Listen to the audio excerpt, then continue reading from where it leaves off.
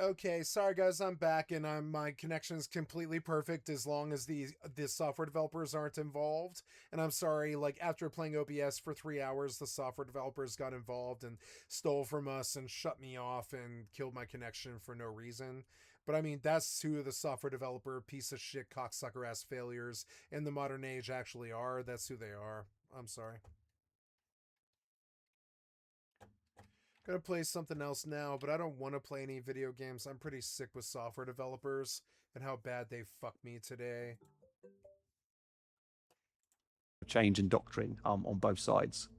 Moving on to... Notice this guy talks like he's military, but he's actually somebody who worked a cubicle job all of his life and fancies himself military because all of his friends are right wing and he's a incel version loser. And he uses like weird words. More patch-related changes to Null. So the Equinox release. Moving on to that's got an interesting kind of change. Doctrine is a word that fascists use, is what I was getting at. The minute that he used the word doctrine, he kind of lost me because doctrine is words that the doctrine is a word that fascists use. They're cookie cutter fascists that need you to fit their spec or their fitting or whatever it is. While Donald Trump's favorite son, Barron, has tried to stay out of the spotlight for the most part, aside from taking a victory lap for helping to deliver the young male voting bloc to his Oh my god, you look like a young Mr. Burns. What the fuck's wrong with you? father back in 2024. Oh no, this is the guy that's gonna torture my children. Oh my god. Come on, snipers, where are you? His reported $150 million net worth at just 20 years old could see another spike from this disgustingly corrupt decision. The family's crypto venture, World Liberty Financial, announced it had received approval from a Trump-appointed official to become a bank, giving the firm broader access to the very financial system it was ostensibly founded to challenge. Now, you'll remember World Liberty Financial accounts for a huge chunk of Trump's recent financial windfall, earning him more than $500 million just last year. Trump and the Trump family owns 38% of World Liberty Financial. So the applicant, that company, was applying to an agency that is headed by an individual that Trump appointed who can be removed at will, especially after the Supreme Court decision in Trump v. Slaughter. And that organization is approving the charter. The only oversight that exists is now through the Attorney General, who, as you just established in prior segments, is essentially acknowledged and is at least telling the truth now that he views himself as the president's attorney. Well, what it's going to be able to allow them to do, I think, is sort of graduate from petty graft to institutional graft. So one of the things they will be able to do with this bank is handle deposits for institutions, hedge funds or money firms or anybody else, foreign institutions, things like that, where they have a lot of connections. They will make more money handling that stuff under the guise of this is all part of a crypto company. So here we go. Here we go indeed. As of now, there's no telling how many legalized bribes the Trump family, including Barron, will be paid through this venture by hedge funds and venture capital firms, foreign governments, and the world's oligarchs in exchange for obvious favorable treatment and the benefits that come along with cozying up to one of the world's most powerful families. However, in the meantime, Barron may have some other problems to worry about. And I'm very close to the Trump family. I know them well, and I spoke to Barron after the incident, and I look forward to, once I am free, being with Donald Trump in person and reminding him that he's a bulletproof badass. Want to play these games? I'm right here in Miami. I'm right here in Miami. Come get me, arrest me, perp walk me, put me on the news, tell everyone I'm a human trafficker. You think I'm not versed? You think I'm not ready? I'm a Navy SEAL in this. No, you are. You're not a Navy SEAL in this shit. You're a goddamn pimp loser. Raid my house, take my stuff. You think What? I sleep with a full phone full of evidence? You Yes, think I think you do. wipe my phone every night? You think I'm dumb? I don't care if you wipe your phone every night. Nobody else wipes theirs, you fucking brain dead piece of shit, right wing cocksucker moron. Come get me, arrest me. I don't care if you wipe your phone. Have you considered the other 750 contacts that have all the records of all of your text messages? Have you ever been a real criminal? No, you've just been a piece of shit right-wing cocksucker. Sorry. Sir Tate, would you mind signing? Hey, Why are you dressed like a woman? You are wearing high heels. And you're not trans. Oh yeah, wow.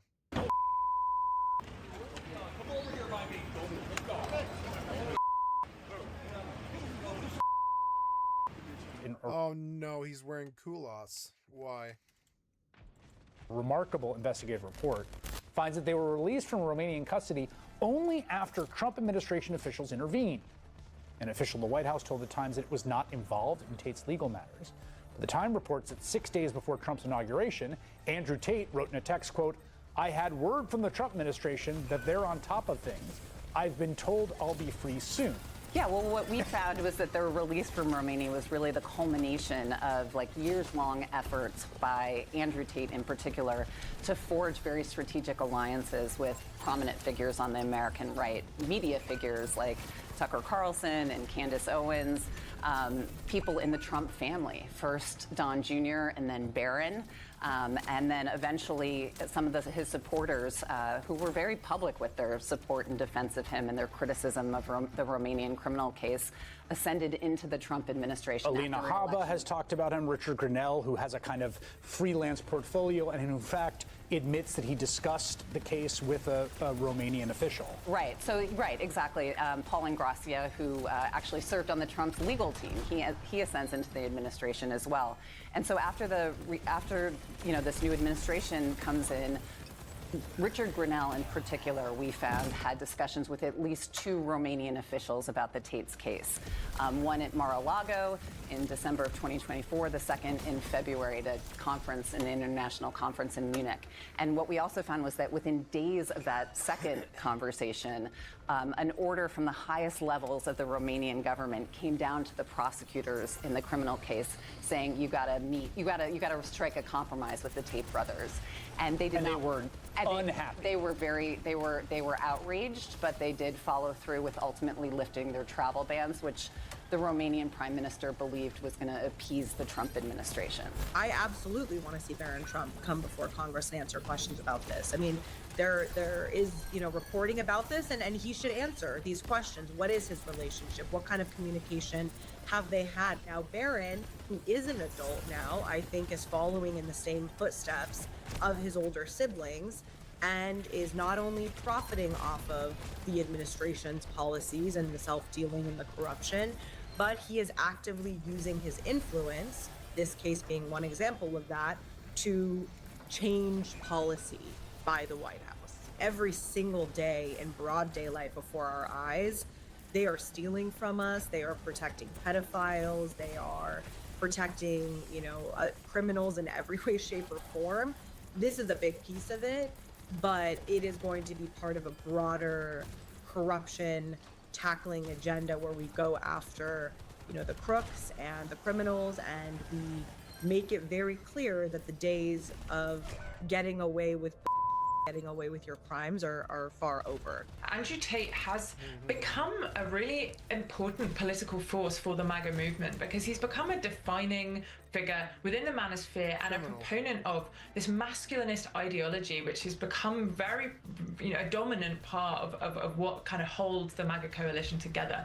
This idea that, that feminism has gone too far, it needs to be rolled back, that patriarchal power needs to be reasserted, that women need to be put back under the thumb.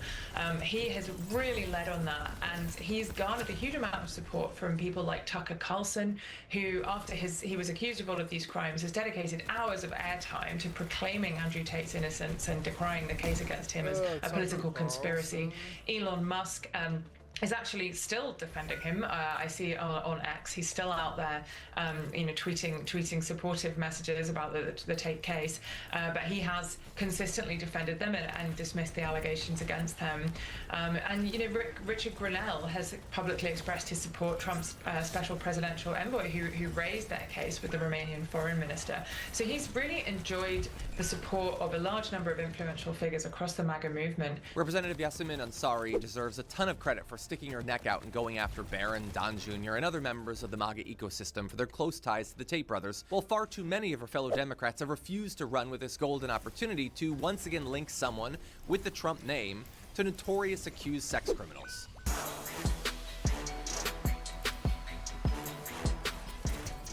If you enjoyed that, then make sure that you never miss another video by subscribing. And if you want a little more, consider hitting the join button and becoming a member. So you're probably wondering, why would I do that? Well, when you do that, you get access to bonus content that I make every single week, and it's a lot of fun. You get custom emojis and more.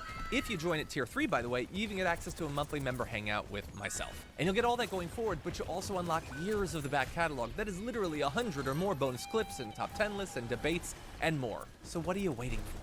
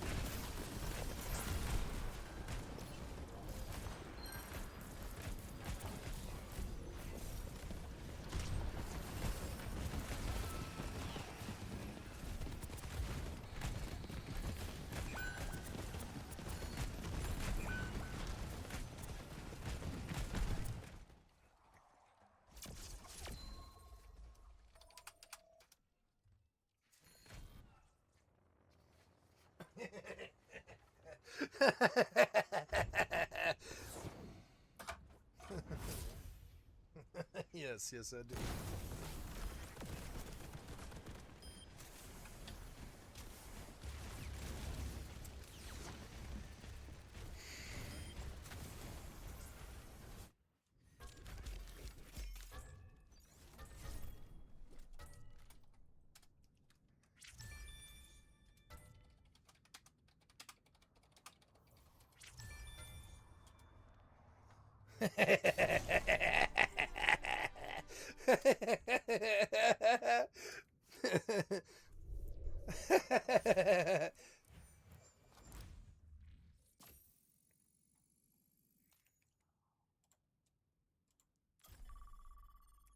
Look at that sexy Mercy. Go see if my cat wants to come inside now. Oh, my camera. Sissy, are you down here yet? Sissy.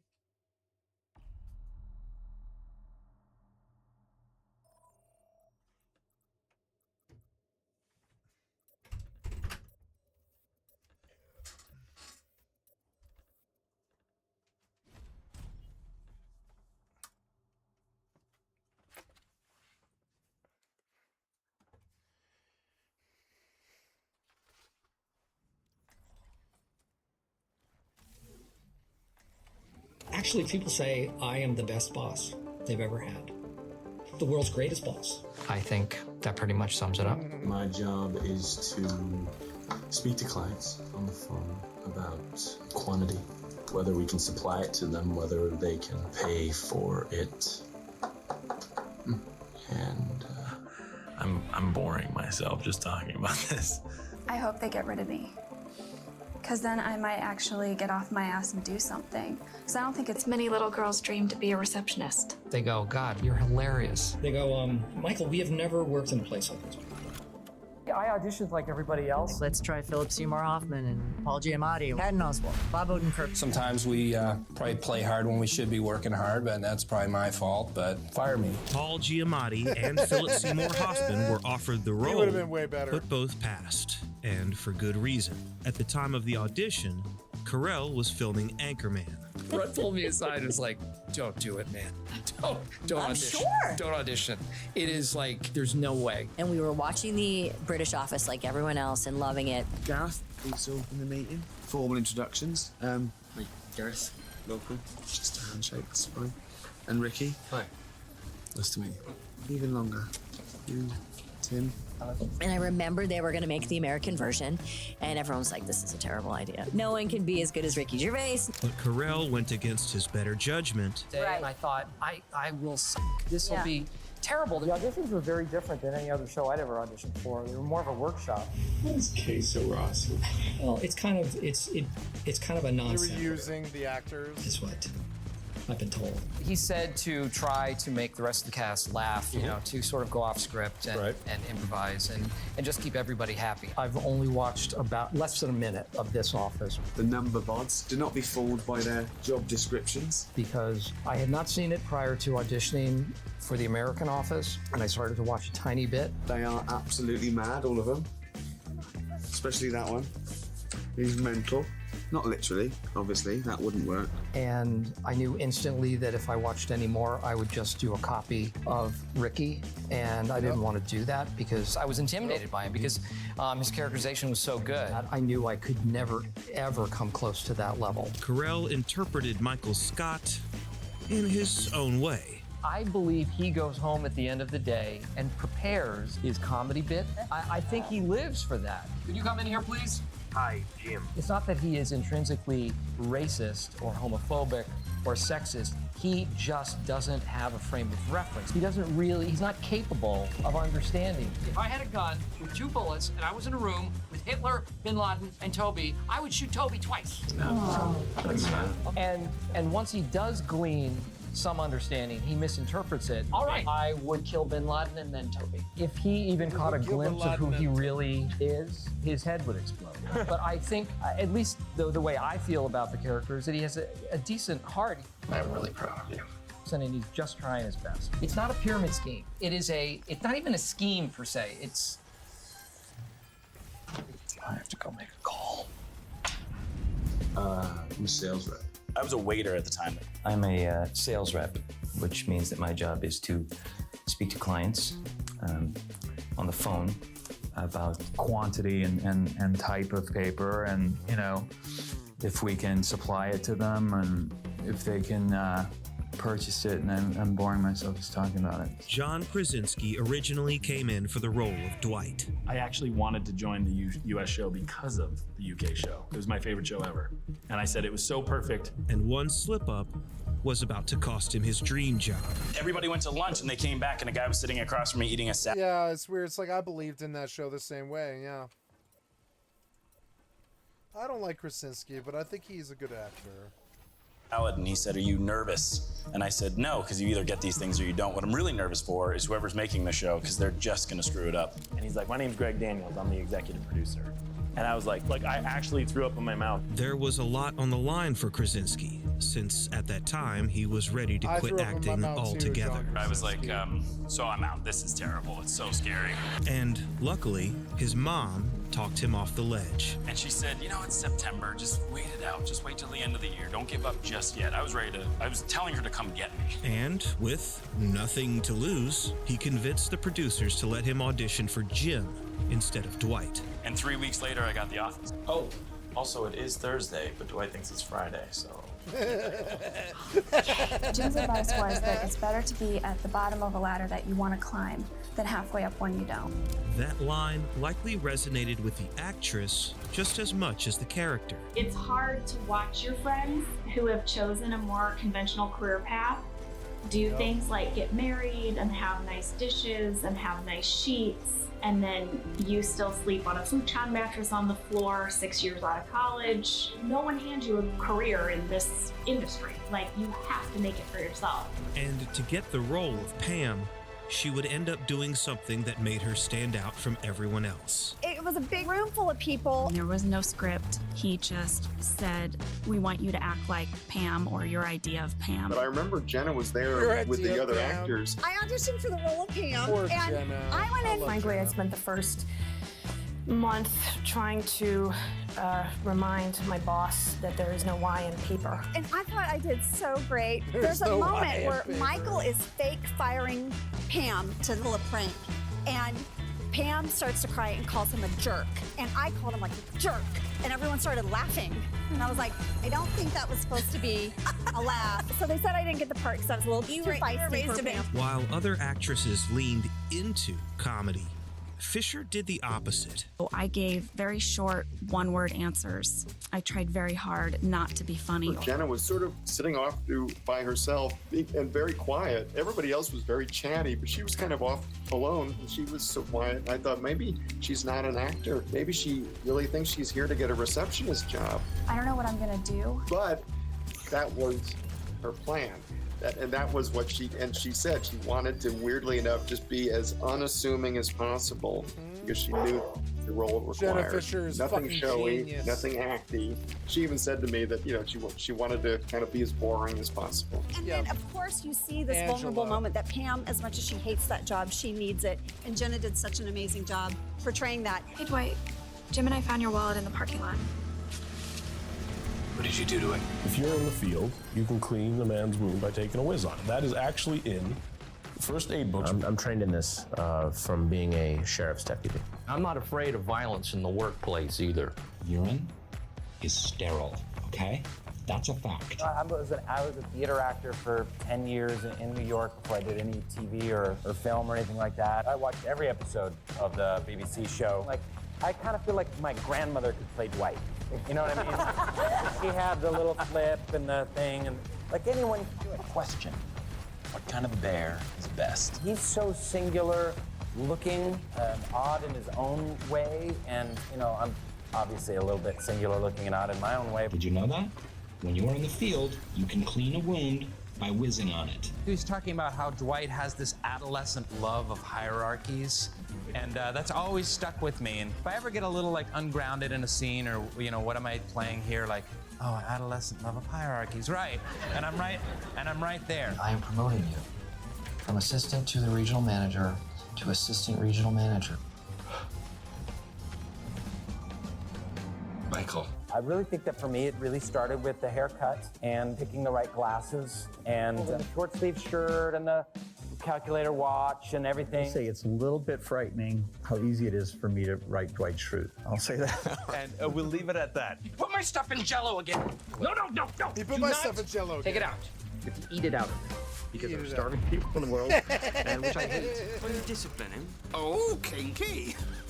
Now's the time to start putting Gareth's personal possessions in jelly. And while I was at the BBC, I had to do a training exercise, and the official exercise was to make a short documentary about a real documentary. And I said, well, how about I make a fake documentary instead with my friend Ricky? What would become The Office actually started out as a short film. So I'm a professional.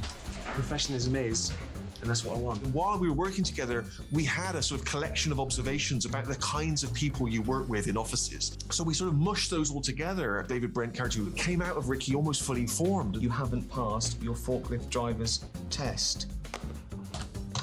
Has he passed his forklift driver's test? He gives the tests. before we knew it, it started to get a kind of cult following. We didn't sit down to think, how can we make a show? It just grew out of this. There was a lot to love about this version of The Office. This concept of a no-laugh track faux documentary had a universality to it in kind of that dead-end workplace. But with its long stretches of silence and a protagonist who wasn't remotely likable. She said to me wearing a white chiffon scarf to help me spot her. So, oh, for f***ing sake.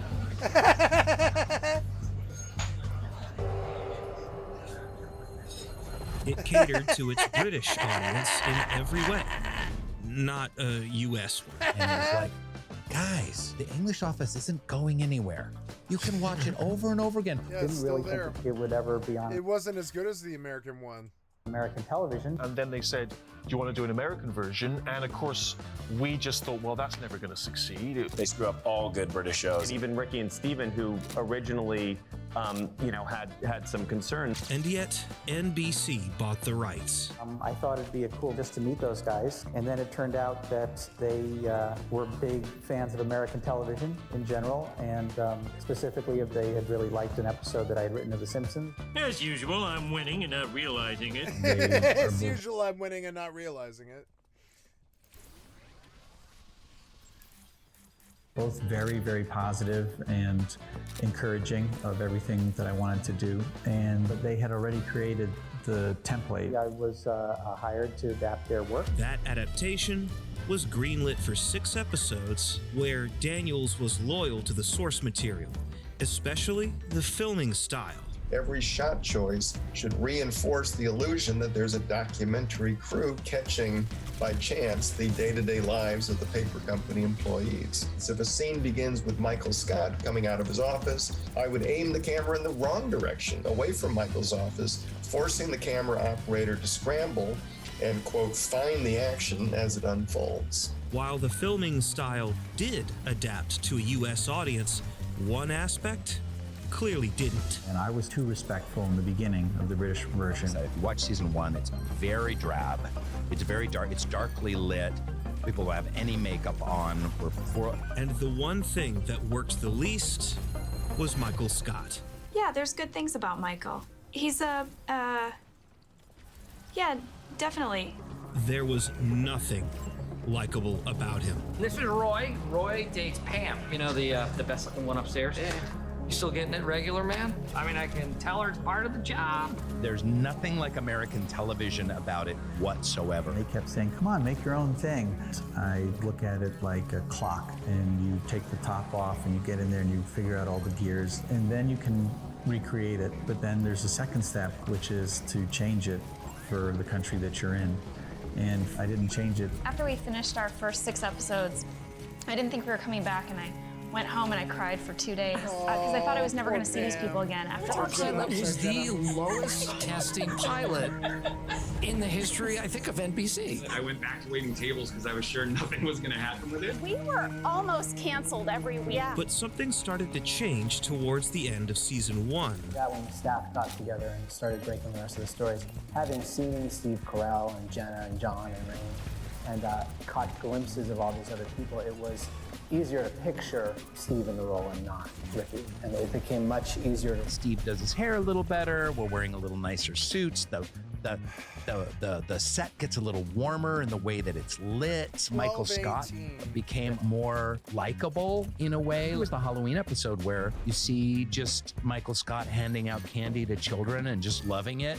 And just to see that, like, Michael Scott's got a big heart. You know, he's a doofus and he always says the wrong thing, but you know, he's a lovable guy. Greg and I really responded as we saw this opportunity for a character and an American actor to kind of create a new Archie Bunker. You know, that color guy that was here before? Oh, no, don't worry about that. He's one of the good ones. The whole show kind of lives in this very edgy space around the office and around issues like race and class and sexual orientation, and it does it all through comedy, very much in the way that Archie Bunker did 35 years ago, and there's not anything else really exploring those themes. One of the first episodes, when we broke away from the British version, I call it Diversity Day, where we put stickers on everybody's heads with things. I think my sticker said Martin Luther King Jr., and they labeled everybody. One person had black and one person had Caucasian. Jamaica and Jewish.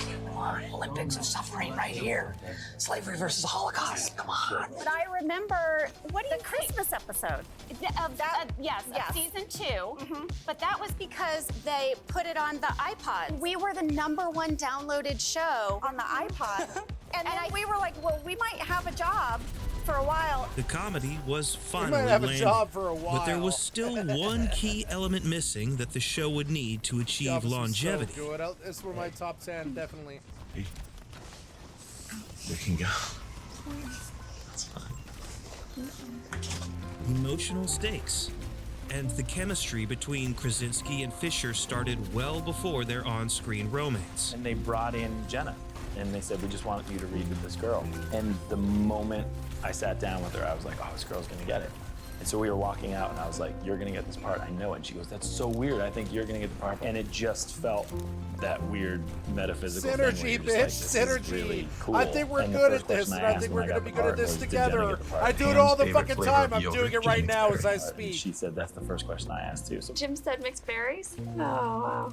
Yeah, he's on to me. it was like this weird thing going already. But for me, chemistry is when you have to work the least to be most authentic as your character. So when I met John and I worked with John, I didn't have to try at all. But audiences had more than enough will they, won't theys. The really hard part for me was that without our real knowledge or consent, Jenna they might were actually love John, promoting which is the kinda cool. season I love premiere that. as the ending of this casino In night case you won the romance war. story. Last May, he laid his heart on the line. I'm in love with you.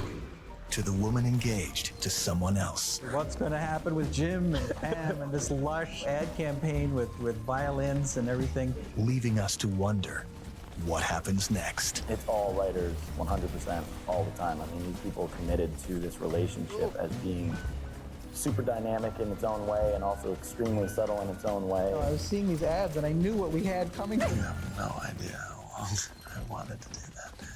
Too. They don't write for rating you, they write for what's real for the character. But they needed to give their supporting cast the same treatment. I did a lot of journaling in the background, and I wrote my grocery list in the background because our computers didn't work. I don't for fake the first 2 seasons. They were Skycat props. Live. Their I placements never in ever the faked background Skycat also Live. meant Never that ever. many of them felt one note. Angela was stiff, Sometimes the clothes at Gap Kids are just too flashy. Kelly was boy crazy, Would you talk to him for me and see if he likes me? Please, please, Jim. Please, please, please. Kevin was dumb, I wrote it on my hand, but then I washed it. There are a lot of kind of incidental characters too, which we hope over time will develop. but time wasn't a luxury they had.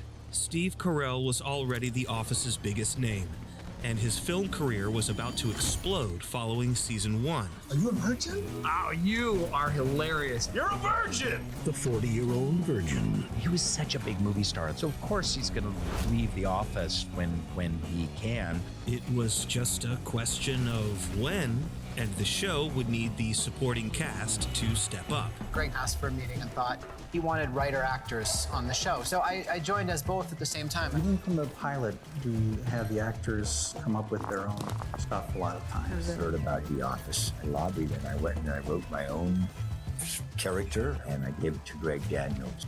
A few days later they came and said, this is very funny stuff. And then I got that first shot with the Halloween episode with Steve Carell. The more people can take different roles in the production, the more it becomes like a handmade and not a factory-made product. BJ one time asked me if there was like any sort of significant story from my childhood could lead into a Pam story. Sort of like it was SNL or something, Right. where writers act. And over time, each character did become an icon in their own right. You know, we kind of crush it at middle schools. I was touring a middle school and they're like, can you not go in the classroons? Because the kids were like, they were distracted. Now that we're like fuck 10, yeah, 12, you killed 15 it years with middle out, it's school like, kids. I just want that again. Yeah. Like, I want to go back to that. We That's how didn't you know know you've taken how the world. rare it was. Yet with Carell's departure after season 7, We knew it was coming for a long time. there were big shoes to fill. How are we telling these stories without, the comic engine of the show, which is Michael Scott, and without one of the greatest comic actors in American history at the center of our show? It was a little bit chaotic of trying to figure out the tone of the show and who's the lead. So they tried to replace him, but ultimately found Carell to be irreplaceable. And it's hard to exaggerate how popular he was with fans. Yeah, we were at a baseball stadium, and there was a big surprise. We had an extra seat. Greg Daniels said, "What's the extra seat for?" And they introduced Steve. He came out, and I've never heard a sound like it. It sounded like a jet engine. People went bananas. A lot more bananas than they do for the Yankees. The writers knew that bringing back Michael Scott for the finale would be the ultimate redemption. Michael. Fuck yeah. I can't believe you came. That's what she said. That's what she said.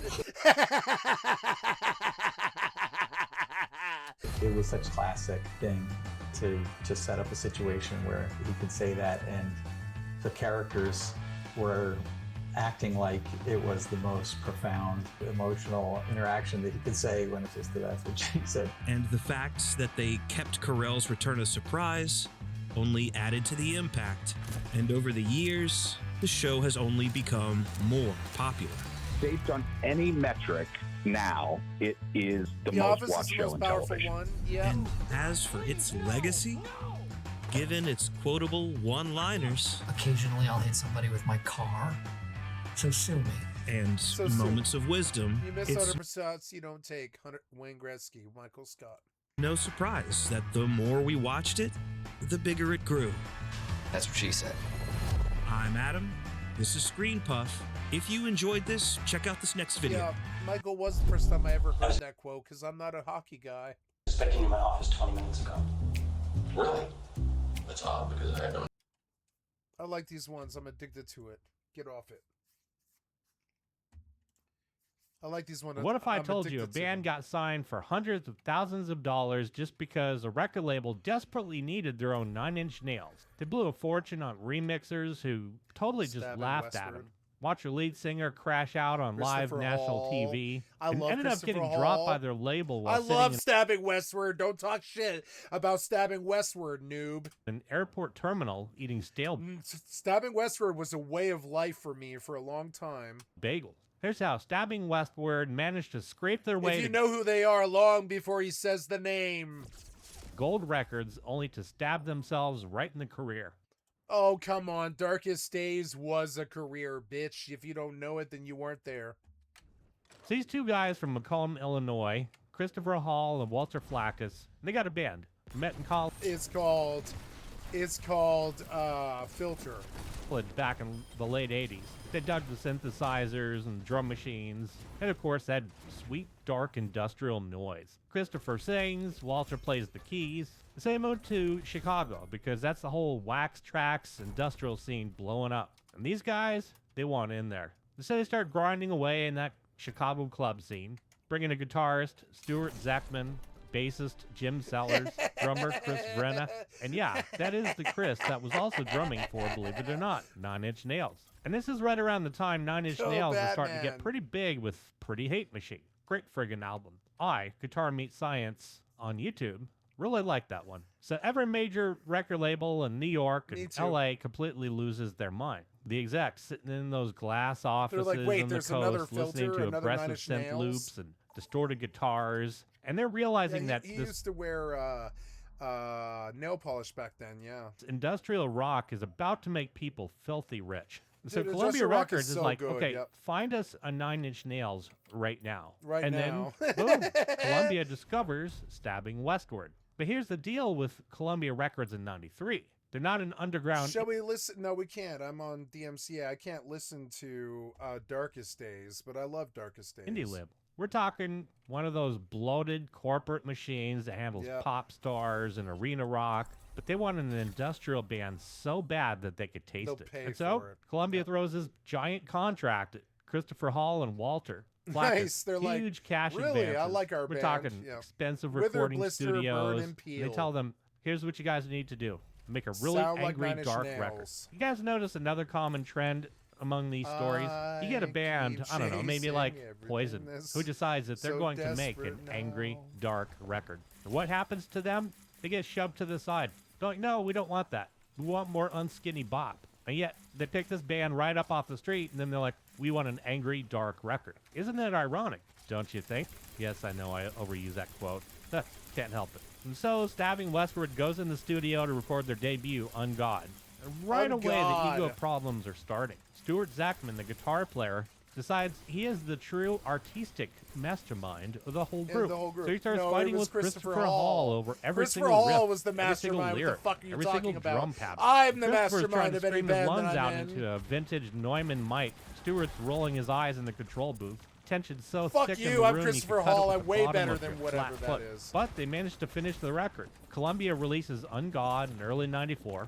And Columbia spends I love a Christopher fortune Hall. I pushing the believe in single him Nothing. like Put Christians the song believe the in soundtrack Jesus. For the movie Don't Bad ever Boys. talk shit We're about talking Christopher Hall. expensive, Fuck you. Moody video with dark water, flashing strobe lights, guys glaring angrily into the camera in their leather coats. And Columbia's like, great, this is a shoo-in. It's going to instantly sell 1 million copies. And yet, the record barely makes a dent on the charts. As a matter of fact, it stalls out. The band's out on tour opening for Depeche Mode, playing these huge arenas, and the crowd's literally sitting on their hands, waiting for Dave Gahan to come out.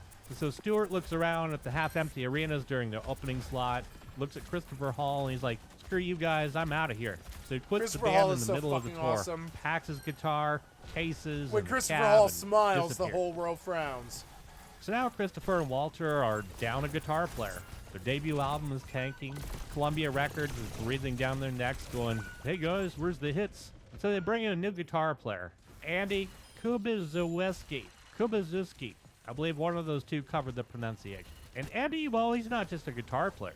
He used to be a drummer for the band called the Exotic Birds, where he actually played with Trent Reznor years earlier. Fuck yeah, and Andy's a Andy good- also good writes guy. songs. See all those They all kind were. of interesting loops back Stabbing to Westward is a 90s fucking And so Andy god shows band, up you with a tape understand? full of Fucking finished demos. amazing. And Christopher Hall listens to these demos, and he Yeah, hears Christopher one Hall's specific amazing. song Andy wrote. The song is called Okay, What Do I there Have was to a Do? fucking Chris hears this Ash, like, song, sitting in the and he's lane, like, I know. hey, that's not just underground industrial noise. It's a straight-up pop rock song disguised as some synth loopy, fuzzy guitar craziness. So Christopher writes some deeply dramatic, heartbroken lyrics about his ex-wife over it. Band decides to make this the centerpiece of their ex-wife. next album, I got Withered bopped. Blister, Burn and Peel. And they recorded that one in '95. Columbia Records hears What Do I Have to Do? And they're like, oh, What hell do I yeah. have This to is the do? smash hit we paid for. Thank you, guys. Fuck And so yeah, they this send is what we the want. band to L.A. to shoot a big budget music video with a famous director, put Christopher Hall in front of wind machines, smeared eye makeup, screaming into the camera while water pours down on him. MTV digs the video. We're talking heavy rotation, sometimes every 20 minutes. What Do I Have to Do is playing a buzzworthy and alternative nation, and the song explodes. Single shoots straight up the modern rock and mainstream rock chart. Kids are running into Sam Goody and Tower Records, buying the CD by the crate. The album goes gold, selling over 500,000 copies. Not bad considering how badly the previous album did. So Stabbing Westward is suddenly everywhere. Cover of magazines, getting invited to play for the big radio festivals. Out with the smelly van and in with the luxury tour buses. Bands like, yes, we finally arrived. We are now genuine stars. And so the excess kicks into overdrive. They start demanding ridiculous backstage riders. We're talking cases of expensive liquor, specific brands really? of imported bottled water, Really? gourmet That's what catering in every happened to small their town in story? America. And Christopher Hall You're decides not- that he needs to look like a gothic superhero at all times. He's Yeah. wearing custom leather pants that cost thousands of dollars, That's knee-high what it is to be combat a rock boots, star. full makeup just to walk down to the hotel lobby to get a cup Whatever. of coffee. So the That's money's what it flowing, is. the record is selling, everyone at Columbia is slapping each other on the ass, but inside the band, nobody's actually getting along. Here's the thing about Stabbing Westward during this tour. Christopher and Andy are at each other's throats. Christopher's the front man, the guy in the posters, the guy everybody recognizes. But Andy is the guy who wrote their biggest hit song. And so Andy wants the credit, wants the publishing checks. Christopher wants the spotlight. So they're riding on the same bus, driving 8 hours across Ohio, won't even look at each other, communicate by passing passive-aggressive notes to their tour manager. So they get to the end of the tour. The record label tells them, hey, great job, guys, on the gold record. Now, go back in the studio and immediately do it again, but let's try for twice as big. So now it's 1997. Pressure is insane. Columbia is wanting a massive platinum, at least a multi-platinum follow-up. They want out of the gold territory. They want Stabbing Westward to be as big as Smashing Pumpkins or Garbage. So the band rents out an insanely expensive recording studio in Seattle called Bad Animals. They hire producer Brian Karlstrom, and they decide that they're going to make this dark, sprawling 16-track concept album about depression, breakups, misery, and they name it Darkest Days. They spend months locked in this dark room in rainy Seattle. Budget's ballooning completely out of control, spending hundreds of thousands of dollars in studio time and vintage gear, drum techs, endless mixing sessions. But Chris is in a really bad mental state at this point. His marriage is falling apart, living off junk food and vodka, spending hours in the vocal booth, screaming until his vocal cords sometimes are literally bleeding, keeping buckets of ice water in the booth just to keep from passing out. While Christopher's torturing himself in the vocal booth, Andy writes another track. This one is called Save Yourself. You know the one. It's got that heavy, churning bass line, the aggressive chorus where Christopher screams, I cannot save you. I can't even save myself. They finish the record. Columbia Records hears Save Yourself. Like, boom, we got another When hit. you're 14, The Darkest that song Days comes sounds out so in April good. '98. And at first, it seems like I was everything's 14 going in when that song came out, or 15 something. They put it on the Duke Nukem soundtrack, and I was like, I cannot save you. I can't even save myself. And that was pretty much the defining lyrics of our generation, which is kind of fucked up, but I think it kind of was. It was Stabbing Westward of all people. according to plan. I love Christopher Hall, whatever. It takes Save a Yourself certain hits the kind. radio. Yeah, he was a belter. He would just lay it out. He'd be like, ah, and like at the top of his fucking lungs because he was a singer. It's into the top 10 on the rock charts. And then Columbia gets the Top song 10, placed on the bitch. soundtrack for the horror movie Urban Legend. Movies a hit with teenagers. Music videos playing constantly I on love that MTV. fucking beat. So the album quickly goes gold, just like the Going for last the one. Moira. Another 500,000 copies sold. And the band thinks this is just the beginning. They think Darkest Days is going to carry them into arenas as a headliner. So they book a massive, high-production headlining tour across the U.S. I'm talking full crew, rent a convoy of tour buses, build an elaborate stage set with video screens and custom lighting rigs.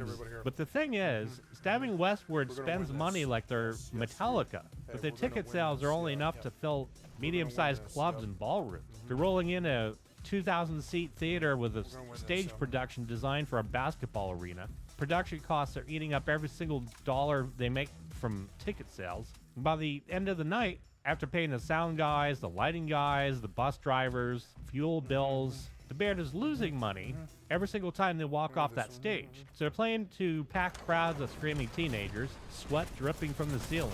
Behind the scenes, the tour accountant is sitting in the back office, showing them spreadsheets covered in red ink.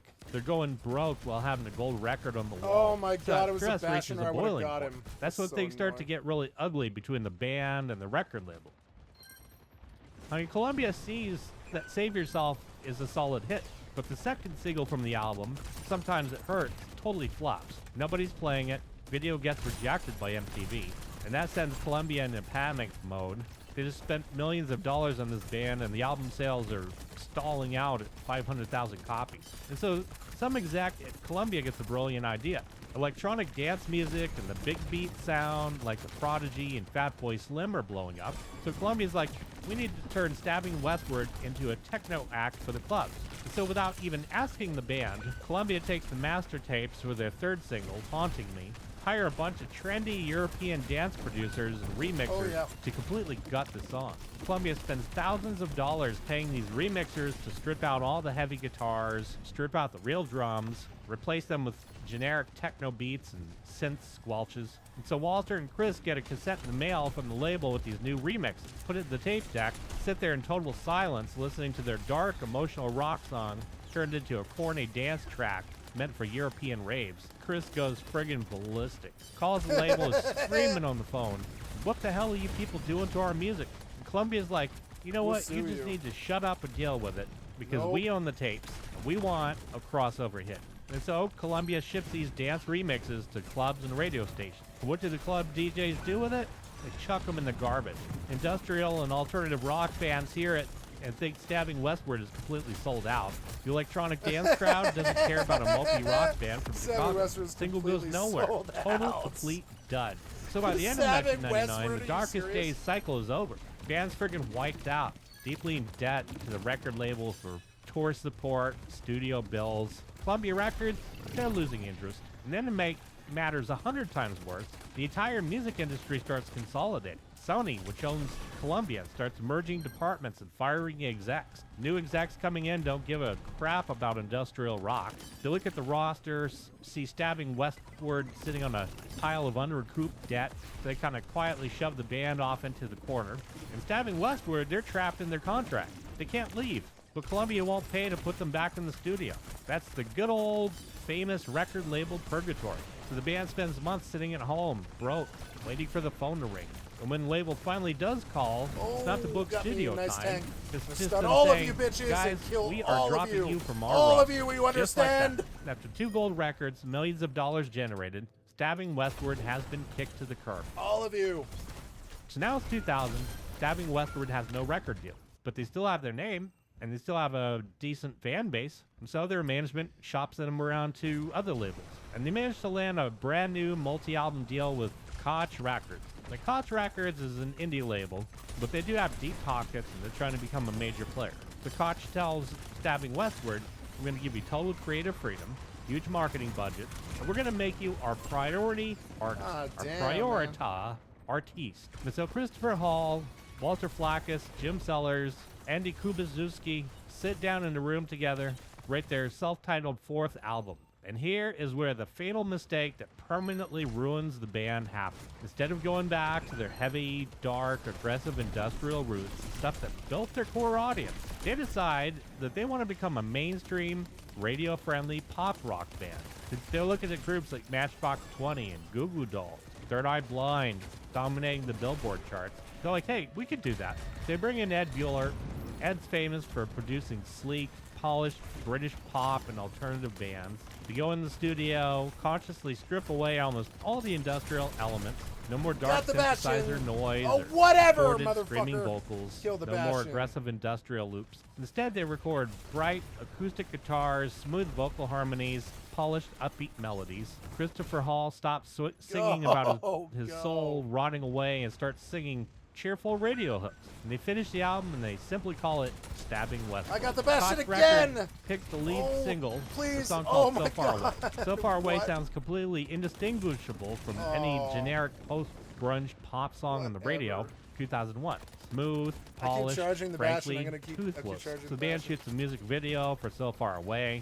Christopher Hall shows up on the set, doesn't have those leather pants, his gothic makeup, or dark hair. Instead, Christopher is friggin' bleach blonde, wearing a tight white designer shirt and trendy sunglasses. Kind of like when the entire South Park gang turned metrosexual. But the Stabbing Westward edition. He looks like he's trying to audition for the Backstreet Boys or maybe Smash Mouth. And MTV puts the video on Smash TV, Mouth. and the band's longtime fans turn on the screens and are friggin' horrified. We're talking the fans who bought On God, Darkest Days, because of that raw, brutal pain and industrial aggression. What? They're like, Oh what the hell my is this God. bleach blonde pop band doing up there singing all this glossy crap? The core fan base, they reject the song. What? They're not going to buy What the single. booped The me? Early Nothing internet booped message me. boards are blowing up, calling the band total sellouts and posers. Mainstream pop rock audience that listens to Matchbox 20, they don't want Stabbing Westward either. To them, Stabbing Westward is still that creepy, scary industrial band that made music in the 90s. Probably to a good deal of you folks watching the video. Certainly to me as I was putting it together. So the band managed to alienate their entire loyal fan base while failing to attract a single new fan, pretty much. Self-titled debut album comes out in May of 2001, and it flops spectacularly. Doesn't even come close to going gold. Enters the Billboard as a really sad number 47, and then drops off the charts like a stone. And again, there we go. Comes full circle, like the Poison story. They decide now they're going to go dark, or at least a little more on the grungy side. Boom, they fall on their face. And you got these guys who just headed in a total different direction. Started off angry, tried to become happy, Smashy, and it smashy, just doesn't work out. smashy. So the record's tanking, shows aren't selling, band's bleeding money, Koch Records has one last desperate plan to save the campaign. They book Stabbing Westward on a national TV broadcast to perform So Far Away live for millions of viewers. So the band flies out to the studio, set up their gear, cameras are rolling, red lights turn on, and the host introduces them. Walter hits the backing track, Andy plays the opening guitar chord, Christopher steps up to the microphone to sing, and disaster suddenly strikes. Christopher's voice is completely shot from weeks of dry air and stress. Goes to the opening melody, comes out gobbling like a turkey, visibly struggling, sweating through his designer shirt, eyes wide with panic, and by the time he gets to the chorus, he's just missing the high notes. Total train wreck on live national TV. So you got the other guys there on stage watching their singer bomb in front of the entire country. They're all looking like they wish they could just crawl into a hole. They finish the song, cameras cut to commercial, band walks off the stage, and a dead silence. Nobody says a single word in the dressing room. They just pack their bags, get in their separate rental cars, and head to the airport. So a few months later, in early 2002, the band's stuck in an airport terminal in Chicago, waiting for a delayed flight to a low-paying club gig.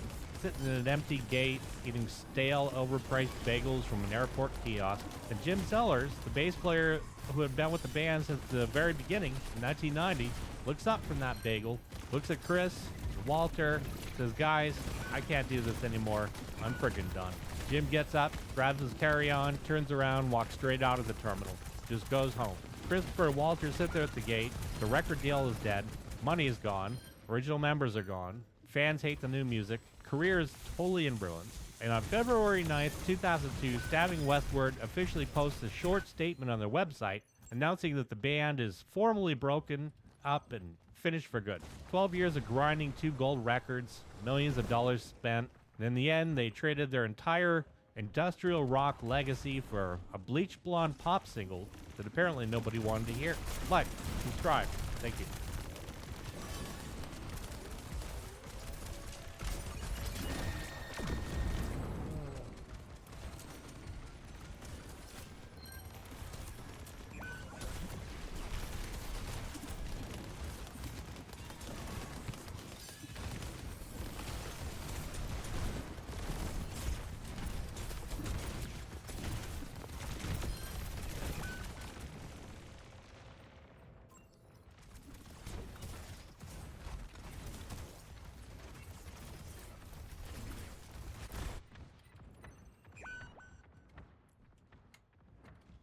I still have the most kills on this team, which isn't good. Yay, 23 seconds. Here it comes. Ooh, good pick, good pick.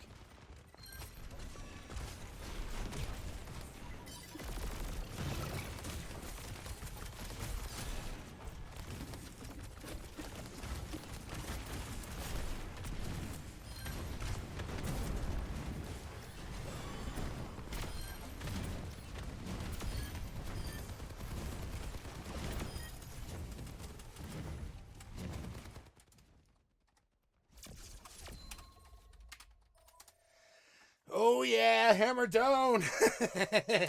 We up.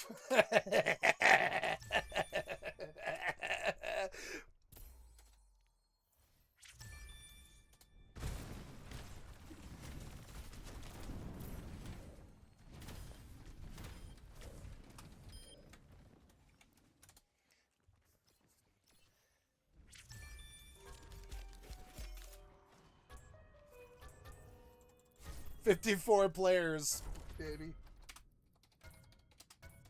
54 is players, baby.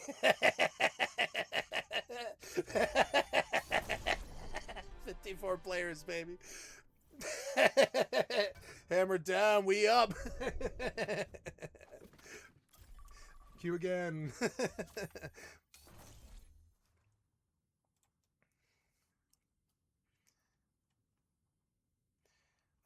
Here's a new Guitar Meets Science. What if I told you a guy in Sydney stole every riff Black Sabbath ever wrote, sported the proudest fro the rock scene ever seen, and somehow convinced the entire music industry that he was a savior of rock and roll? Then he won a Grammy, decided he was bigger than Led Zeppelin, fired his entire band in the middle of a world tour. Here's how Wolfmother ended up looking for a mother that does not exist. So this guy, Andrew Stockdale, has a bit of a problem. He's living in Sydney, Australia, in his late 20s, and he wants to be huge. He wants to be an arena-filling rock star. But Andrew doesn't really have any new ideas. But what he does have is a stack of old records from 1971. He's got a Gibson SG guitar, Marshall amp, and a massive fro on top of his head. And so in 2000, Andrew meets these two other guys. One is Chris Ross, who plays bass and keyboards. The other guy is Miles Heskett, who plays drums. Chris and Miles, they're players. They're good players. They know how to lock in a tight groove, know how to hold down a rhythm section. So the three of them get into a damp, sweaty rehearsal room in Erskineville and start jamming. And at first, they're not playing any shows. They just sit in this room for years, smoking weed, turning up the fuzz pedals all the way to 10, playing the same power chords that Tony Iommi wrote 30 years earlier. And you got Andrew singing over it in this high-pitched, wailing screech, sounding like Robert Plant if Robert Plant had gotten smashed in the nads. And so eventually, in 2004, they decided to play a gig, and they call themselves Wolf Mother. So they're cranking out in this tiny pub in Sydney, and they put out a self-titled 4-track EP. And the crowd's loving it. People are spilling their beer all over the floor, banging their heads, buying into the whole retro package. And so it's not long after doing enough of this that the record labels start coming sniffing around. Modular Recordings, this hit indie label in Australia, signs them up immediately. And then Universal Music gets a whiff of it over in America, and they're like, whoa, rock and roll is back. We can sell this to millions of teenagers who have never heard a Deep Purple record. And so, Modular and Universal fly Andrew, Chris, and Miles straight to Los Angeles. Put them right up in Sunset Sound Studios with Dave Sardy, high-powered producer who worked with Slayer, Oasis, a bunch of others. So Dave spends months polishing every single riff until it smashes like an iron hammer. In late 2005 in Australia, 2006 worldwide, they dropped their self-titled debut album, Wolf Mother. And the album goes triple platinum in Australia, sells over 1 million copies in the US. Hits like Woman, Joker and the Thief, White Unicorn are everywhere. Turn on the radio, friggin' blasting Woman. It's on Guitar Hero 2, on Flat Out 2, the movie Jackass number 2. Guitar Meets Science on YouTube. Used to listen to Wolf Mother, and I still do, but I used to too. It's in The Hangover, every sports broadcast, Hollywood movies paying to license these tracks. So Andrew Stockdale is suddenly walking red carpets in velvet jackets, doing the magazine photo shoots, getting invited to high-end industry parties. In 2007, they get nominated for a Grammy for the Best Hard Rock Performance for Woman, and they win. Beat out Tool, Alice in Chains, 9 Inch Nails. Andrew walks on stage, grabs that trophy, looks around the room, decides right then and there that, yes, he is absolutely an untouchable musical genius. So now Wolf Mother's on top of the world, playing massive festivals, Coachella, Lollapalooza, Reading, Leeds, Big Day Out, tens of thousands of kids screaming their lungs out, Andrew strutting around the stage, swinging his guitar one way and his fro the other, basking in all the glory. But in the band, things are already starting to get ugly really fast. Why? Because Chris Ross and Miles Heskett, bassist and drummer, well, they wrote those songs as well. They arranged the track. Spent years grinding in that Sydney room. But Andrew Stockdale's acting like they're just his hired backing musicians, talking to the press like he did everything himself, making all the decisions without asking them, showing up late, barking orders, strutting around like he's Lord of the Riffs. And so, of course, it makes sense that Chris and Miles would probably get a bit on the annoyed side. Plus, they're trapped on a tour bus together, months at a time, driving across America and Europe, living in each other's pockets. So you got Andrew's ego filling up the entire bus, and it's getting to the point there's not enough room for the three egos. If Chris suggests a change to a song part, Andrew shuts it down. If Miles wants to try a different drum beat, Andrew throws a fit.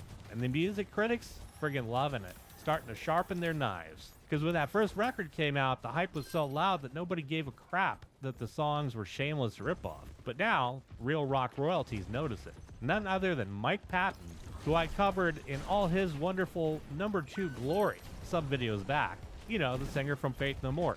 Gets asked about Wolf Mother in an interview, and he's just cracking up. Goes on camera and asks, what year are we in?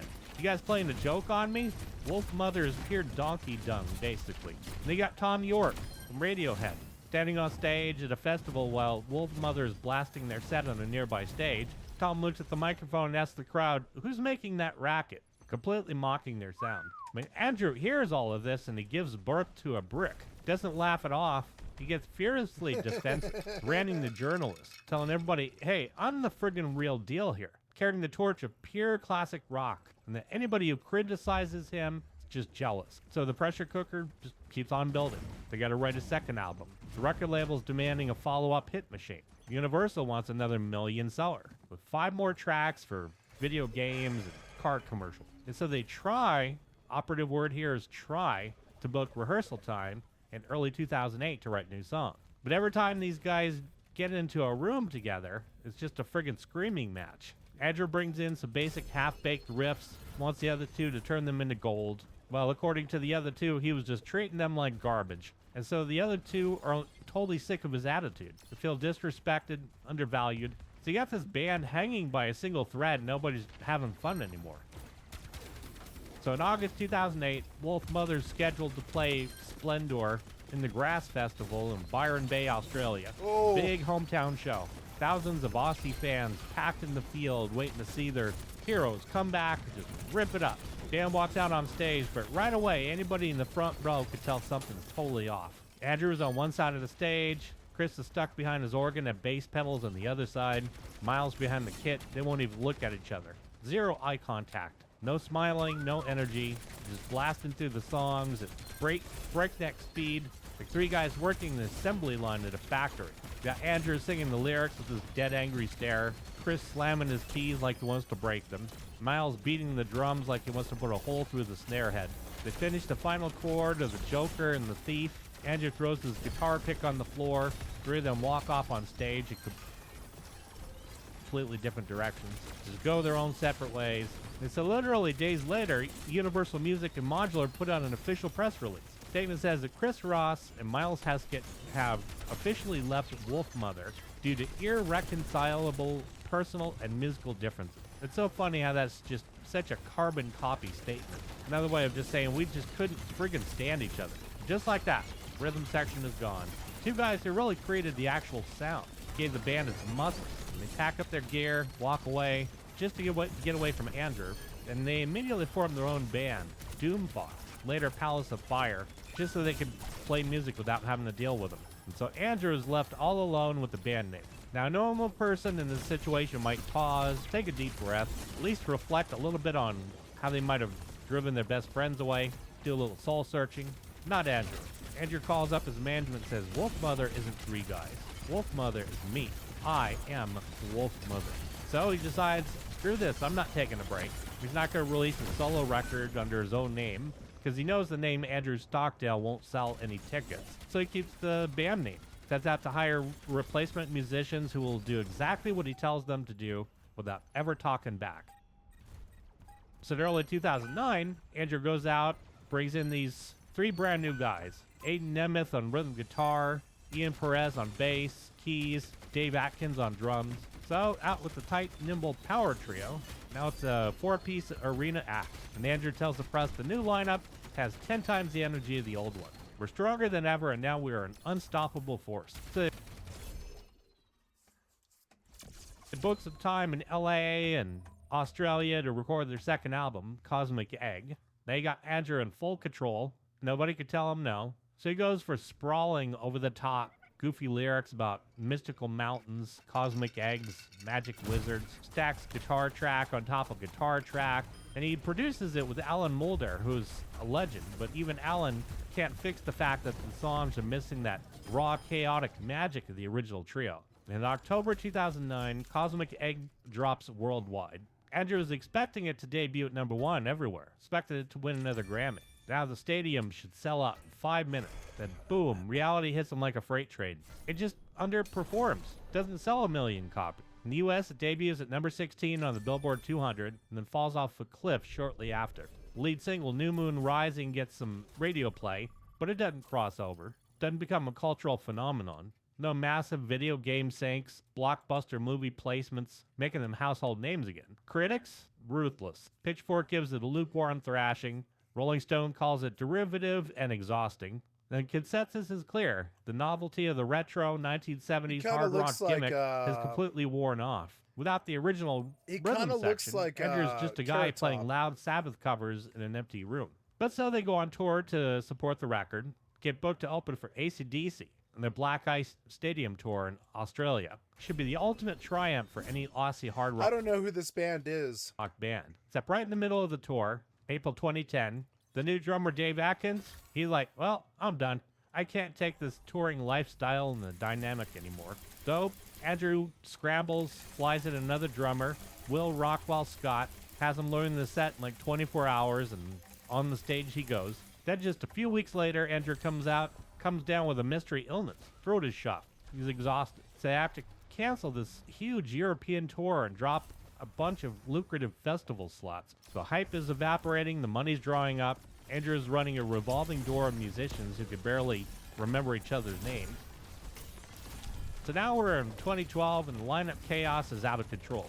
Aiden, the guitarist, splits from the band, and then Will Rockwell Scott, the replacement drummer, leaves the band. So Andrew brings in Vince Steele on guitar, Hamish Rosser, the former drummer from The Vine. And at this point, nobody even knows who's in Wolf Mother anymore. Fans buy a ticket, show up at the venue, see four totally random guys standing next to a guy with a giant fro going on. So Andrew starts working on what is supposed to be the third Wolf Mother album, tentatively called Gatherings. They record tracks, spend months at the studio. Andrew's tweaking the mixes endlessly. And then in March 2013, Andrew does something that makes every music exec at his label slam their head against the desk. He goes on social media and makes a grand announcement. Says, I'm dropping the name Wolf Mother. Wolf Mother is dead. I'm releasing this new album under my own name, Andrew Stockdale. Since everybody in the industry is looking at him like he lost his damn mind. The label tells him, Andrew, nobody knows who Andrew Stockdale is. Promoters book Wolf Mother. Festivals book Wolf Mother. If you put this out as a solo record, nobody's going to buy this thing. Nobody's going to book the tour. But Andrew doesn't give a crap. His ego is so inflated that he genuinely believes the fans are buying the records because they love Andrew Stockdale, not the brand name. Thinking like, he's in Ozzy Osbourne or Sting kind of vibes. When they leave their bands and become even bigger solo superstars. So June 2013, he releases the album Keep Moving as a solo record. Album comes out, and it flops freaking hard. Debuts at number 32 on the Australian ARIA charts, completely misses the charts in the US and the UK. Nobody buys it. Nobody cares. Reviews are brutal, calling it bland, generic pub rock with acoustic guitars and no bite. Andrew books a solo tour across Australia and the US to promote Keep Moving. Ticket sales are a ghost town.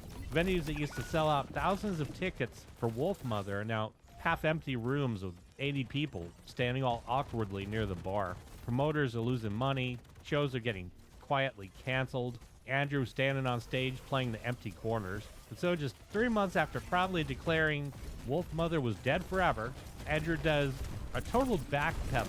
Late 2013, he posts online, hey guys, Wolf Mother's back, and we're playing shows again.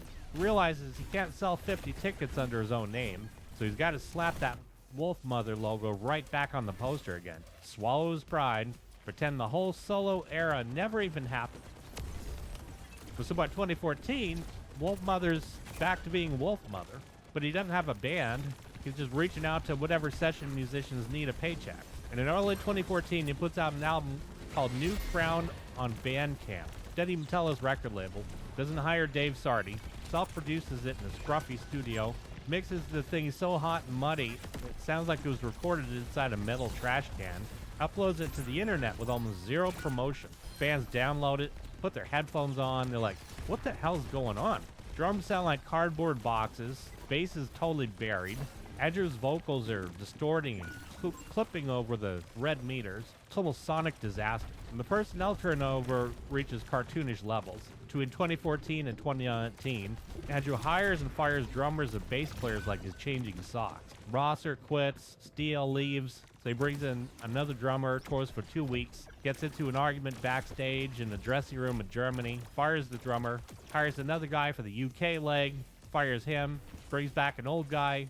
People counted over 10 different touring members cycling through the lineup in just a few short years. And then in 2016, they released Victorious. Now on this album, Andrew doesn't even pretend to have a band in the studio. Brings in Brendan O'Brien, legendary producer, and he sets Andrew down and is like, look, we're not dealing with your touring guide. You play the guitars and play the bass, we'll hire 2 of the best session drummers in LA. Josh Freese, Joey Waronker to lay down the drum tracks. So Andrew plays the bass and guitars. High-priced studio ringers track the drums in a couple days, and they put the record out. The record sounds fine. It sounds professional. Problem is, the cultural moment is past. Now Wolfmother looks like a nostalgia act that peaked 10 years earlier. No more headlining arenas, play in the middle of the bill at afternoon festival slots, playing the 3 hit songs This is from why I'm glad I didn't make 2005 it. that the crowd wanted to hear, while people wait for the modern headliners to come on stage. In every single interview Andrew does, the journalist asks the same question. Hey Andrew, did you ever talk to Chris and Miles? Did you guys ever do an original lineup reunion? And there he sits, gritting his teeth, forcing a tight smile, telling them that he loves his current hired lineup and has no interest in looking backward, while everybody else in the room knows the original lineup was the only thing that ever truly worked. Now through the late 2010s into the 2020s, you got Andrew still out there, grinding away under the Wolfmother banner, releases Rock and Roll Baby in 2019 and Rock Out in 2021. Rock Out's recorded during the pandemic lockdowns in his home studio. He brings in local teenage musicians and home software to track the instruments because he didn't want to spend big budget money in commercial studios. But now and since then, when Wolfmother tours, it's the ultimate nostalgia package. They go out on package tours, playing clubs, state fairs, casino theaters. Andrew walks out on stage, got the probe going still, though it's graying around the edges.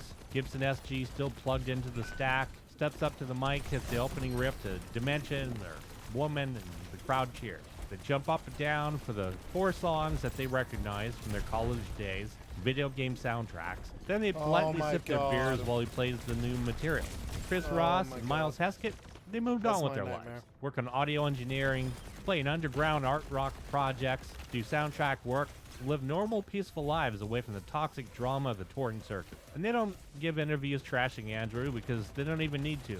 The entire history of the band speaks for itself. So you got a band that had everything going on.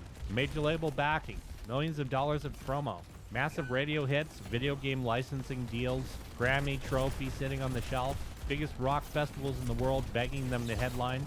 And it all got flushed down the toilet because one guy with a fuzz pedal and a giant ego couldn't share the credit with the 2 guys holding down the beat. Like, subscribe. Thank you.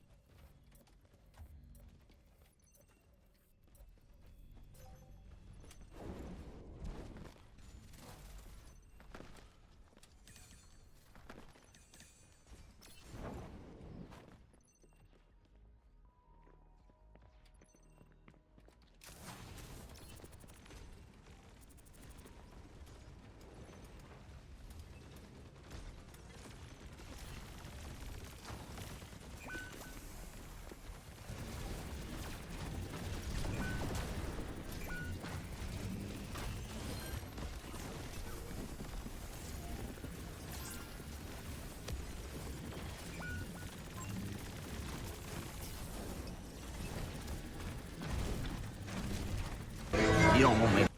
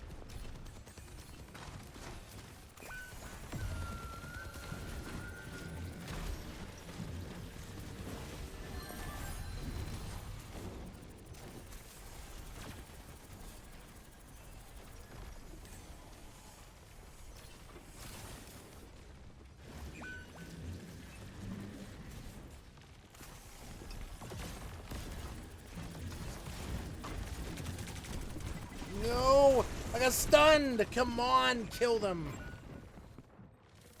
Oh my god, we lost this because they stunned me point blank. Get on point. Why are you running away? The game's over. Oh no, you need to get on point. You're running the wrong way. Good job.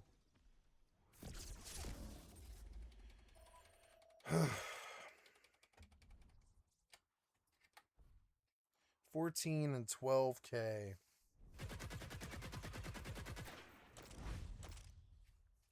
12K, 20 and 7.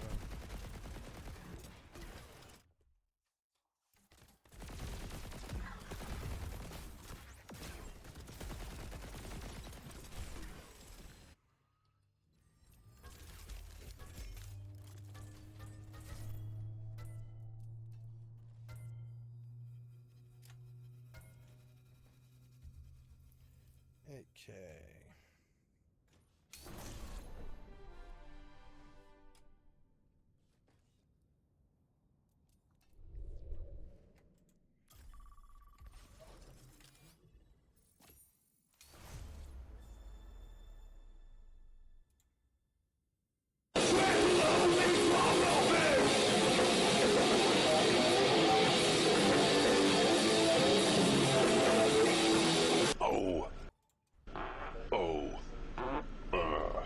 Peter Steele was born in Brooklyn, New York in 1962, the lone boy among 5 older sisters, an arrangement that all but guaranteed that he grow up feeling a bit like an alien in his own home. He called himself the little brother from hell, not necessarily because he was a troublemaker, but because he had to fight to be seen, or to be heard, or to really carve out any space that was truly his. But the Steele household definitely was a lively one.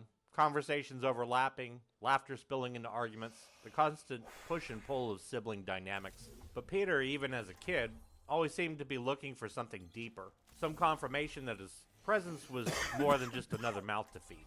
He developed a strange little ritual, hiding under beds, sometimes for hours, waiting for that perfect moment. And the game was simple. The second an unsuspecting family member walked past, he'd shoot out a hand and grab their ankle, desperate for a reaction, for some kind of moment where their attention was entirely on him. He wasn't trying to be cruel.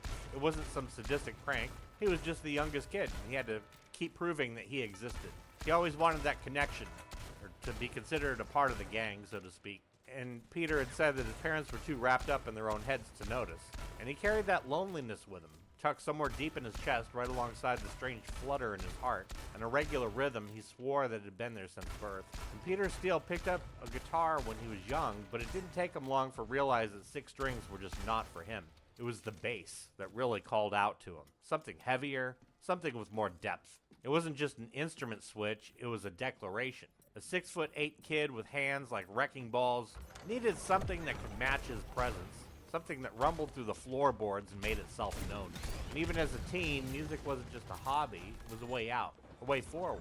Peter bounced between bands, dipping his toes into different sounds, searching for something that felt like home. None of it quite stuck, but it didn't matter. He was building that scaffold of what would eventually become his own voice. Peter Steele's school years were spent under the grip of Catholicism. 8 long years inside a system that demanded obedience and order. And the weight of religious structure really pressed down on him, feeding both fascination and resentment at the same time. Between the rituals, the stark contrast of sin and salvation, the omnipresent guilt, whatever it was, it buried itself deep inside his psyche, simmering there, just waiting to be resurrected later in the music. And he absorbed it all, letting it twist and turn inside of him until faith became something dark, something wrapped in questions and contradictions. By the time he hit 19, the tension between where he'd been and where he wanted to go reached a total breaking point. One day, unceremoniously, he hauled a mattress up from his parents' basement and kicked it down the stairs. He didn't want to just leave, he wanted to make sure there was no way back. The thud of the mattress hitting the floor below was the sound of a door slamming shut. Life left behind. Peter Steele's first stomp into the metal scene came with Carnival, a band that was about as subtle as a boot to the teeth.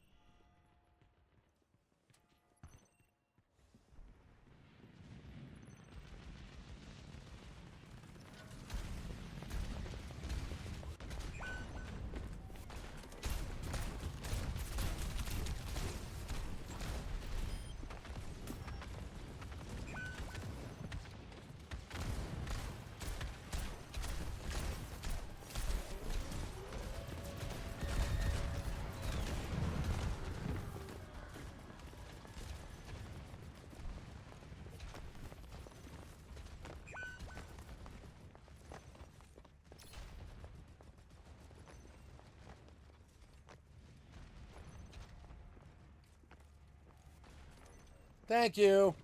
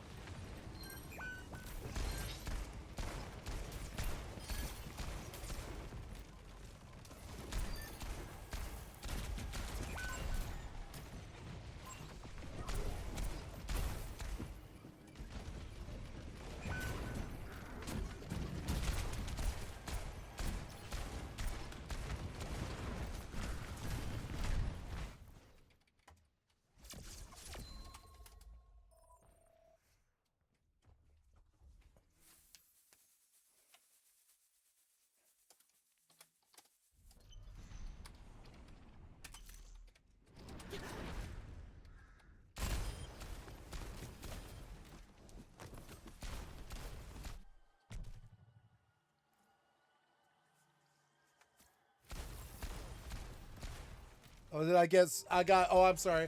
I got POTG, bitch. Yeah, 3 minutes on objective, and I pulled this. I pulled this whole game by myself. I didn't leave. I just got on the objective and capped it. Healers carried. Yep. 6 wins, baby. Yeah. Let's go to Fortnite.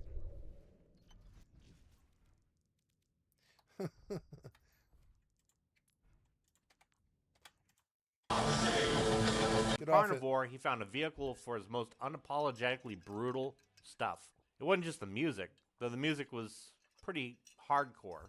And oftentimes it actually made Slayer sound polite by comparison. Carnivore was definitely not about precision or accessibility. I like a lot of bands.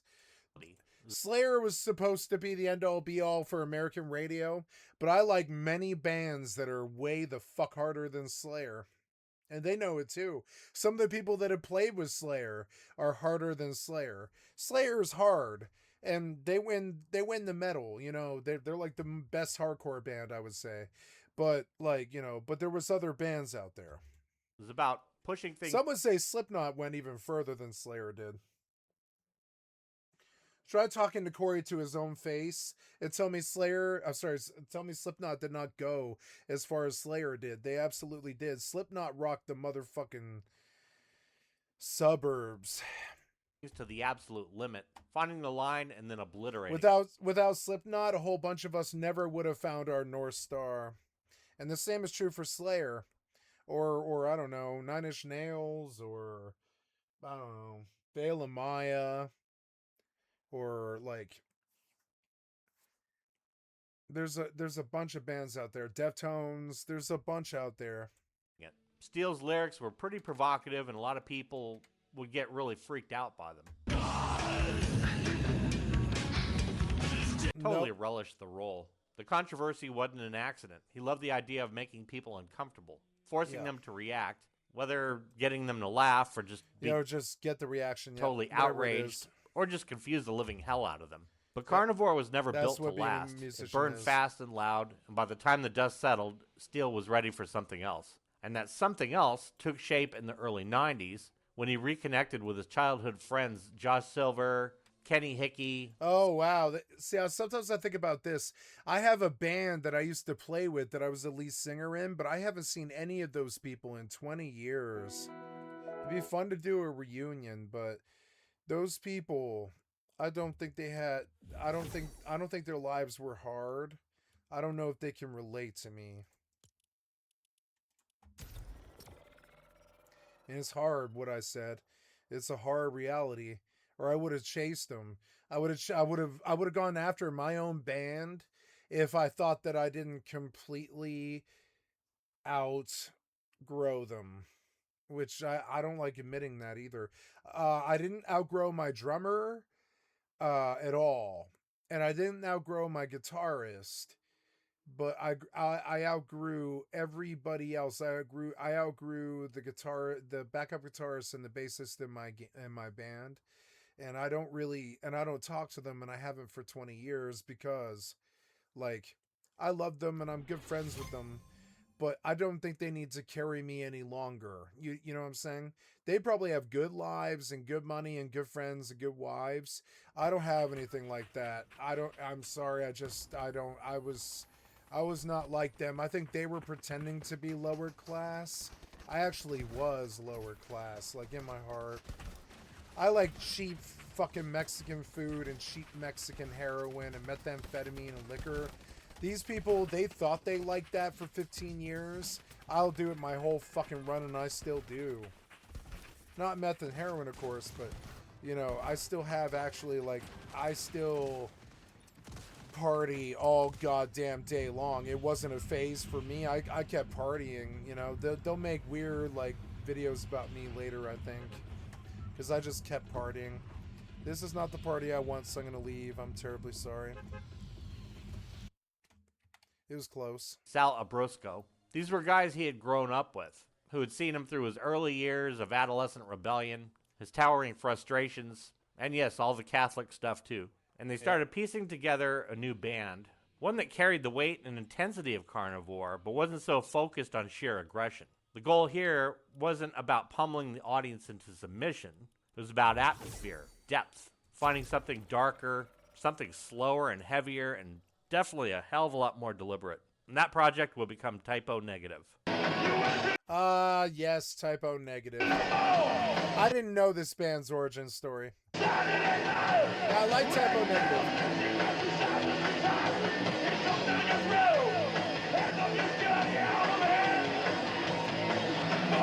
Going to DMCA me. Stop it now.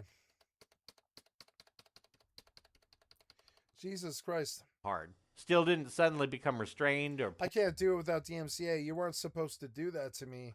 I don't care if you're stealing the band's music. You shouldn't have done that to me. We go to a different one. Hello and welcome to Hysteria. I'm Erin Ryan, and this week we are welcoming Lee McGowan to the show. We're so excited you're here, Lee. You may know Lee as the host of the Politics Girl podcast, or I Am Politics Girl on social media, or as the hilarious lady behind the headline, CNN panelist can't hide her contempt for Scott Jennings. I mean, can any of us really? Welcome, Lee. We're so glad you're here. Okay, Lee, this week among the right-wing conniption fit over John Ossoff's like room temperature reference to Natalie Harp, it was revealed that Harp was so obsessed with President Trump she once rode in the trunk of an SUV so she could accompany him to court. What's the most humiliating thing that you've ever done for a guy who didn't like you as much as you like him? Oh, God. Are you serious? Did you hear that Natalie also slept in the locker room of Bette Midler because they couldn't find her a room? Yes. So she lived there for a while. But like... Oh, God. I'm questioning the physics of that. Like, what did she sleep on? One of those little benches? Yeah, did she like the sleep on bench. coffin Yeah. stuff? They're like making fun of the little Republican lapdog. She's a feist. She's feisty. Maybe she did. Maybe she hung upside down. Yeah? Yeah. I mean, who knows? But this woman is obsessed. And I think that I like her more than Donald Trump.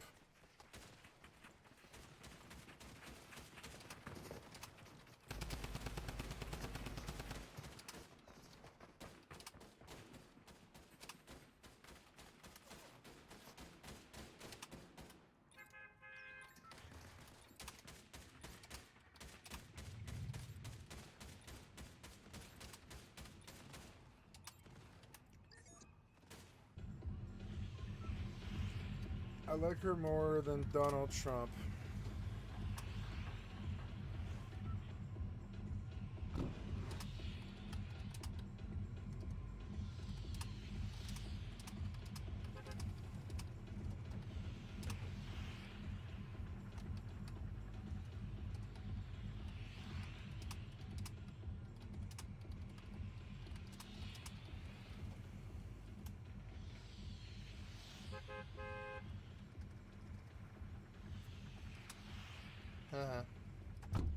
Oh, and I go back to the lobby because this guy's gone.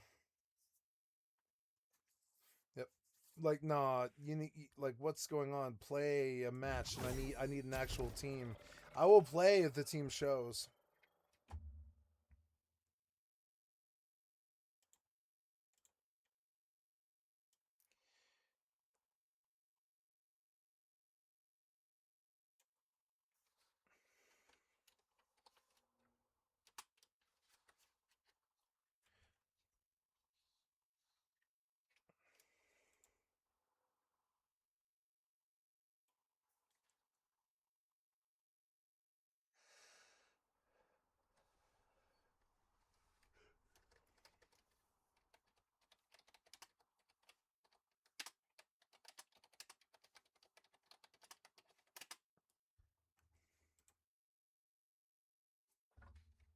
Donald pumping his deranged toy. thing is that, like you said, the very lukewarm comment from John Ossoff, he was like, he would rather travel with Natalie, and everyone's like, outrageous. Scott himself did his podcast yesterday that was like, why I am so outraged. He's a feminist icon, Scott feminist icon that keeps blowing by the Epstein files. Like, this is bananas. And I think we should know what's going on with, you know, a woman who stays 4 feet from Donald Trump at all times and was chosen among all people above our Secretary of State to travel on the plane that wasn't going to get blown up, you know? Yeah. That is something we really should know. I just want to know, where's Melania? Where is she? As far away as she possibly can be. Let's be honest. Melania wants nothing to do with it. She loves Natalie. She's very happy Natalie's doing her job. And Melania can be off doing her thing. Yeah, Natalie Harp is her human shield. Yep, in a way. absolutely. She's thrilled. Today, we're diving into Trump's personal lawyer, a.k.a. Attorney General Todd Blanche's corrupt first weeks in his new post, the administration's blatant denial of the chaos unfolding on the USS Abraham Lincoln, Trump's scheme to take over the U.S. banking system, great, and the new data centers popping up all over the country. Then we're going to talk about a surprising new discourse of family estrangements. Finally, we'll wrap up with Sandy Petty. And welcome back. You're listening to Hysteria, the podcast that enjoys dancing on Corey Mills' political grave. Now, Corey Mills, as you are aware, Lee, is a Florida representative who has, I think the political science term is a fucked up history. It's like he's been accused of all the bad stuff. Yeah. He is like a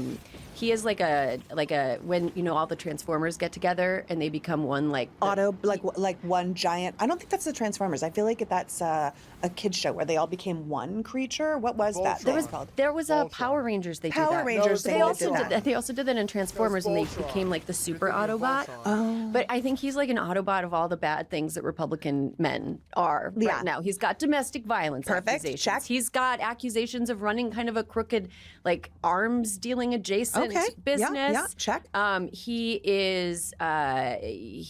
was dating a 19-year-old when he was 43, and he was like, adults just want to find love. Like, check. Well, he lost his primary in Florida last night, so I don't know. What do you think's in the future for Representative Mills? Fox News host. Fox News host? OAN. You know With what I mean? that Like jawline? something. Ooh, good point. They do like the handsomes. Maybe he'll pull over to one of the other networks. But I mean, like you said, he's the epitome of what this party stands for now and what people should really be distancing themselves from. I mean, I think somebody put out a stat the other day that said once a week a Republican representative comes out as having an inappropriate relationship with a child. Once a week is too many. Too many. That's a real problem. We want to get it down to 0 times. We'd love it to be 0 times a week. Yeah. And we would love to not have the avatar of the entire party be, in the Epstein files. Yeah. A million times. Yeah. Well, fish rot from the head down, don't they? They do. All right. Speaking of rotten, Todd Blanche, Trump's personal lawyer turned deputy attorney general turned attorney general, is in his new job as actual attorney general, and he's been there for a little over a week. Before he was serving there, he was serving as the active AG since Pam Bondi got the boot in April. As a reminder, our attorney general is the country's top law enforcement official and is supposed to run an independent and impartial DOJ. But in our performance review of Blanche's short tenure, it's clear he has no interest in the actual integrity of the role. He has declined to pledge independence from the White House. He said, of course, he will consider Trump's view for decisions. He's appeared to implicitly endorse New York Republican gubernatorial nominee at a rally. Basically, he's standing on his hind legs, begging for treats from Donald Trump like a legal lapdog. And we also know where his priorities lie, especially in abortion, because earlier this month, a recording of a prayer call, why are you on a prayer call, sir? A recording of a prayer call leaked where he told faith leaders that the DOJ was working with federal health agencies in the White House to make the Dobbs decision permanent in every single state. And lest we forget, it was Todd Blanche who did a sit-down with accused child sex trafficker and Epstein accomplice Ghislaine Maxwell last July, shortly before she was transferred from Florida to a puppy prison camp in Texas. Yeah. Okay. What's going on? What's your reaction to AG Todd Blanche? What do you think he's up to? Well, listen, AG Todd Blanche should have been disqualified from the very beginning, right? The idea that the president's personal defense attorney should be the attorney general of the United States is just like a ludicrous, blatant conflict of interest. I mean, it should have been shut down by the Republicans right away. It was outrageous from the beginning. And like you said, this is the same guy who is ignoring the Epstein victims, right? He will not talk to them. He moved Ghislaine into her puppy prison. He's just got no business being there. He's been the AG for less than a week?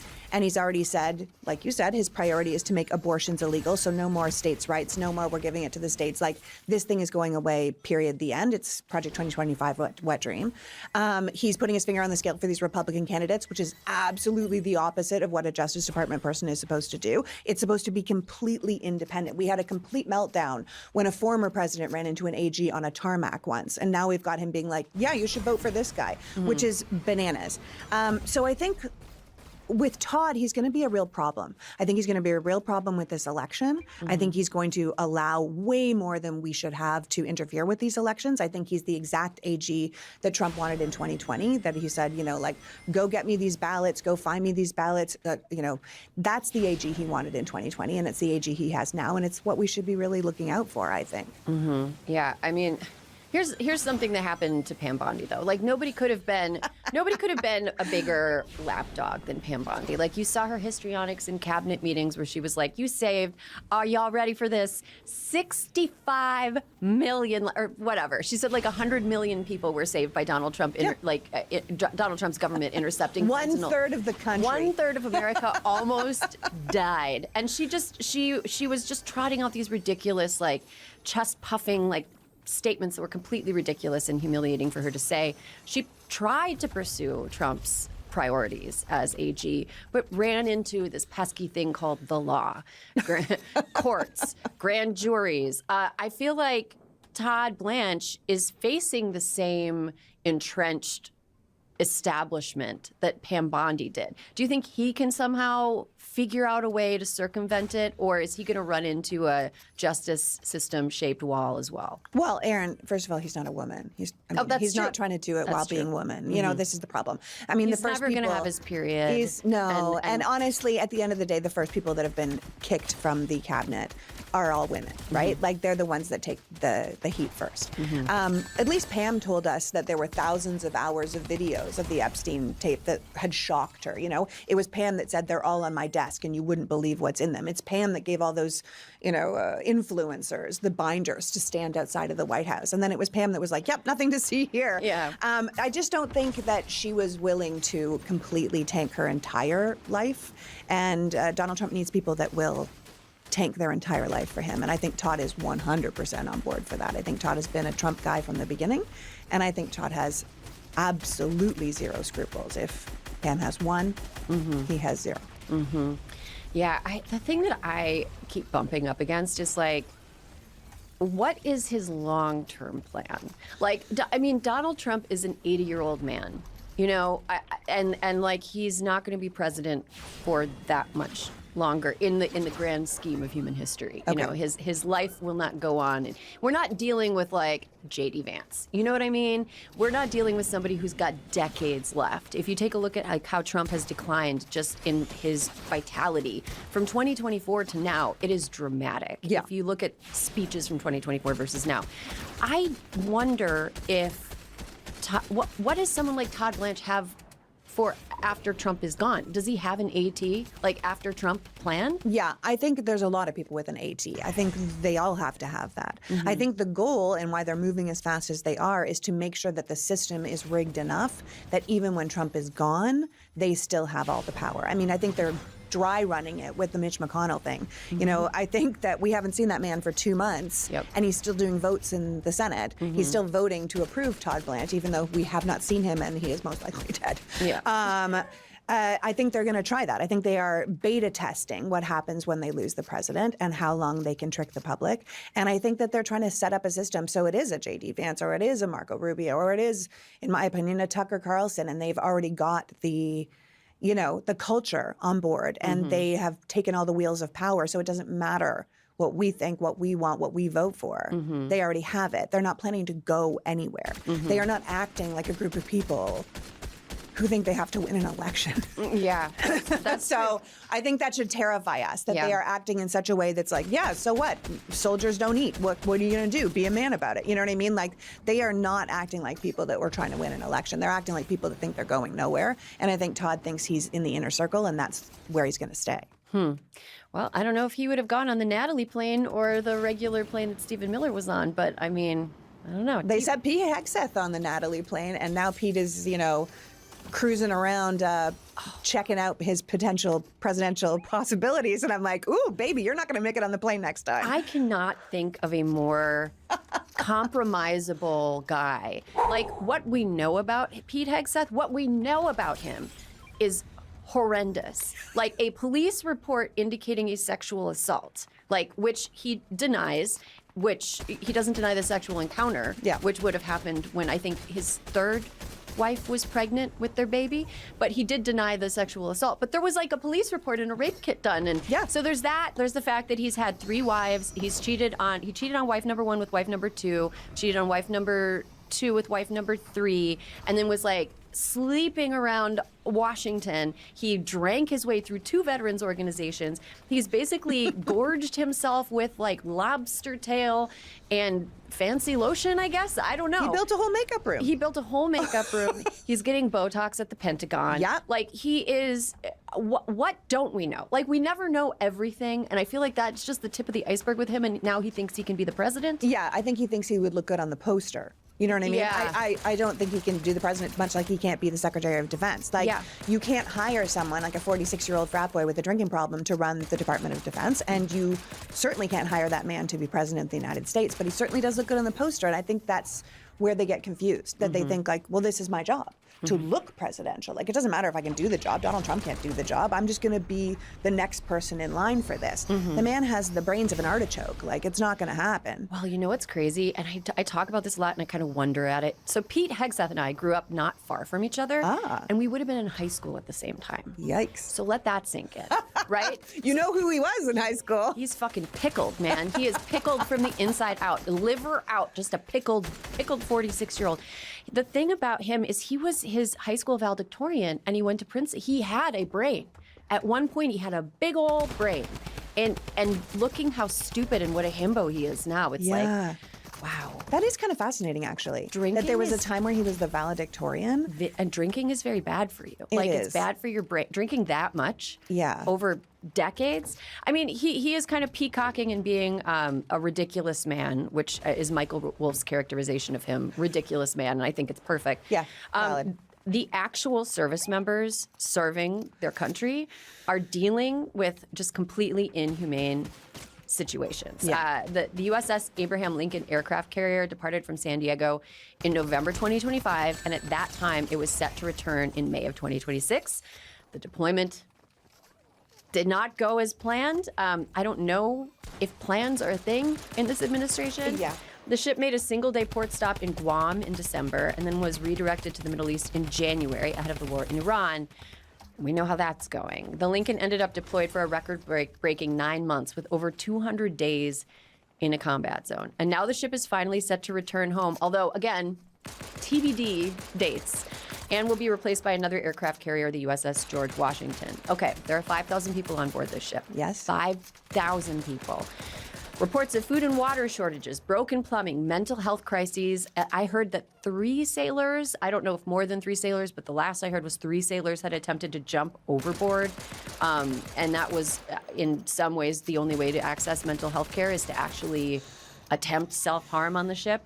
Meanwhile, the administration is like, oh no, everything's fine. Pete Hegseth is like, it's completely misrepresented, but I don't know how he can say that from his perch in Iowa, trying not to be photographed eating a corn dog. And then last Friday, acting Navy Secretary Hung Kao announced the ship's return, and he accused the press of trying to paint our warriors as victims. Come on, man. I mean, first of all, look, the right wing has gone above and beyond to paint our soldiers as, can I say pussies? Yeah. Yeah, that's what they're trying to do. I saw a Fox News host speaking directly to the camera, and he was like, man up, you're being such babies. And I was like, oh my God, like, you are the right wing. You are the party of military. Like, what are you doing mocking these people who are literally suffering? Have you seen some of those videos of like the sewage going across the floor and coming out of the sinks, and they don't have any soap and they don't have any, like, even just the food itself. It's not like, oh, we don't really like this food. It's that they don't have enough food. Yeah. And an army marches on its belly. That's like the oldest term. You know what I mean? You need good socks and you need full bellies if you're going to be working.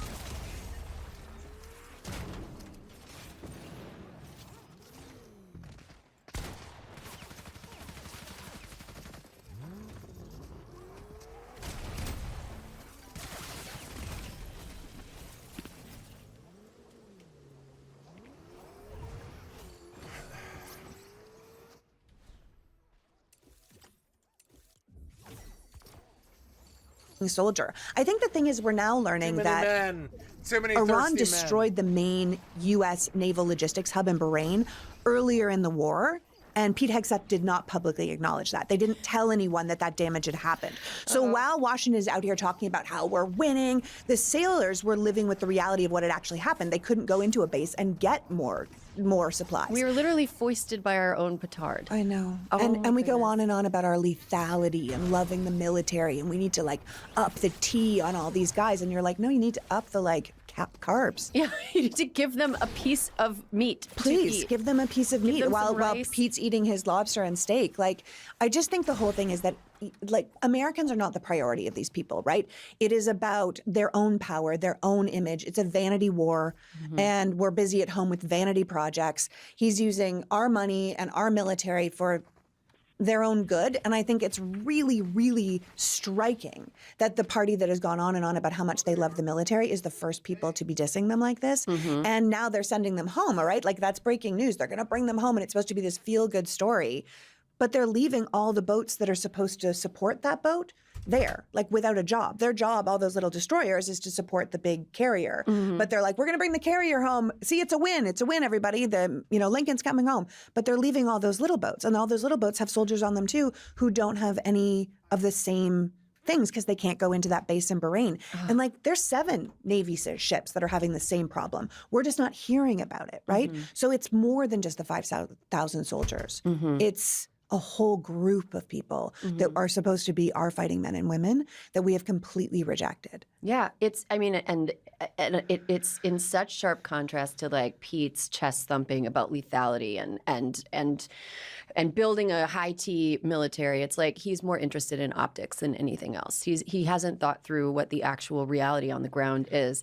I read that in World War II they had a ship that was there to make sure that sailors that were deployed on sea were supplied with ice cream. That's how important like morale was, and I don't think that's silly at all. I'm like, these people are putting themselves in harm's way for like reasons that have never been clearly defined, searching for objectives that have never been clearly spelled out. The least we can do is make sure that they are clean, warm, well-fed, and comfortable as we figure out what our way out of this ridiculous quagmire is. Yeah, I also think it's like this idea that people are like, in World War II, we had to do this. I'm like, bro, this is not World War II, right? This is actually a record-setting deployment. Yeah. This is not typical. This is not 9 months at sea is not how long people are at sea. I have a father-in-law who was a Navy pilot, and he did 2 deployments on those big ships, and it was a long time, but not at sea for that long. He was gone for 18 months when my husband's brother was born, and then he was gone again for I think 11 months. But they go into port. They have a way to get in, and it's a mental health thing. And I think ultimately, like, we're in an unnecessary war that the president promised we wouldn't be in. It's called rest and relaxation, R&R. R&R is far more important than the war, because if your people are listless and bored and unhappy and haven't had a change and they've not had a break or anything like that, they don't care about fighting for you. They'd rather take care of themselves. That's the nature of human beings. That's who we are. If you ignore it, you're a tyrant. And the military has $1 trillion budget. It's the biggest budget they've ever had, even though they keep failing their audits every single year. And they're like, we don't have enough money to feed the soldiers. Where's the money going? I mean, do you want to see me with my tinfoil hat on? Bring it. I mean, Put it on. I think that Donald Trump is a person Stole who makes money disappear by trade. Money go in, where money goes. Where money go out. Yeah. He's like the goblin in the Undermine cartel. Something come out not worth money that went in. What happened to money? Like it's very it's like the July 4th America 250. Like it all looks kind of like a grift, right?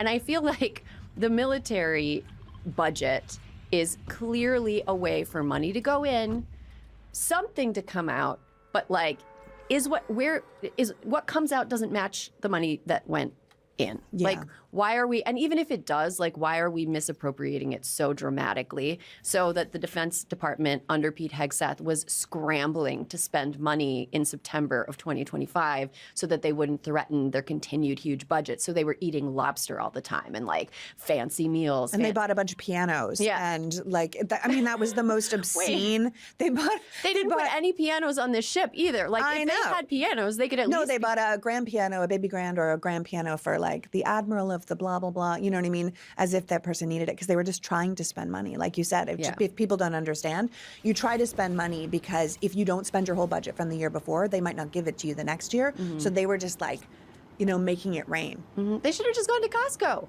They could and just completely like loaded those ships up with like some, a giant like fruit by the foot that makes you sick with some They sort of. don't buy from their own people. They don't buy from Costco. They buy from traitor-ass piece of shit cocksucker-ass Elon Musk, and they pay $10,000 for a Q-tip. We all know what their thievery games are. Of botulism that we've given them now. Pallets of spam. Pallets of spam. They could have had all interesting, like, I saw like a birria bomb, which is like for a slow cooker. They could have gotten so many gadgets and gizmos. It would have been good. I mean, look, this is what happens when you hire people for loyalty and looks and not skill and experience, right? Like, the whole plan was to bomb Iran and then figure out the rest later. They thought it would be easy peasy like Venezuela, and it really was not. There's no funding plan, no exit strategy, no logistics. It's just all bravado. It's like a guy who's drunk at a bar and he like, gets into a fight with someone and the person's like, I'm a black belt. And he's like, I can take you. You know what I mean? Like, that's what I feel like our military is doing. But it's made us so weak and vulnerable. Like, we should be really upset at how vulnerable we are. We're now like sitting ducks with $1 trillion budget. Cool. Nobody would want to take anything from us. All right, we're going to take a quick break. When we come back, more news. Hysteria is brought to you by OneSkin. A lot of skincare makes big promises but can't deliver. OneSkin's different, and that's why I've been loving their products. They never set out to become a skincare company. Founded by 4 PhD longevity scientists, they focused on one thing: skin aging. Quick fixes or marketing trends were never the point. They tested the best-selling anti-aging products on the market and found the same hard truth over and over. None of them were working on the actual cause of aging. They were just working on the surface signs of aging, and turns out some didn't work at all. After years of research and testing over 900 novel peptides, they developed OS1, their proprietary peptide proven to address a leading driver of visible skin aging. It's the foundation of every product they make. So over time, you'll see smoother skin, more even tone and radiance, and visibly fewer fine lines. Skin that both looks and acts younger. I've been using OneSkin. I absolutely love it. I love how easy it is to use. I love how light it feels on my skin. I have sensitive skin, and this is a product that does not irritate my skin. I know that sounds like a low bar, but a lot of face products make my skin mad, and OneSkin makes my skin happy. Last night before I went to bed, I put on the OS1 eye cream, and I love it. And this isn't just my experience. OneSkin's results are backed by 4 peer-reviewed clinical studies with over 10,000 5-star reviews, and they've been recognized by Bloomberg and Fast Company as a leader in skin longevity. Born from over 10 years of longevity research, OneSkin is helping you unlock your healthiest skin now and as you age. For a limited time, try OneSkin with 15% off using code HYSTERIA at oneskin.co/hysteria. After you purchase, they'll ask you where you heard about them. Please support our show and tell them we sent you. Hysteria is brought to you by Fatty 15. There's been a groundbreaking discovery to help us all age healthier, and it's thanks to helping dolphins. I'm excited to share with you guys C15 from Fatty 15, the first emerging essential fatty acid to be discovered in more than 90 years. It's an incredible scientific breakthrough to support our long-term health and wellness, and you guessed it, healthy aging. Fatty 15 co-founder Dr. Stephanie Venn Watson discovered the benefits of C15 while working with the U.S. Navy to continually improve the health and welfare of older dolphins. Based on over 100 studies, we now know that C15 strengthens our cells and is a foundational healthy aging nutrient, which helps to slow aging at the cellular level. In fact, when our cells don't have enough C15, they can become fragile and age faster. And when our cells age, our bodies age too. To help support and optimize healthy aging, a team of doctors funded by the U.S. Navy spent over a decade to develop the pure science-backed and bioavailable C15 zero-ingredient in Fatty 15. This functionality leads to, we're all aging, which means that healthy aging starts from birth. Studies have shown that C15 is a foundational nutrient that supports healthy growth and development in children and supports our long-term health as adults. Fatty 15 has 3 times more cellular benefits than EPA and omega-3. By replenishing our cells with the crucial C15 nutrient, Fatty 15 effectively repairs cells, reverses age-related damage at the cellular level, and restores our long-term health and wellness. In my view, it's always easier to maintain than it is to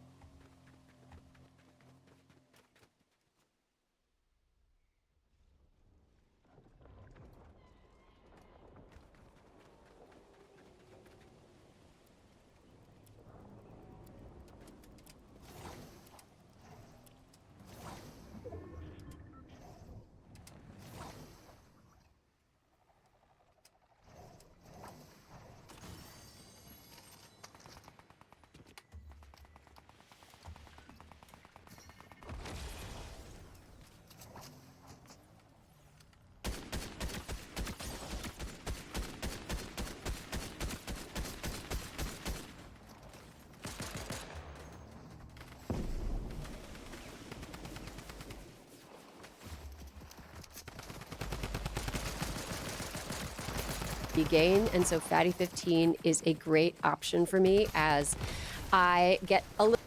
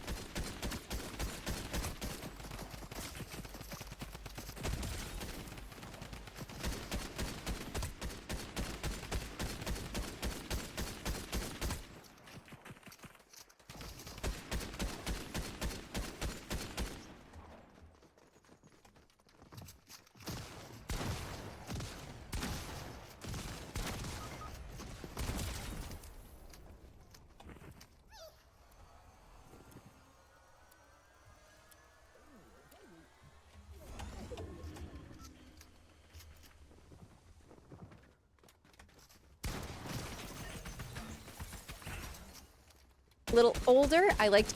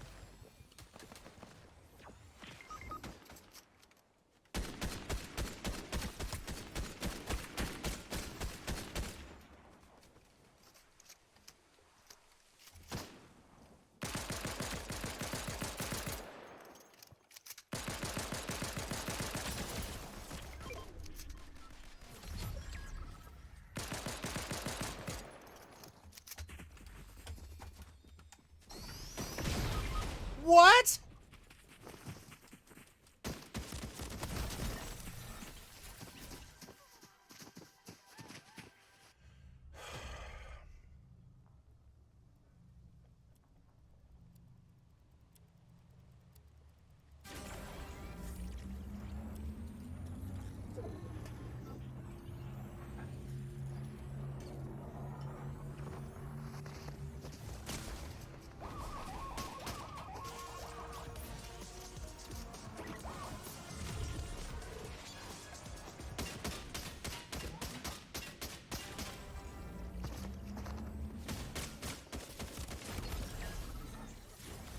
I just try to res from top.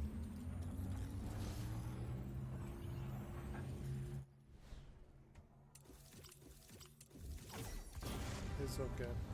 To take it to make sure that as I age, I'm as healthy and active as I can be. Fatty 15 was developed to support healthy aging for all, from kids to parents to grandparents. That's why award-winning Fatty 15 is now available as pure capsules, delicious apple mint gummies for teens and adults, and yummy berry blast gummies for kids.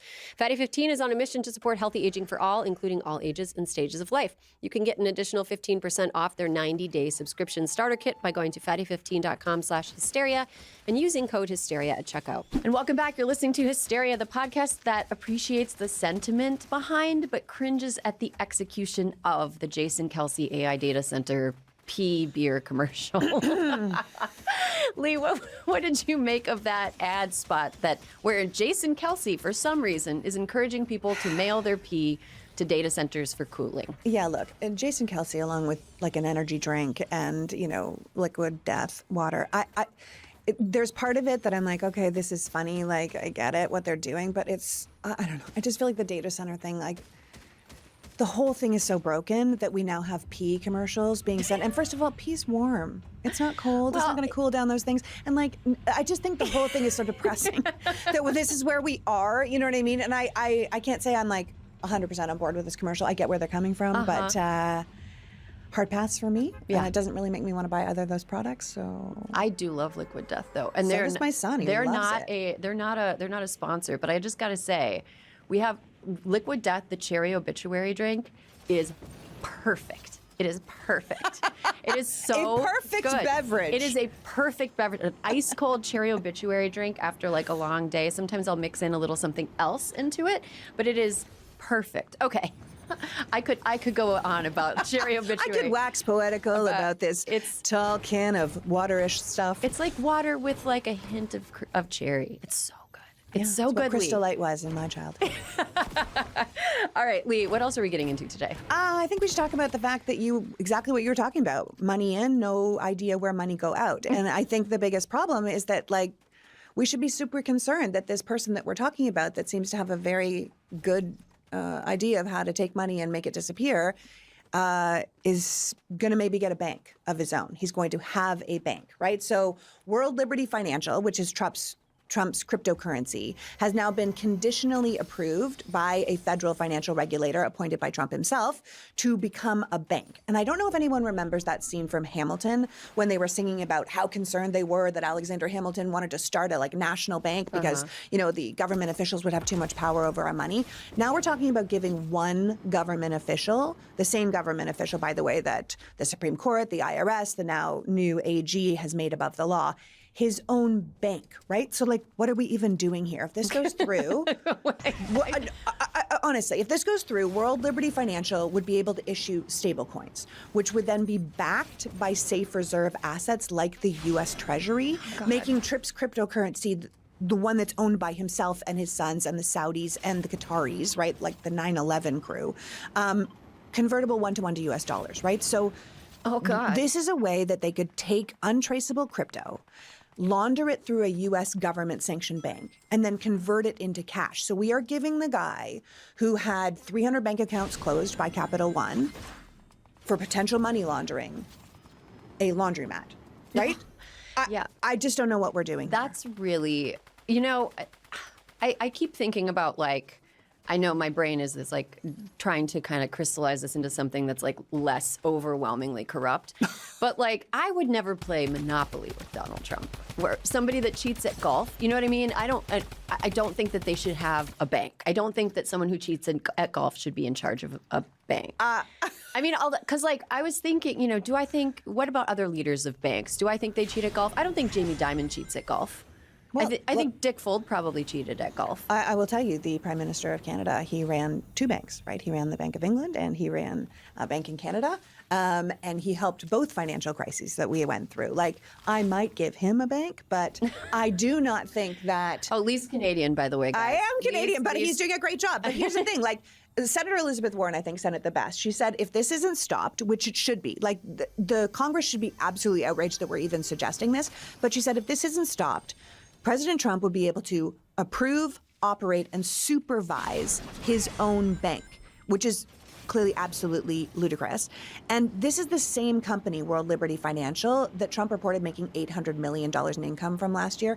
And now he's here being like, actually, you know what? I think I should probably own the bank at the same time. And I think genuinely The American people have to be flipping out about this, and they really need to be talking to their Congress members about killing this in its infancy, because this is like would make Putin blush. This level of corruption is like. It's very smash and grab. Russia after the fall of the wall, everybody just kind of taking whatever they can. The thing that really strikes me about his overtures to getting a full-on bank is the adage that Donald Trump confesses by accusing, I think really applies here, because he and people who say whatever he wants them to say have been concerned about fraud all of a sudden. Fraud, fraud, fraud. Oh, what's going on with the fraud? Like, I think that we should have taken that as an indicator that Donald Trump was about to start his own giant fraud machine. Yeah. And it's very concerning. This is a way for people who, and I think that a thing that people should realize is that this bank is not just going to be a free-for-all. Like, I can't just be like, you know what, cool, I'm going to do some crime now. I'm going to launder some money through Donald Trump's bank, because I'm not friends with Donald Trump. If you are friends with Donald Trump and he owes you can. If he owes you favors, you can use this bank in order to launder money. He's still going to go after enemies of himself for doing the same thing, but not his friends. So this is like another example of a bank that will only really be available to people who do what Donald Trump wants them to do. Yeah, well, this is the law that only applies to people who are not friends with Donald Trump now. It's that old adage that's, for my friends, everything, for my enemies, the law. And that is kind of how we're functioning at this point. And I just want to be so clear that, like, we went into Venezuela and took a bunch of money. It's missing.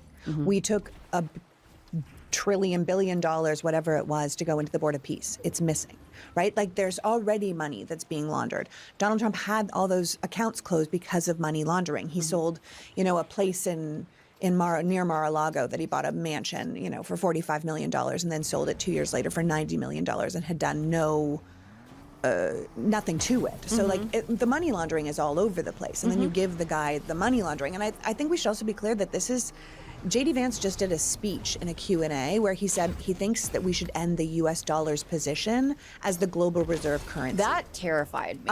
Because we are giving a guy with a cryptocurrency his own bank, and then you've got the vice president being like, you know what, like, maybe we shouldn't have the U.S. as, having the dollar. So he's like, we consume too much and Americans buy too much. And I was like, well, tell that to Americans who are drowning in debt right now. Yeah. But this didn't idea... J.D. Vance just do like a round of podcast appearances where he was like, he was basically like a Hype Williams video from the late 90s. Like, I fly around on a helicopter.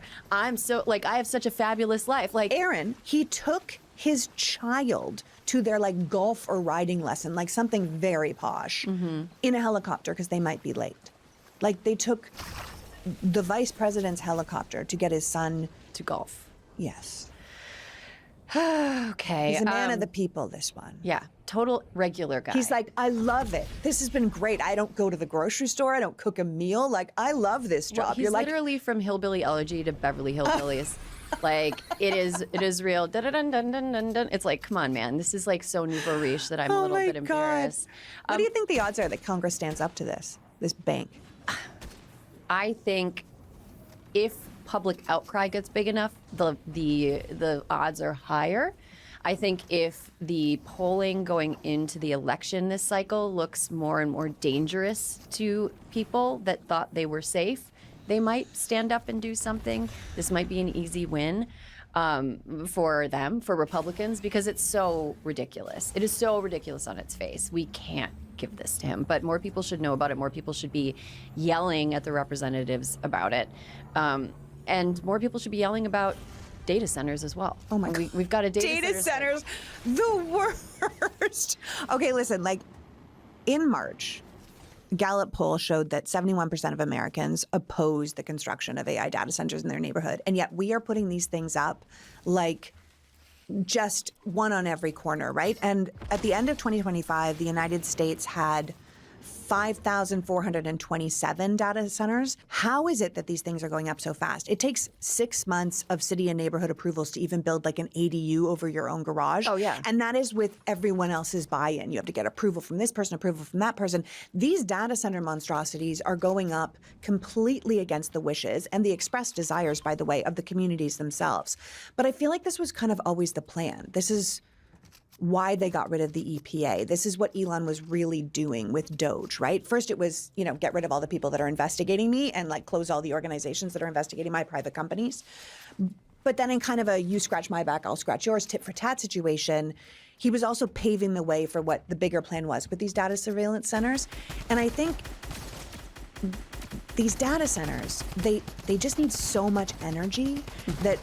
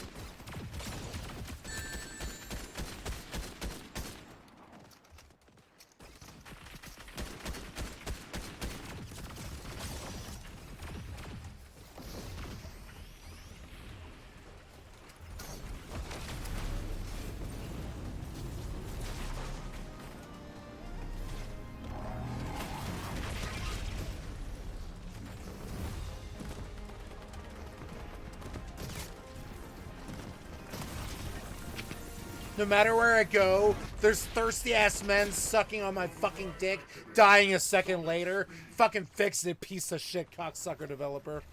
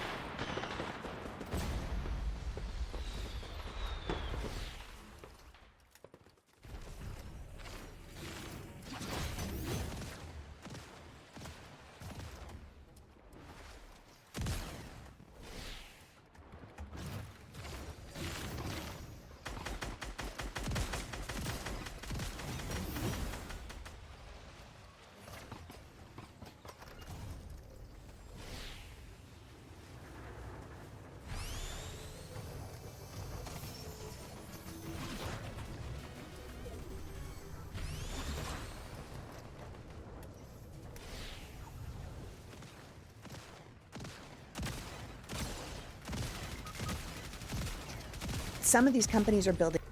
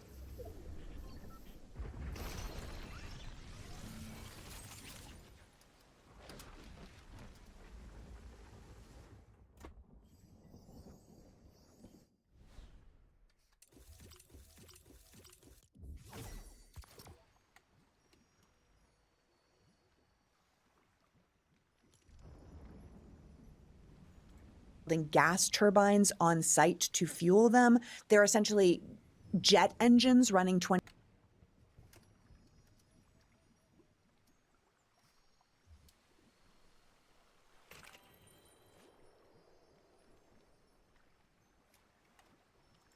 hours a day to power these. In fact, journalists and scientists started using thermal imaging to show how much heat these places were pulling off. And the visuals are staggering. I'm not sure if you've seen those videos with like how much heat and pollution is coming off. You can't see it when you really look at them. But when you put thermal imaging on it, you can really see it. Oh my and it's no gosh. wonder they're poisoning the air and like heating up the surrounding area up to 12 degrees, by the way, for 100 miles, saying nothing about the water they're using. I saw the people in Coachella Valley being like, if they heat up 100 miles, 12 degrees, like we're already in the desert. Like we won't be able to live here. No one will be able to function. So I have to question why we're even allowing this to happen. I mean, it's a very puzzling for me as well, because it to me feels like we are on a fast track to a complete surveillance state. This isn't really about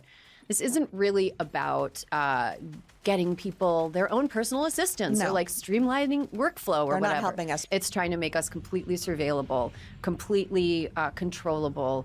And I sound tinfoil hatty, but there's no other direction this is going. Like technology always goes to appeasing horniness or causing war. Everything is like horny war. Eventually it leads Chains there and or it came churches. from there. Yeah. And this Chains is and clearly leading to churches. some kind of AI-driven surveillance state, AI-driven war machine, and I can't believe that people are not realizing that all of I this can kind of believe all it. of these Everybody's sales weak pitches that we're except getting me. from technology I've tried to warn companies you that about are, this by the way, 27 being years rightfully ago. called out as This lady bullshit by comes to the people. scene They 25 all years are late. just such. I feel like we're being gaslit by them. Of It's course like, we're being gaslit. It's like we're developing a weapon. That's what's happening, but there's a bunch of steps that need to happen before we're at weapon. And one of those steps is we need to have all of these data centers up. We need to have all of this data. We need to be collecting data perpetually on people so that we can hone these weapons. Yeah. No, I mean, listen, you're talking about like this tech comes down to basically porn or war, right? And I think the thing is, if you think about the people that control these companies, for them, they know that if they keep doing this stuff that takes our water and takes our land and heats up our thing and we can't cook, we can't grow our food and our animals die on our farms and because of what's coming off these things, that there will be a war. And so what they're trying to do is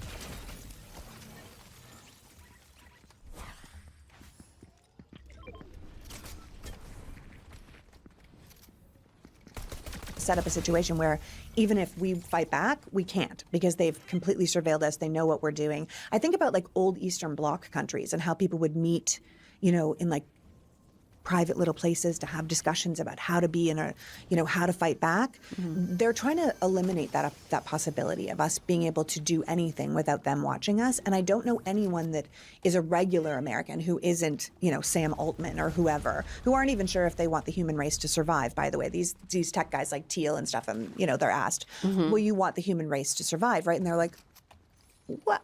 Well, you know, and so it's problematic. And these are the guys building this. And I think we need to be really serious that they're hoping that they can get it done fast enough that we don't fight back properly. I mean, I heard recently that Halloween is supposed to be a flock out night because everyone's already on the streets in costumes and masks. And there's a whole group of people that are like, those flock cameras have got to go. Not that we're saying that you should We do are not anything. saying that. I'm saying I Other heard this people- rumor. Other people are saying Yeah. No, we're not. We would never encourage anybody. I would never. Anybody I can't to even do breathe in a mask. anything. No. I would never encourage anybody to do anything. Never. To a flock. Never. Never. Not like what they did in Minnesota, where they cut down all the flock cameras. No. I saw a video of a police officer in Wisconsin having a conniption about the fact that people didn't like the flock cameras, and he basically threw a fit. I will have to send it to you after. Please do. But it's funny because he does it with this real Wisconsin accent, and he's so aggrieved, and he's like, you guys can't even, and it's like, it's very silly. He basically threatens to run background checks on people who are protesting the flock cameras. Because we live in the land of the free and now we're the land of the surveilled. Like, We're the people land of should the be s- outraged. we're They the should land be of- absolutely outraged. I Yeah. feel this all the time. I want to remind people, like, hey, man, everything that you're upset about, the ICE raids, the detention centers, the pardons Trump's giving to his friends and family or people that pay him, the government contracts that he's giving to insiders, the, like, extraordinary price of groceries and homes, every vanity project that you're like, how do we have money to gild these horses? Everything you're upset about, like even if it's Trump's big boy day out parties, like the UFC thing on the White House lawn that he's now saying, you know, it was people have sabotaged the grass. I'm like, bro, you put a ring on top of the grass so everyone knows that you're And it's gonna a ring-shaped brown area. and he's saying, these people came in and destroyed my grass. But like everything that you're upset about, it could all be over if Congress just did their job. If Republican Congress members who have control of both houses of Congress just stood up and said no to this man, it could stop everything from the, you know, unnecessary war to, you know, the UFC fights. Everything could be stopped, but they refused to tell this man no. So, I mean, it's literally like, remember that show, My Super Sweet 16? yes. It is Donald Trump's Super Sweet 16. It's like Every day. every single Every day. day. It is unending. Yeah. They were rolling out a Lamborghini cake. We are putting on a UFC fight, and it just doesn't We're having an end. indie race now where it could destroy like things in the Smithsonian's and like wreck the roads where people in DC already are like, we already have the worst traffic in the world. It is dangerous what we're doing just to placate this one giant 10-year-old boy who's on a shopping spree with our money. It just is. This is a really good, I guess maybe one good takeaway of the Trump era is that it is a perfect illustration of why men should not be in charge. We should. This is what happens when we let men run everything. Like you. Well, see, that part's right. When we let men run everything, because I'm telling you, like what I saw John Ossoff do this week, I'm like, that man can be in charge because he's out there saying like, we need to bring our soldiers home. We need to treat our soldiers like the heroes that they are.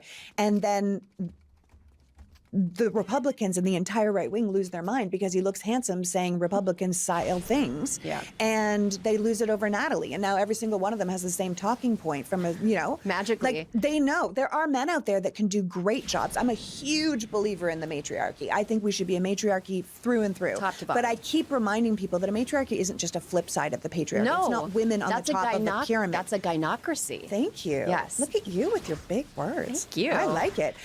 No, it's a circle, right? It's like who we center in the middle. We're all in the circle, and we center people who are weakest, which is mostly children and the sick and the elderly. And it's like making sure those people are okay, then all the rest of us will be okay. Do the kids have good education? Do the kids have good drinking water? Do the kids have safe places to live? Do the kids not get shot in their schools? Then we're all going to be doing better, right? That's a matriarchy, and there can be great male leaders in a matriarchy, but not these broification dudes that are like the alpha bros who are the least alpha I've ever met. You know, they are the wussiest men I've ever seen. They build makeup stations, you know, first. That is the primary concern. Change the letterhead. You know, these horses need to be shinier. Add serifs to things. We got to add serifs to the fonts. So these are the men that cannot be in charge, and these are the men that, you know, any sort of version of the toxic patriarchy has told us are the alphas, and these are the wrong men to put in charge. Absolutely. All right, on that note, we're going to take a quick break. When we come back, we're going to talk family estrangement. Hysteria is brought to you by Helix. The summer heat has hit LA in a serious way this week, and I have never been so grateful for my Helix mattress. Its cooling technology prevents sweaty nights and helps me get some actual quality sleep. I have the Midnight Luxe mattress with the Glacio Tex cooling cover and cool forest layer because I don't play about being cold at night. I like to feel like I'm in a refrigerator, and LA makes it tough. But Helix makes it easy. Helix has over 20 mattress models, so you can find the perfect model for you. I've had my Helix for years now. It's durable, it's high quality, still feels new. It's genuinely one of the best upgrades I've ever made because a good night's sleep sets you up for success every single day. Whenever I sleep at a hotel, I dread sleeping without my Helix. Helix makes it so easy. They deliver your mattress right to your door with free shipping in the U.S. They have a 120-night sleep trial and limited lifetime warranty. Rest easy with seamless returns and exchanges. The Happy with Helix guarantee offers a risk-free, customer-first experience designed to ensure you're completely satisfied with your new mattress. Helix is the most awarded mattress brand, and if my opinion isn't enough, it's also tested and reviewed by experts like Forbes and Wired. Go to helixsleep.com/hysteria for 27% off site-wide, exclusive for listeners of Hysteria. That's helixsleep.com/hysteria for 27% off site-wide, exclusive for listeners of Hysteria. helixsleep.com/hysteria. This episode of Hysteria is brought to you by Alloy Health. Here's something nobody tells you. Skin changes that start in your 40s aren't just aging, they're hormonal, specifically estrogen loss. Estrogen naturally helps maintain collagen, support elasticity, and keep skin hydrated. As estrogen declines, skin gets thinner, drier, and more crepey. That's why your expensive cleanser, retinol, moisturizer, none of them were designed to solve a hormonal problem. Okay, I just started using this a few weeks ago. I was curious. I would say curious. It has been really noteworthy. I have the face cream and the body cream. I put the face cream on my face at night, I put the body cream right here. It has made a visible difference. My skin feels plumper. Its redness has gotten better. It has been less dry. It's felt less dull. Nobody told us our routines need to change, and the solutions didn't really exist, but now they do. That answer is M4 Skincare from Alloy, the first head-to-toe line of estriol-powered skincare. Estriol is a safe, gentle, and bioidentical form of estrogen, clinically proven to rebuild collagen, restore elasticity, and visibly reduce wrinkles. M4 Face Cream, 88% of users saw improved elasticity. M4 Body Treatment, 95% felt smoother skin. You can use it on your elbows, you can use it on your knees, neck, whatever, wherever you want to feel smoother. The full line targets face, eyes, body, estrogen-powered skincare everywhere you notice changes. It's prescription strength without the appointments, pharmacy trips, or insurance hassle, HSA and FSA eligible, delivered free to your door. Here's how it works. Complete your intake. M4 is available by prescription, so you'll start with a quick online form. Then you'll be matched with a menopause specialized physician who reviews your intake and prescribes what's right for your skin. Plus, you get $0 unlimited messaging with your doctor. M4 is delivered to your door. Once approved, your prescription ships straight to you. No pharmacy, no hassle. Try M4 Skincare from Alloy and see results in as little as 8 weeks. Head to myalloy.com and use the code HYSTERIA to get $20 off your first order. Your menopause specialized doctor will tailor your skincare to your needs. Plus, you get $0 unlimited messaging with your doctor. Head to myalloy.com and use code HYSTERIA to get $20 off your first order. And welcome back. You're listening to Hysteria, the podcast that is celebrating a return of honesty to politics. Why don't we play a clip of a moment of honesty in politics? Are Taiwan and the South China Sea national security issues for the United States? And if so, why or how? I'm just going to be honest here. I'm not on national security. I'm not that informed on national security, but I do support the military. My brother was in the Air Force for 33 years, so I will do everything I can to support the military. My dad was in the Army. I'm not a polished politician up here. National security is not my thing, not my area of expertise, but I do support the military. Oh my gosh. Okay, that was U.S. Senator Darlene Graham. Acting U.S. Senator right now. She is we are currently in a the war, Senate. and that woman is a senator right now. Yeah. She's going to be honest. She's going to help the troops. She doesn't know how. She doesn't know what they need, but she's going to help them. She's for the troops. What are we doing? Like, come on. Can you imagine if a surgeon came into you're about to go under, you're in the OR, and you hear the surgeon say, well, I don't know very much about the human body, but I'm in favor of getting well.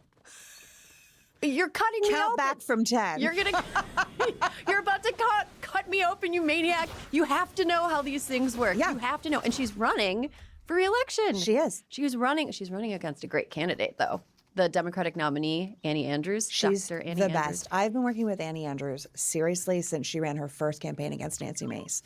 And I love her because she is the first person. She came out. First of all, we need way more STEM people in government. Mm-hmm. There's too many science and technology things that we don't understand. It's how we end up with people like HHS Secretary RFK Jr., who don't know anything about what they're doing and make us all sick. Mm-hmm. But she's a pediatrician. She's a working pediatrician. And she's like, listen, I love my job. I chose to do this because I want to make kids healthy. And unfortunately, our government is making sure kids are not healthy. Mm-hmm. And so I have to do another job and stay away from be away from my own family because I will help more children. And she is the most amazing person. Mm-hmm. She is legitimately in it for the people. And then she's potentially running against this woman whose entire claim to fame is being Lindsey Graham, who was a giant war hawk's sister. Who doesn't know anything. But she doesn't know anything about, you think her brother would have talked about, it at a family dinner, maybe? Yeah. That's all he talked about was war. He was giddy when we went to war with Iran. Maybe she just, her eyes glazed over and she's like, She's like, oh, here goes Lindsay. Again. Yeah. Here he goes again. Speaking of... Who makes their sister a senator when you die? Like, that is so bananas. Like you said, if your surgeon came in, it was like, I won't be doing this. My sister's going to do it. Yeah, my sister's going to do it. And the sister is like, yeah, I don't know very much about bones, but... But yeah, I'm rooting for you. All right, let's talk about families. In the past couple of years, there have been a lot of stories of high-profile family estrangement that have suddenly become part of the cultural conversation. Harry and Meghan splitting from the royal family. Brooklyn Beckham splitting from his royal family, a different kind of royal family. There's not much data on there about family estrangement, but the data we do have indicates that family estrangement is on the rise. The first large-scale national survey on family estrangement in 2019, so this would have been like 7 years ago, which is crazy. It found that 27% of American adults had cut off contact with a family member, and a YouGov poll from 2025 found 38% of American adults say that they are currently estranged from a family member. Now, that same poll found more specifically that 16% of American adults say they're currently estranged from a parent. And the behaviors cited for the estrangement are that parents engaged in manipulative behavior, physical, emotional, or sexual abuse, lies, and betrayal. So good reasons to cut somebody off, right? Nevertheless, over the last month, I've just happened to notice some stuff. I've noticed what I would characterize as a smattering of articles bemoaning family.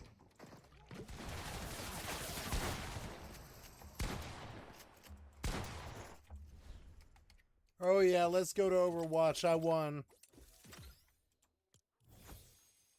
We won.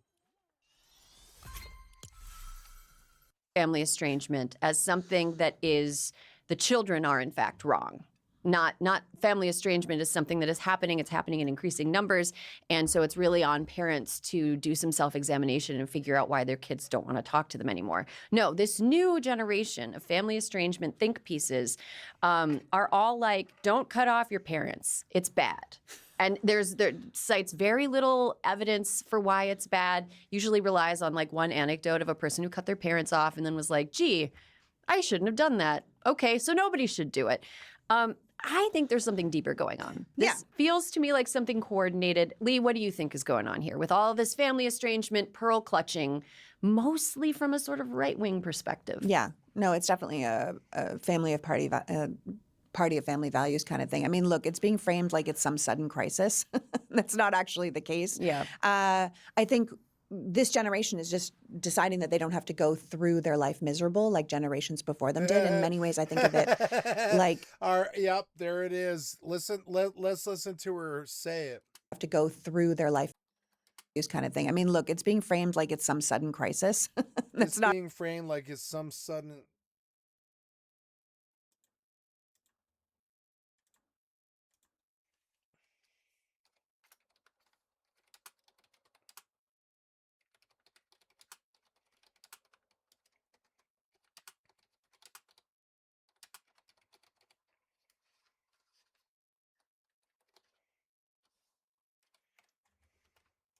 Not actually the case. Yeah. I think this generation is just deciding that they don't have to go through their life miserable like generations before them did. In many ways, I think of it like the increase in divorce rates, where people were like, "Oh, people are getting divorced." And yeah, like this generation is we're ruining the family, and it's like, no, it's the same issue with the family estrangement and divorce rates.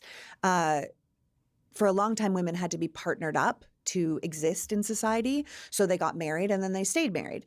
And then when they didn't have to do that anymore, the divorce rates went up, right? Because women were asking more from their partners. And when men couldn't do that, and we suddenly have a loneliness epidemic, right?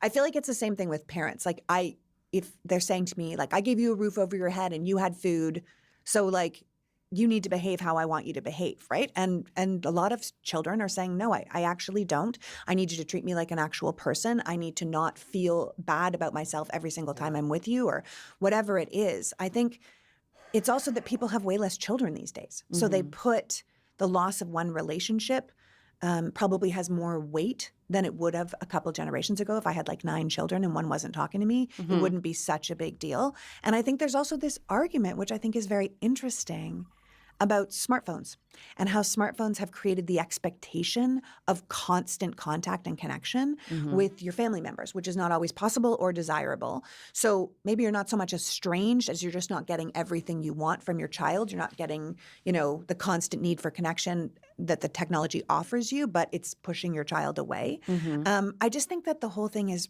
pretty fascinating. I mean, you said that the first study was in 2019, and then the next study was in 2025. And we have like scant data on this. Right. No, absolutely. But I mean, you could say, okay, it's gone up. Family estrangement has gone up more than 10% in less than 10 years, right?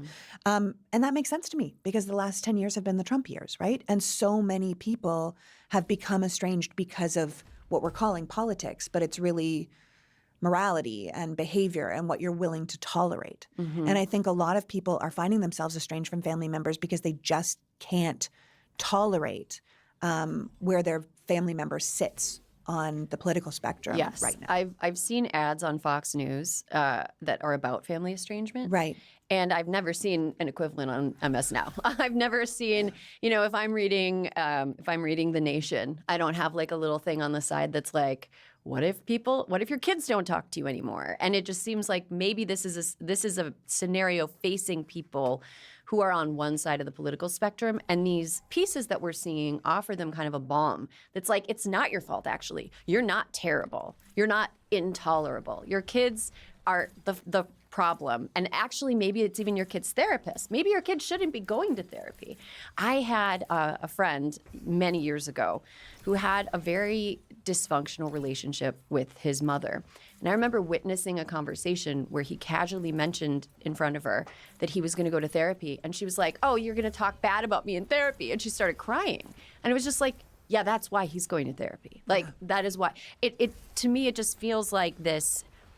It is aimed at people who are on the right to tell them that they're actually not wrong. And I think that, Lee, during our production call, you mentioned something that you thought was maybe a little bit more insidious going on here, that this push, this narrative that it's the children's fault and the children are doing something wrong by cutting their parents off kind of serves a political end. Can you go into that a little bit? I think generally, I think that the entire MAGA movement was built around it's not your fault. right? So if you don't have the job that you want, it's because these immigrants or these women took your job. If you don't have the life that you want, it's because these people stole it from you. It's because of the open borders. It's because of this. It's because of that. It's never self-responsibility. It's never looking inward at yourself and being like, what did I do? Or the system. Yeah, The system yeah, that exactly. What did I do? Or what is broken in the system that didn't allow me to get where I need to or want to be?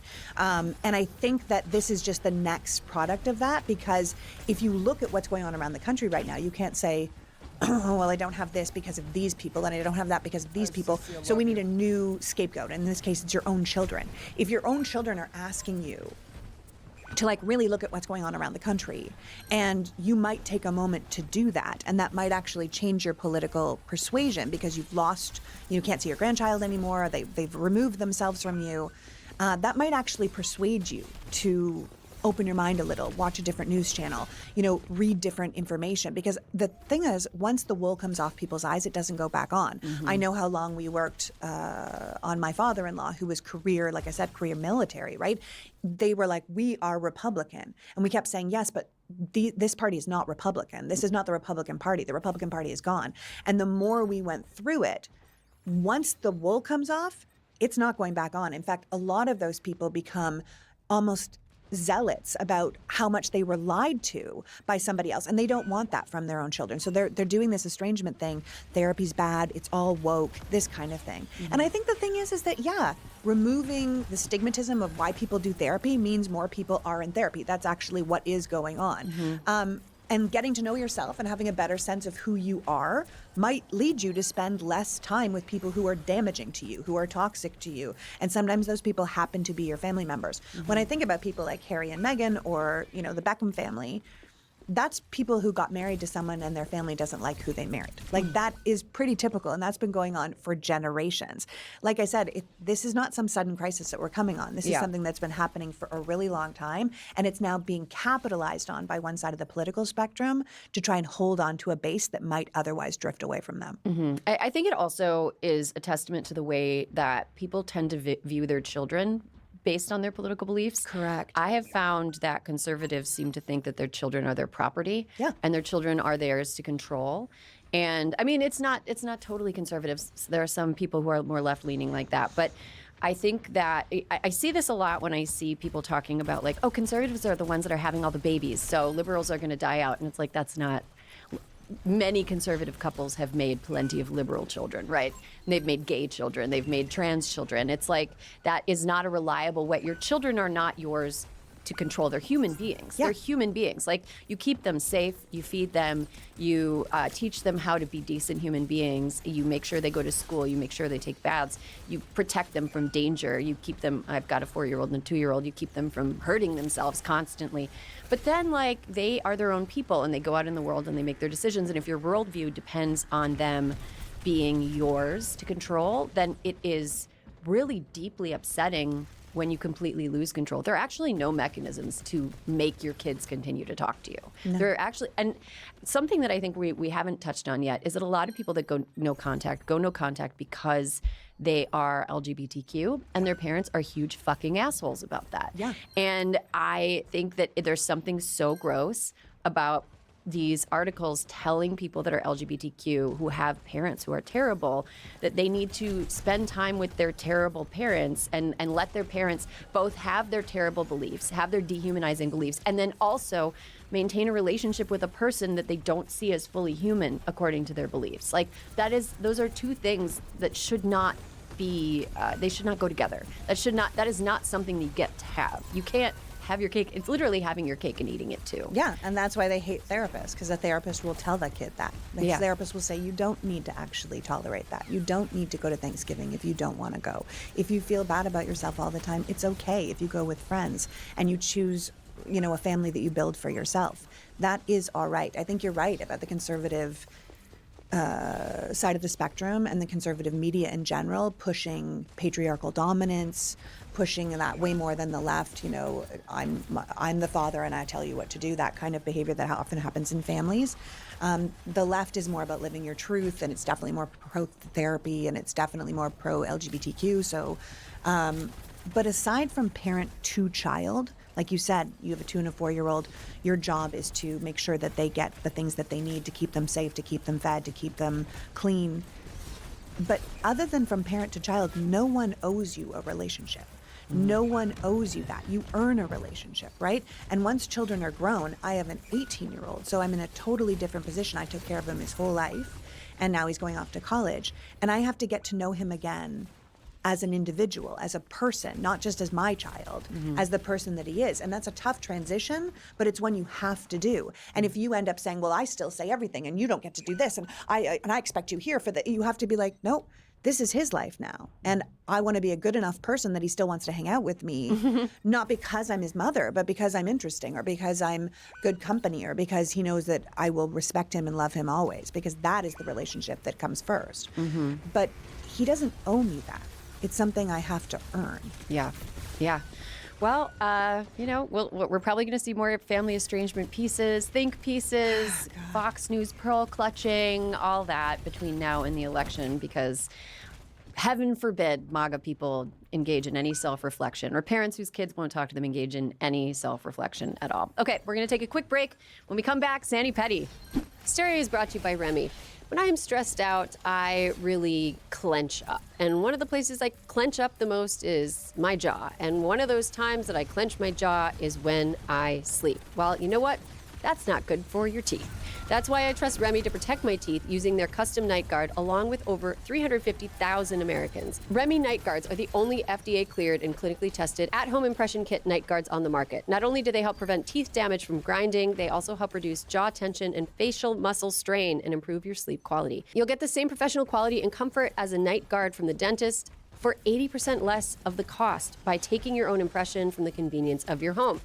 Remy saves your impression so you can enjoy the convenience and savings of Remy Club, where they'll ship a new top and bottom night guard to you every 6 months.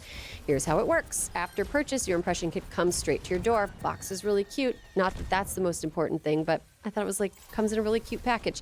Then you follow Remy's step-by-step instructions to get your perfect impression. Remy crafts and ships your custom fit night guard. Get your night guard back and start protecting your teeth. It's that easy. Protect your teeth with Remy by using code HYSTERIA to get 55% off your new night guard from now until the end of August. With Remy Club, subscribe and save. That's 55% off at shopremi.com/hysteria with code HYSTERIA.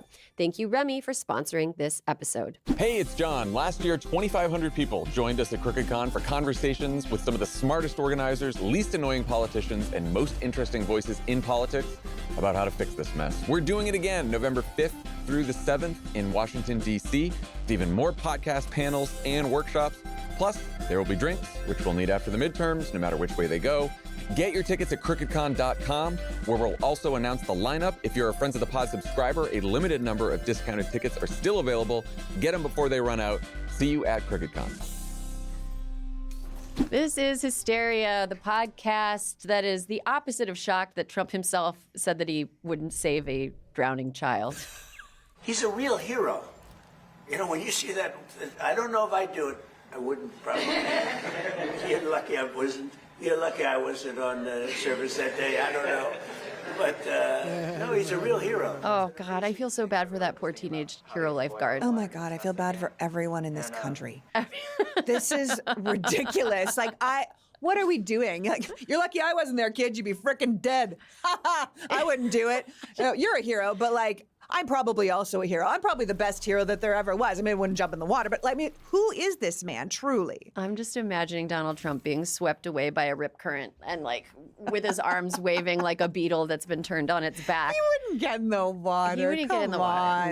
No. He wears a suit because it's the only thing that looks halfway decent on him. He wouldn't even go in the rain. He wouldn't go in the rain. No, he hates everything. He hates everything natural. Yeah. He is anti-nature. Anti-nature. That's why we're knocking it all down, America. That's why Mar-a-Lago face is a thing. That's why he loves golf courses. He loves things that are just completely unnatural. Can I just say, as a side note, Mar-a-Lago face is the most bananas thing, because it reminds me of when I used to, when I was younger and I used to read old National Geographics, and you would see people in a certain culture who had the big discs in their ears or the big disc in their mouth. Or body mod. They did all the gold rings, and you got a new one every year, so your neck was really, really long.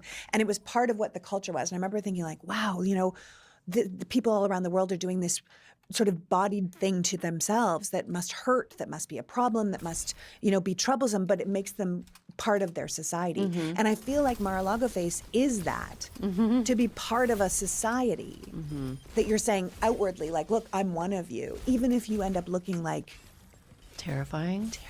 Oh, my kids have gotten scared at people with Mar-a-Lago face before. I was watching that show, that really bad reality show that was about the Mar-a-Lago Real. It was like the Netflix version of the Real Housewives of Mar-a-Lago or whatever. Missed that one. Yeah, it was like West Palm Beach, and it was just very. Everyone was just like monstrous, but they use it as like a cultural signifier of being of following the rules. It's also really interesting how often they say that liberals are ugly and liberal women are ugly and like conservative women are the hot ones. I find that really interesting because I'm like, really? Yeah. Oh, members only. Caroline just texted me. It's members only Palm Beach. It was called. Yeah. I missed that one. But my kids were like afraid of the ladies. They were like, "Mommy, what did she do?" And I'm like, she's kind of like a monster. And they were like, well, here's the thing. Like, look, I'm someone who has a very aggressively moving face, right? My face does a lot of things. You can tell what my personality is right away. You know what I'm thinking of Scott Jennings knows. Scott Jennings knows right away. There's a meme of me just doing a face. Like, it's what it's always been. When I was younger, my husband would be like, baby, you got to watch your face. Like, everyone knows what's happening. And the thing is that there are little kids who are afraid of me because I'm like, hey, like big face. Yeah. But if my face always stayed like that, that is what would be terrifying. And I think that I have a resting face that is not aggressive. And Mar-a-Lago face there is no resting face. Yeah. I think about what Kimberly Guilfoyle looked like. She was so pretty. I mean, absolutely gorgeous. She was It's a shame. It's a shame. And I don't like to diss other people's looks, but they're choosing these that's looks. A choice. They're is a choosing choice. it. And I think that's the difference. I think I actually think that it's sexist to not criticize the choices of women because they're women. Yeah. I think there's context. I think it's sexist to ignore the context, but like they're women making choices and those choices are dumb. And women are human beings that deserve to have their choices critiqued as well.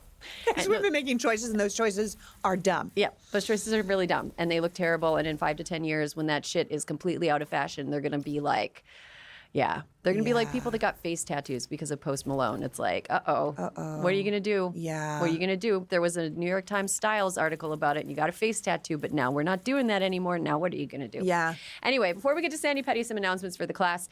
We don't need to tell you how important these upcoming midterms are or what's at stake. You already know, which is why you also know we'll need everyone to pitch in and organize in their communities over the coming months. Check out our new collection of Vote Save State tees featuring 9 of the most crucial battleground states on the 2026 map. Get yours and rep your state today at store.crooked.com. Where's my Wisconsin one? Okay, thank you. Thank you. The woman is down on merch. I need merch. Get her. All her right. Wisconsin thing. Now let's get to Sandy. That's the only time I've ever barked at Claire. I'm not a barker. Claire knows what's up now. She's on her way to get Wisconsin. I'm getting it, ma'am. I'm getting it. Claire, never call me ma'am. I would cry. All right, now let's get to Sandy Petty. I'm going to start just something I'm feeling a little bit petty about. It's whatever. So Donald Trump is suing the BBC. That is the broadcaster in the UK. He's suing them over a story about January 6th and because of what he said was deceptive editing of his comments that he made right before the gaggle of insane people made their way to the U.S. Capitol and tried to kill some cops. So he sued them because he said it was edited together in a way that was like deceptive. He sued them for $10 billion, right? That seems like a reasonable, I feel like $10 billion. I mean, yeah. A bajillion. It's a banana, a gajillion Michael. dollars. It's a banana, Michael. What's it cost?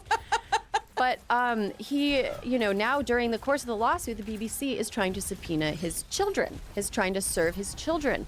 And Donald Trump is saying that the BBC is targeting his family. It's like, sir, you sued them. You sued the BBC, and now they're trying to get defense by figuring out like what the kids knew. But here's the thing: they can't serve the kids because the kids have Secret Service protection. And so now the BBC is petitioning a court to be allowed to serve them via email or certified mail instead of in person because their process servers can't get through the Secret Service. This is also like it's also like almost slapstick. Yeah, it's like it just doesn't make it's so silly. I'm feeling very petty about this. It's like, well, the man is one perpetual self-own. I mean, as soon as they found out that he was going to get his financials subpoenaed for that BBC lawsuit, he was like, whoa, can we get out of this lawsuit? And he's been trying to get out of it for a while because of the subpoena of the financials. And now they're going after the kids, and he's trying to keep the kids out of it. I mean, the whole thing is ridiculous. He's not protecting his children. Let's be clear. He's protecting himself. He's got a tiger by the tail, and he's like, whoa, whoa, whoa, whoa, whoa. But nobody he did the same told me thing. the tiger would have teeth. Nobody would told, hey, time out, tiger. No biting. No biting. I didn't know. But he did the same thing with the Capital One case. I mean, the one that found out that all of his accounts were closed for money laundering, right? He sued them. Yeah. He sued them because he said that his accounts were closed because of January 6th. And then they were like, no, dude, we closed your accounts because of money laundering. And we wouldn't have said that out loud if you hadn't sued us. Like, it's so many self-owns. I just wish our media wasn't so owned by one side of the political spectrum that we would hear more about these things. Yeah. It's hard to keep track of it. It's hard to keep. I know but that's the goal, right? It's a fire hose. It's what Steve Bannon told us they were going to do. It's a fire hose of information. So you just feel like, I don't know what's going on, and actually it hurts me, and so I'm going to go over here instead. And they want us not paying attention. They want us to be completely overwhelmed, and we have to keep going like, let's back it up. The man can't have a bank. Let's back it up. He doesn't want to release his financials. Let's back it up. We still have this Epstein Transparency Act that we need to put out. Like, we have to keep backing it up and reminding people what we have. Yeah. All right. Lee, sanity corner, or are you feeling my God, sanity. My sanity is so on the brink. So no, there will be no sanity. Okay. It is all petty all the time. Great. Yeah, I mean, look, I'm a nerd, so I'm genuinely concerned about the amount of food we cannot eat in America now, right? Like, it's just a never-ending list. Like, there's people that can't afford food, but if they can't afford food, it might kill you now. You know, we've got E. coli in the frozen berries, and we've got cyclospora in the lettuce, and we've got listeria in the soups and cheeses, and botulism in baby formula, and screwworms in the beef. Like, the whole thing is bananas. And now we've got salmonella in the eggs that won the election because we needed to be able to afford them, that could literally kill you. They're like, this is the worst salmonella that we've actually ever had. And I feel like Super salmonella. And I just feel like, are we out of our minds? Like, my family went to Italy this summer. We had the first holiday we'd had in 2 years, maybe. And it was during the worst part of the cyclospora outbreak. And in many ways, Italy sees, food as like art and as like a historical, inheritance to be passed down from generation to generation.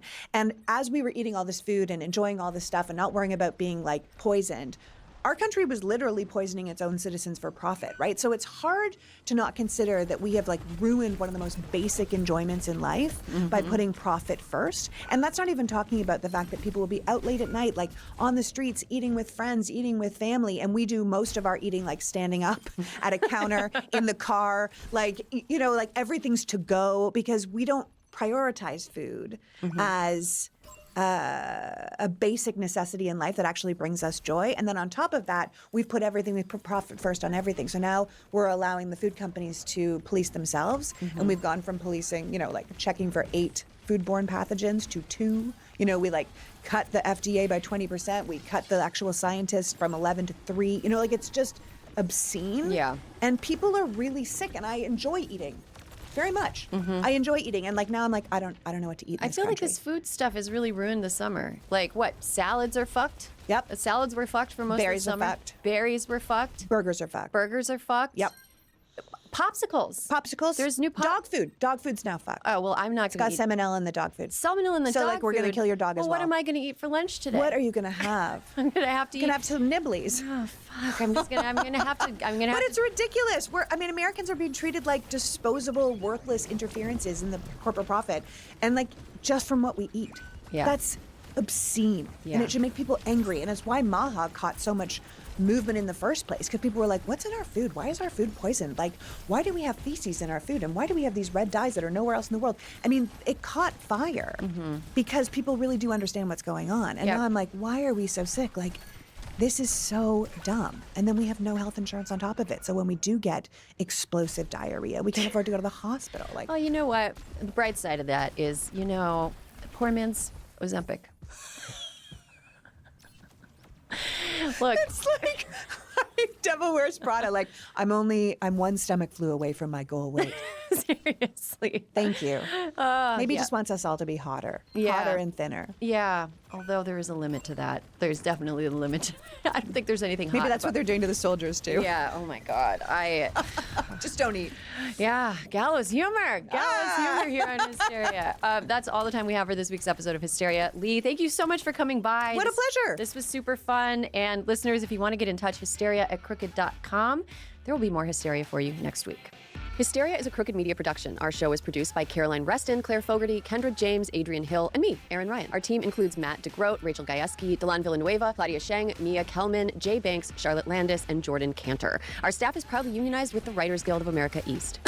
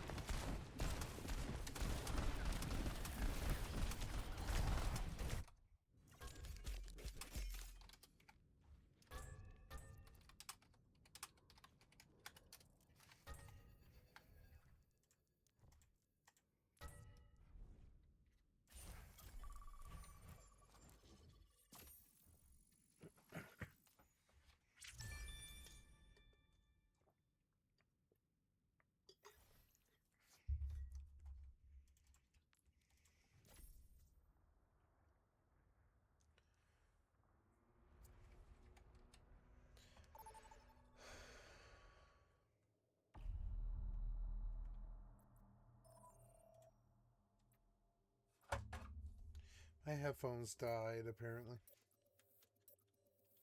Because they're way quieter now.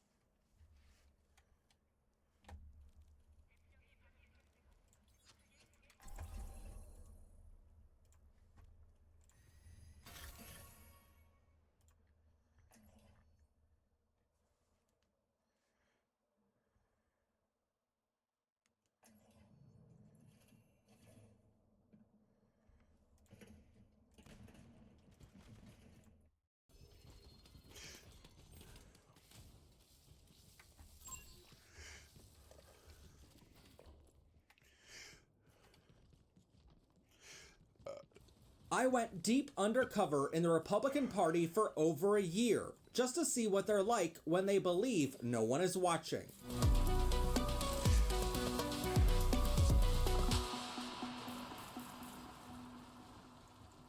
Get everything you need to protest the grifter-in-chief, including books, pins, hats, stickers, and more at ProfessorPride.com. A year ago, our team went deep undercover in several states to see what Republicans are like when they believe no one is watching. We considered calling this episode White Hoods Gone Wild, but we were afraid it would give the wrong impression.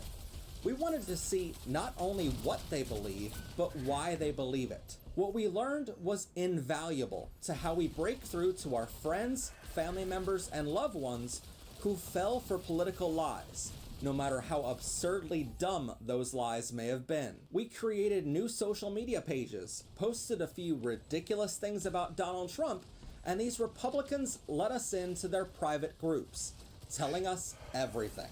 And here is where I want you to meet our undercover agents, Steve, Jacob, and Cletus. Steve went undercover in Owasso, Oklahoma. You might remember that town because in February 2024, a 16-year-old high school student named Nex Benedict was killed there in the restroom of their high school, just because they were non-binary. All these years later, and no one has been charged with any crimes. Just days after Nex was killed, the city council approved $2,100 to be spent on bouncy houses for all of the other kids in town to have a party. They never mentioned Nex Benedict and never even held a moment of silence. On the state level, the leader of their education department was Republican Ryan Walters, who made Trump Bibles mandatory in all classrooms across the state. We wanted to know what life was like there 2.5 years later, but after Steve went undercover, it still feels like their city just threw a giant party, covered up their name, and moved on. As for Jacob, he was in South Dakota. A few months ago, we did an episode traveling to the most MAGA town in all of America. The data from that episode led us to a town of just 278 people called Buffalo, South Dakota. In the weeks after that episode aired, Buffalo actually responded to us, both in local Facebook groups and at their town council meeting. They didn't know Jacob was already embedded in their private groups long before that episode aired, but their town was livid that we got some things wrong in that episode. We said their town library and sheriff's office are in the same small building near the center of town. Their residents were furious that we never mentioned how their county courthouse is also in the same building. So they have even less books in that library than we originally thought. You might remember we mentioned their horse statue in their town park. Residents there argued for weeks about how well endowed the statue is. One of the residents got so mad he even went to the statue and measured the horse's cock himself. To the woman who said the horse wasn't that big, I feel sorry for your husband, who probably can't compete with an equine. And if he can, good for him. We mentioned in the episode how their city council seemingly spent $6,000 of taxpayer money on liquor in 2024, and a major debate item in 2026 was considering spending taxpayer money to fix the air conditioning in the local for-profit bar. Their residents told Jacob how their city council meetings are held in that bar every month, and you cannot expect city council members to buy their own drinks. The city council expects to be wined and dined, or beered and cheered, more likely. They don't really strike me as wine drinkers. Finally, we mentioned how, according to their school district website, 48% of their high school graduates cannot do basic mathematics. 38% of their graduates cannot read basic English. That's when Buffalo went crazy. They kept telling Jacob how 62% of us can read. How come this guy is saying 38% of us cannot read? Literally proving the point. Jacob almost blew his cover by demonstrating an IQ higher than a rotting potato. He pointed out how 62 plus 38 is 100, and their residents there inexplicably started to disagree with him. Jacob never knew basic math was something you could disagree on, but seeing that a majority of their town cannot do first grade math, and percentages are a 5th grade lesson across the US, that 62 plus 38 equation became a long debate in the comments. But Oklahoma and South Dakota have been deeply red for decades, almost burgundy in color. So we wanted our third agent to go undercover in a more Democratic area. That's why we sent Cletus into other areas with a more Democrat voting record to see how Republicans interact with people when they're in the minority. Cletus went to several states during his year undercover to get a more broad picture of America. Steve, Jacob, and Cletus learned a lot about Republicans and Democrats. So here's what they learned. First, scandals are so much worse on a local level. You might have heard Lauren Boebert, who spends most of her time calling LGBTQ people pedophiles, forgot to worry about her own Republican son, who was just arrested on child sexual exploitation charges. Tree, meet apple. But that pales in comparison to the local level. Jacob found a city council member in South Dakota who constantly posts about protecting kids from pedophiles, but he also follows pages filled with very young girls in sexual poses and dresses up as Santa for the town fundraiser every year. Trust me, that is not a lap you want to sit on. Our agents found local Republican politicians across the country who were accused of everything, from committing treason on January 6th, hiring prostitutes, rigging elections, showing up visibly intoxicated to meetings, saying racial slurs while under oath, and physically abusing infants. Pretty much our 3 undercover agents found the worst crimes imaginable. The second thing our undercover agents learned... Our undercover agents learned...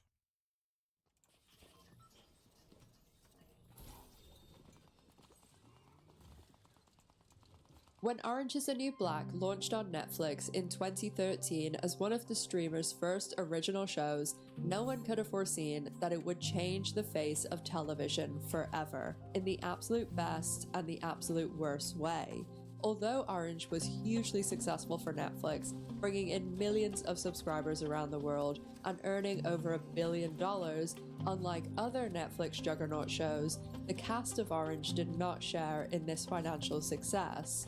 This caused massive tensions behind the scenes, and the tensions continued to escalate throughout the show's 7 seasons. And along with these rising issues between Netflix and the Orange is the New Black cast, troubles also developed between cast members. And as the show continued over the years and the cast grew each season, more and more cast members had problems with one another, and many of the behind-the-scenes problems blew up to such a degree that certain cast members exited the show, and many main cast were begging for Orange to end. Not only was the Orange set dealing with constant growing egos, cast infighting, and problems that grew with each season, Orange is the New Black also had to deal with the insertion and the non-stop meddling of the Church of Scientology. So that's what we'll be discussing today. What happened behind the scenes of Orange is the New Black. Later in the video, we'll be exploring the Church of Scientology's involvement with the show and how Scientology attempted to remove one of Orange's biggest stars. We'll also be covering how many people, including the actors themselves, believe Netflix completely screwed over Orange's cast and then used this decision as a foundation to continue on and exploit all television shows trying to make it in the modern streaming world. So sit back, relax, grab a drink and a snack, and let's dive in to the messy, chaotic, and drama-filled world of the show that birthed binging and changed the face of television. Orange is the New Black. Today's video is sponsored by Balesa, but instead of the hard pitch, I'm going to tell you, one, about a giveaway, and two, about a funny story about how, despite Balesa asking me to work with them since my original channel, which, thank you, it was all an elaborate ruse to get to who we all know is the real star of this channel, Miss G. Balesa has a new pet policy for their adult products and toys, and I suspect this pet policy is more aimed at dogs, but that's how big of a celebrity G is. She's like the Meryl Streep of cats. She can do anything. I will leave the link down below for the giveaway. Balesa are literally sending out free toys or gift cards for toys to everyone who signs up for the giveaway in the description box and pinned comment. When Balesa reached out to me, a big factor in me saying yes to potentially working with them was the fact that Balesa is very inclusive of the LGBT community. Balesa has products geared towards the community, and they also have products that are fit for everyone, no matter body, shape, size, couples, preference. They cover everyone. Balesa wanted to work with Little G because they have this new pet policy where if you have any of your pets get into any of the products that you purchase from Balesa, they will send you a completely new product, with the only payment being a picture of your cute pet. Thank you so much to Balesa for sponsoring this video and keeping Little G in the lifestyle she's become accustomed to. Now we're going to get into all the behind the scenes of Orange is the New Black, which, what a fitting video for a Balesa sponsorship. Thank you so much for your time, guys, and back to the video. In 2016, when the 4th season of Orange is the New Black was about to be released, Ted Sarandos, who was then the chief content officer of Netflix and is the present day CEO of Netflix, had a party at his house, and all of the cast from Orange is the New Black was invited, and a lot of the other cast and crew from other Netflix original shows. Up until that point, the cast of Orange knew that the show was very successful, even though the vast majority of the cast weren't being paid as though it was. The show had even won multiple awards, Emmys, SAG Awards. They were recognized constantly in public on talk shows and all manner of things that signal you are on a successful TV show. Despite this fact, though, many of the cast were being recognized at their real-world jobs that they had to keep to supplement their income with what they were getting from Orange. And this is despite the fact that every summer in June or July between 2013 and 2019, Orange is the New Black would be a worldwide phenomenon as everybody binged the show when it came out. The cast didn't know quantifiably how successful Orange was, though, as Netflix don't release their numbers, and they'd been very secretive about how successful the show had been. And they definitely didn't understand just how many people were watching the show and how much money Orange was bringing in for Netflix. That was up until this party at Ted Sarandos' house, and when he gave... Piper was such a badass character. I love Orange is New Black. I've seen every episode. Great show. Fucking great show. Gave the, what was later dubbed the... Piper and fucking, you know... Whoops, celebratory speech where he revealed a little bit too much... I like Piper. Piper was the lady who wrote it. Piper is a fucking badass. I like Piper. I'm a lot like Piper in a lot of ways. I'm not gay, but I'm like Piper. I will survive. Information to the cast and crew. I'm that spoiled white kid that fucking survives. That's what she was trying to portray, and that's what I did. He got up to toast the show, the cast, and its success, and another season that was on the way. And getting a bit carried away in the moment at how successful the show was, he divulged that the show was not only bringing in over 105 million people, over 105 million people had watched at least one episode of Orange is the New Black in 2015, so I can't imagine what the number is now, and they definitely haven't released that. Sarandos also divulged that of those 105 million people, half had watched all of the episodes that were out at that point of Orange is the New Black. He ended his speech by saying more people watched Orange is the New Black than Game of Thrones, which was one of the biggest, if not Fuck the biggest show Thrones. at the time. Orange is the New Black is way better than Game of Thrones.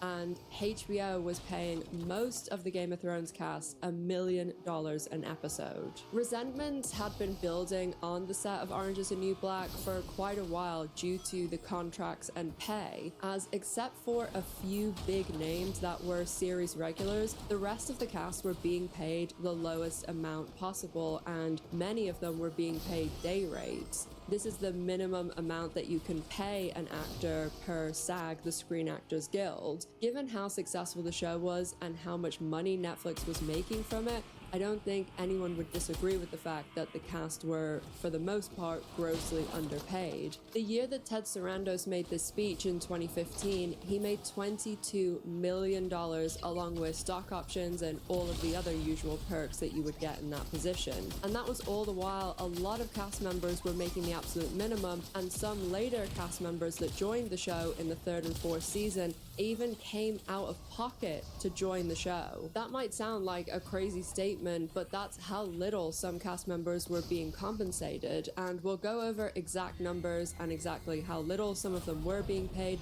in just a minute, but first a tiny bit of background, which won't be an enormous amount because given how many people watch this show, I don't think that people need too much filling in because the vast majority of people will have seen or be very familiar with Orange is the New Black. As most people will be aware, Orange is the New Black, the TV series, is based on the book of the same name that was written by Piper Kerman, who based it on her experience going into prison herself. Piper's a badass! She was an executive producer and a consultant throughout the show's entire run, but the series does very much deviate from the book, especially after season 1. And the show did also feature her in every episode, technically, in the theme song where all of the different faces are flashing on the screen, and all of the women featured in the theme song are people who were formerly incarcerated. The very last face on the screen is Piper Kerman herself. The negotiations for the TV rights for Piper Kerman's book actually started before the book was even out. And it is, like the first season of the show, very loosely based on her entering prison, but there is a lot of things that differ. For example, in the real TV show Orange is the New Black, she enters prison and is in the same prison as Alex Voss, and in the real world, the character that Alex Voss is based on, her ex-girlfriend Catherine Cleary Walters, they weren't in the same prison together, although they did have a very, very brief time together when their trial was happening and they were in the same jail, but they barely had any interaction together whatsoever. There's a lot of other big deviations from Piper Kerman's real life. For example, in real life, she did actually stay with, marry, and have a child with Larry, Jason Biggs' character in the show, but a few seasons in, Larry was out of the picture. But mainly the biggest deviations from the book and the show is how small of a character Piper became, especially when it came to discussions of Orange is the New Black and how the show focused on people when the show continued on. There was actually a lot of discussion about how it was the wider cast and actors that were the really interesting parts of Orange is the New Black. And the show was an ensemble show when it started, but the cast really, really grew throughout the 7 seasons. And even when you look back on the first season, it's crazy to see that some of the people who became the biggest parts of the show and later became the most successful actors on the show and have gone on to be big stars, a lot of them didn't even...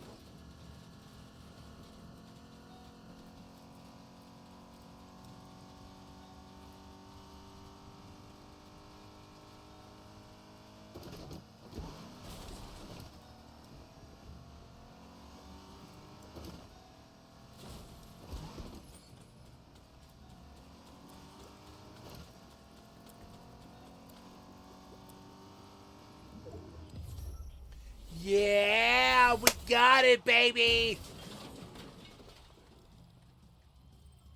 Didn't BRB. start out as series regulars. Many of them started out as guest stars, and even people like Yuzu Aduba, she actually was only supposed to be in a few episodes of the first season, but the casting directors and the writers liked her so much, they wrote her into more episodes of season 1, and when the show came out, she absolutely stole the show and went on to get 2 Emmy Awards for her performance on the show. There were many different networks and showrunners that met with Piper Kerman for the TV adaptation, and some of the first thoughts were that the show would go to either HBO or Showtime. And when Genji Cohen, the former showrunner of Weeds, which ran at Showtime, was given the showrunner role of Orange, a lot of people thought that it was a no-brainer that Orange is the New Black would go to Showtime, but Showtime and HBO didn't end up getting the show, and it was actually Lionsgate that picked up the show.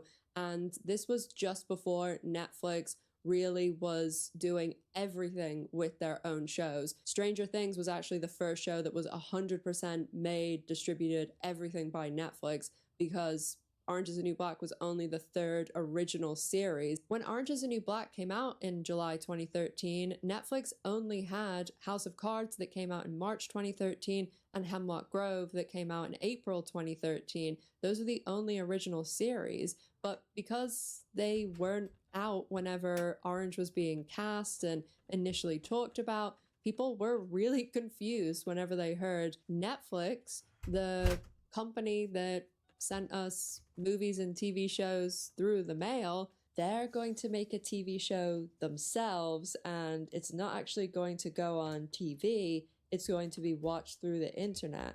Because even just the fact that Netflix was going to make their own show, that was a strange concept, because up until then we only knew them for watching all of the established shows.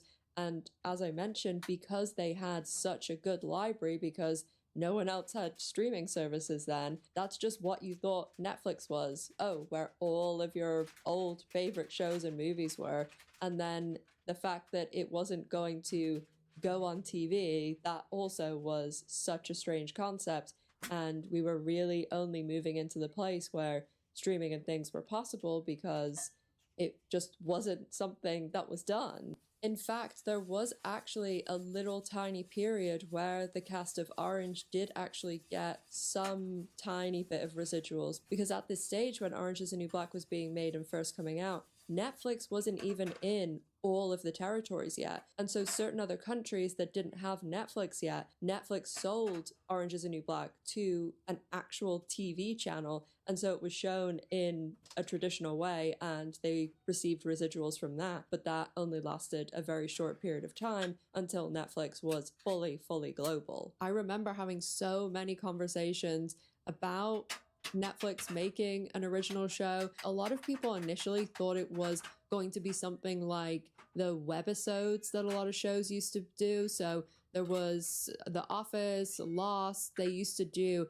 these little like 5-10 minute episodes that were just like extras, and they would go on NBC.com, ABC.com. So The Office had a pretty popular one. They actually won an Emmy for their webisode, and it was called The Accountants, and it used to just be these little extra scenes basically of Oscar, Angela, and Kevin. A lot of people enjoyed them, but it was a very small amount of viewership, because even though it was free and it was on NBC.com, we didn't consume content in that way back then. Even things like YouTube, it was so different. Definitely people had a hard time getting their head around the fact that this company that sent DVDs through the mail was going to be making their own series. One of the first controversies that emerged before the show had really fully established itself was a lot of the critique around the fact that the story was going to be set in a women's prison, but centered around Piper Chapman, who was a white, educated, upper middle class woman, and how that was going to be someone whose experience differed dramatically from many of the incarcerated women around the US. People generally came down on one side of it, supporters arguing that Piper functioned as an audience surrogate, allowing mainstream viewers to enter this unfamiliar world. And then on the other side, the vast majority of people said, should we really be having this white privileged character entering these marginalized communities and doing the show through this kind of filtered white perspective when that's kind of upholding what the media does in general? And people were seeing this as a new way to do TV when they eventually got their heads around it. So people were like, do we really want to start this way? A lot of people said, wouldn't it be much better if the audience was entering this world through one of the many other women whose lives more reflected what the broader patterns of women who were incarcerated experienced? And what's really interesting about this discussion is the fact that although the first season started off with really 6 main cast members, which is crazy to think about whenever you look at what the show became and the huge stars that came out of the show, the people who won awards, the people who were really who you think of when you think of Orange is the New Black. And I would say if you ask people to name Orange is the New Black characters, Piper would be pretty far down Piper the list. Yeah. And this is one of Crazy or the main reasons that I wanted to do this video, because I think so many people, when they think of Orange now, they think of Tasty, the huge show that it became, the show that Piper, Tasty, the pretty young Mexican girl. I don't remember her name. I'm bad with names, but they were all really such wonderful, actors. So many people have watched and loved, and there's so many of the cast members that have huge careers today. But there's also a huge amount of the cast who didn't go on to be big stars. They are the people who really, really got screwed by the fact that, yes, this was this new way to make television, but they also got really, really screwed deal-wise because it was a new way to do TV. Nobody really knew what to expect. And the behind the scenes, the deals that they had is one reason that I wanted to do this video. And the other, which is tied into it, is the fact that you can really trace the destruction of television and the residual model that allowed Hollywood TV stars to be successful and to have long, lucrative careers. You can trace it back to Orange is the New Black because they were able to take advantage of the cast in this way and of the showrunners, writers, producers.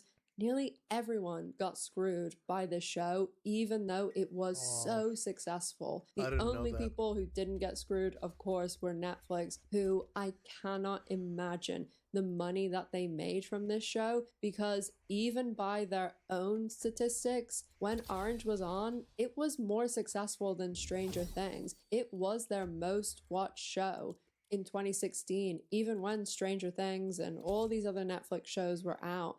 Even if a fraction of the people who've watched Orange is the New Black, the 105 million people who've watched Orange is the New Black as of 2016, can you imagine what that number is today?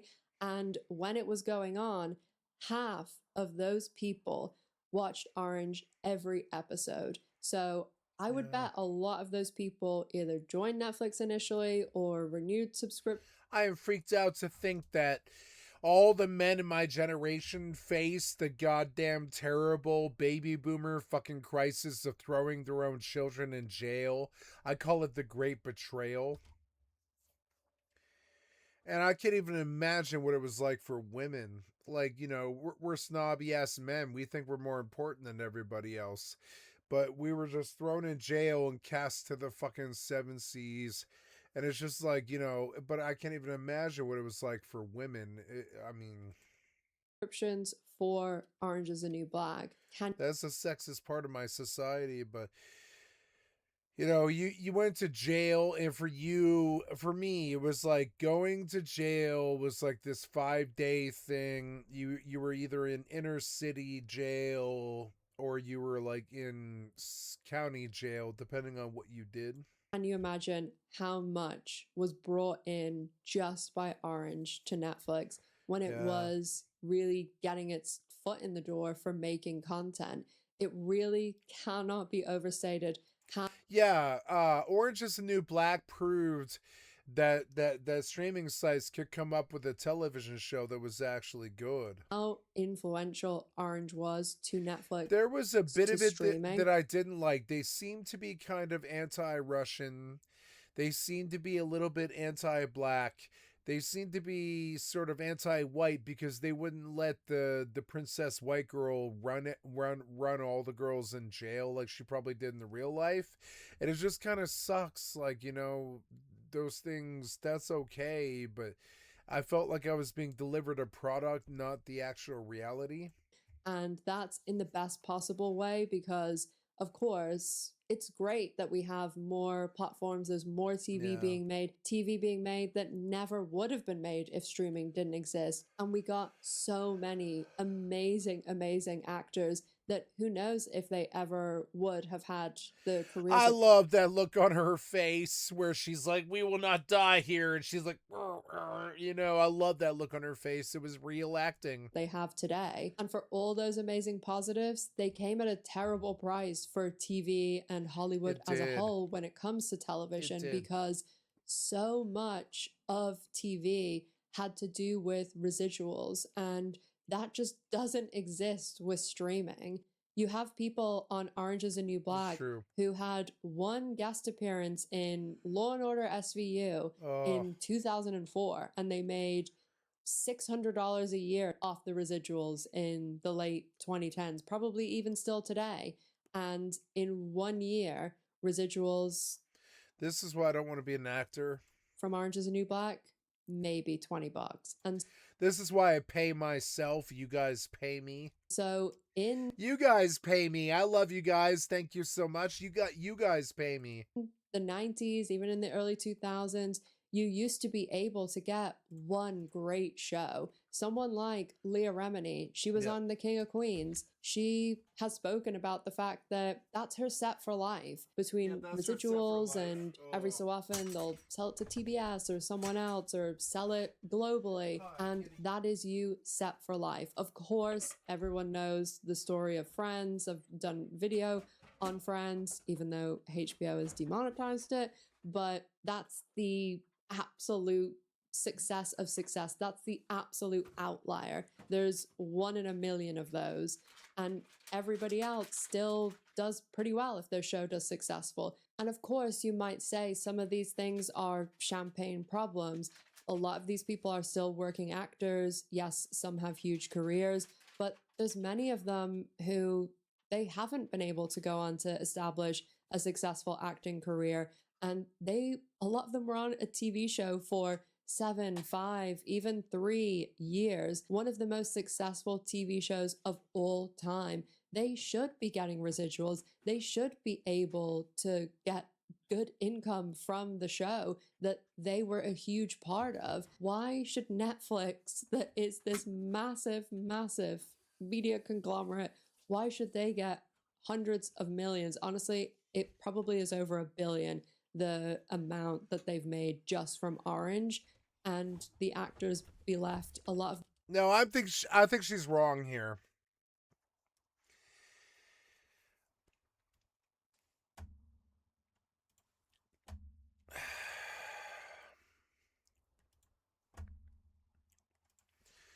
How much is 200 million divided by $15 Netflix fees?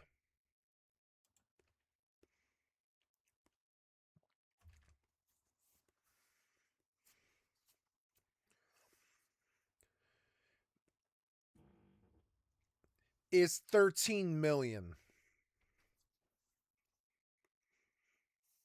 Is 13 million subs. Let's say they all wanted to see Orange is the New Black. I get it.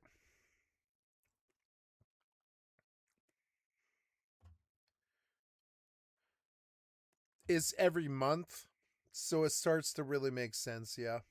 I don't argue.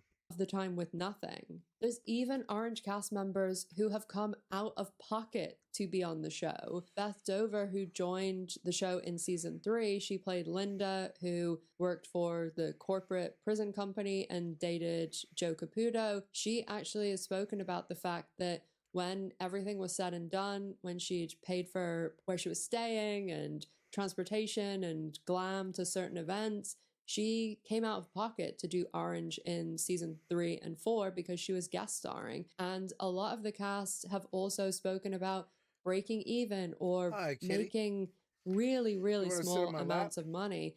And they ended up keeping their second jobs or their full-time jobs that they had before the show because they could not afford to live the rest of the year when they were on Orange, because Danielle Brooks, who now has a huge career, was one of the biggest stars from Orange. Everybody loved Tasty is the character that she played. She has spoken about the fact that she made $1,000 for each episode of the first season because she wasn't a main cast member. She was a recurring character.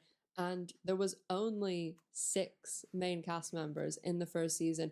And even some people that when you think of Orange is the New Black, you think of immediately and think of as one of the stars of the show.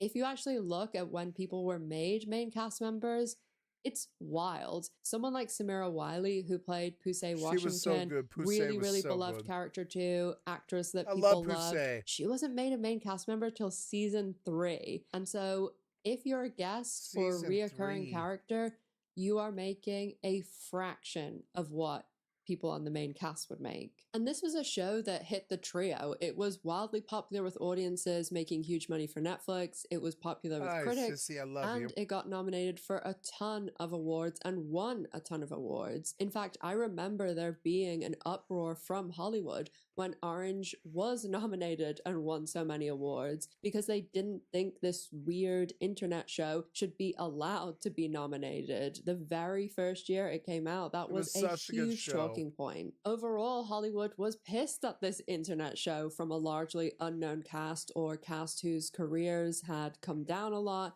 set in a women's prison, was absolutely annihilating them, especially in the beginning when the show was really highly praised. And in the early year, there was nominations for Tyler Schilling, Kate Mulgrew, Natasha Lyonne, Azubo Duba, and Laverne Cox. All were nominated the same year for Emmys. So Hollywood started to even discuss whether there should be a separate category for streaming shows and whether they should even be allowed to be nominated with everyone else. Outside of the main cast, the vast majority of the guest stars and supporting casts would usually make the day rate for actors in the Screen Actors Guild, which was $900 to $1,000 a day. And what was really frustrating for a lot of the cast too was that they would entice them to come back the next season by saying things like their rate would be upped or they'd be made series regulars. And of course, each season they did make a lot of the guests and recurring cast members series regulars,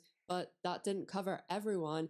And also, it was really hit or miss about whether they were, even when made regulars, whether they were going to come back the next season. And they didn't really have any way to know that because a lot of the time, they were lied to about whether they were coming back. Just like I was saying about Danielle Brooks and Samira Wiley, there were so many cast members that became the biggest parts of the show that weren't made regulars until season 3 and 4. People like Dasha Polanco, who played Daya, Celine Salavea, who played was so Gloria, good. and Yel Stone, who played Lorna. She was they so good. all, Lorna was so for the good. first 2 seasons, were just reoccurring characters. Yeah. They weren't regulars. And there was so many others who were there as big parts of the show from the beginning, like Elizabeth Rodriguez, who played Aleida, Daya's mother, Leah Delaria, who played Big Boo, and Jackie Cruz, who played Flocka. They weren't made regulars until season 4.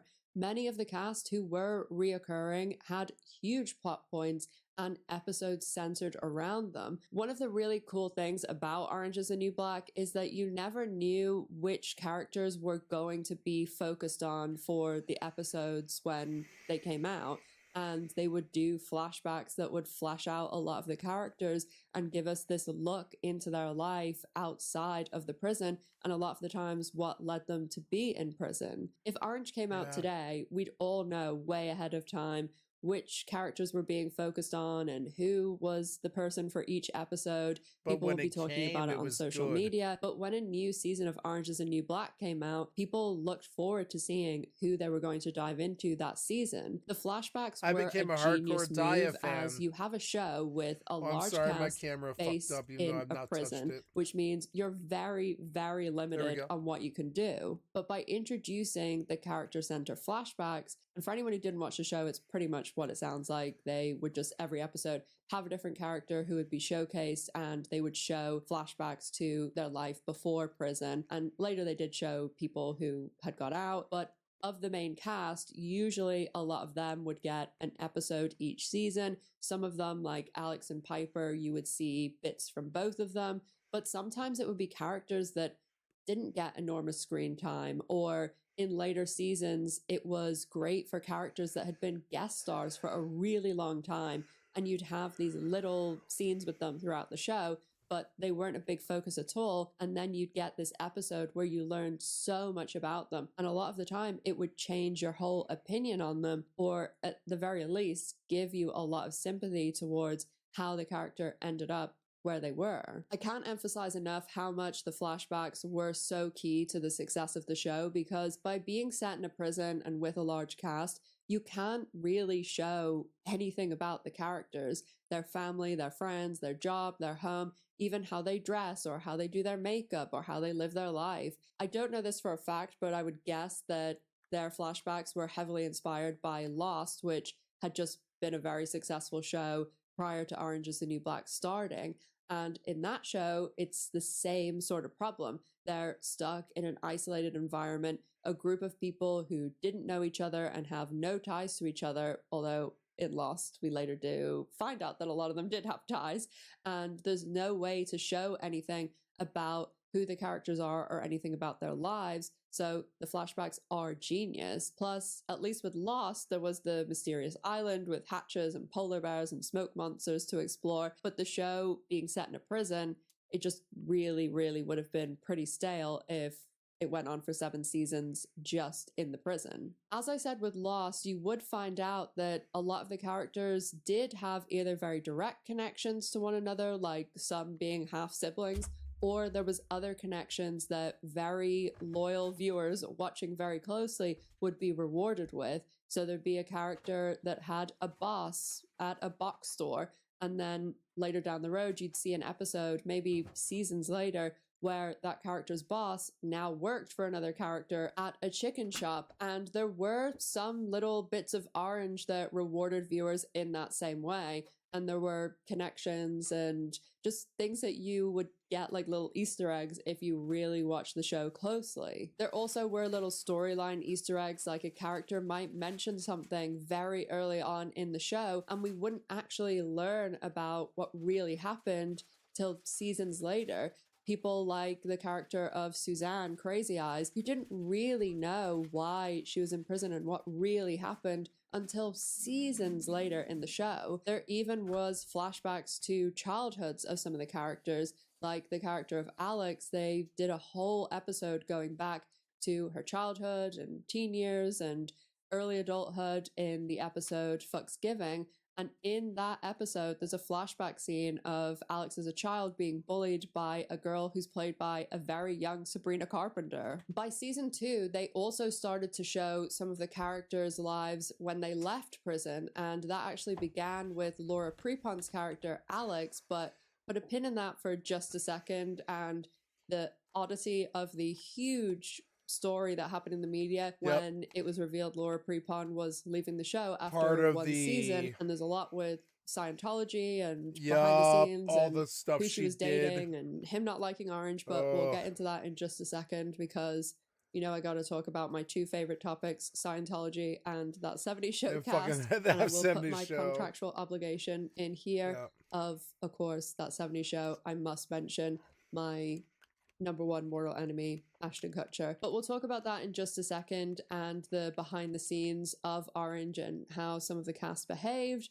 and also talk about the press's behavior in the early seasons of the show, where they really were interested in trying to out a lot of the cast. Another person whose career became very big from Orange is the New Black and immediately out of the gate as well was Laverne Cox. And Laverne Cox was one of the women who translated her fame into a much bigger career after Orange. And although she's very much remembered as being a huge part of the show, she really was a reoccurring character throughout it. And as the seasons went on, her appearances became less and less because she was doing much bigger things and she got mainstream network shows like Dow. Laverne also had a pretty significant relationship with someone else we talked about on the channel while the show was going on, but I never really see it covered in the mainstream media, and that was James Franco. My God. Honestly, we'll talk in a minute about a lot of the other romantic stuff and happenings behind the scenes, because Orange was able to keep a lid on a lot of the biggest drama. I mean, most shows are able to keep the vast majority of the stuff out of the mainstream media, but there's lots of leaks, and of course, people like us, if you're still here this far in the video, we're all in this together. Pop culture girlies and guys who just love to talk about this stuff I like pop will culture. at least know or see it discussed online.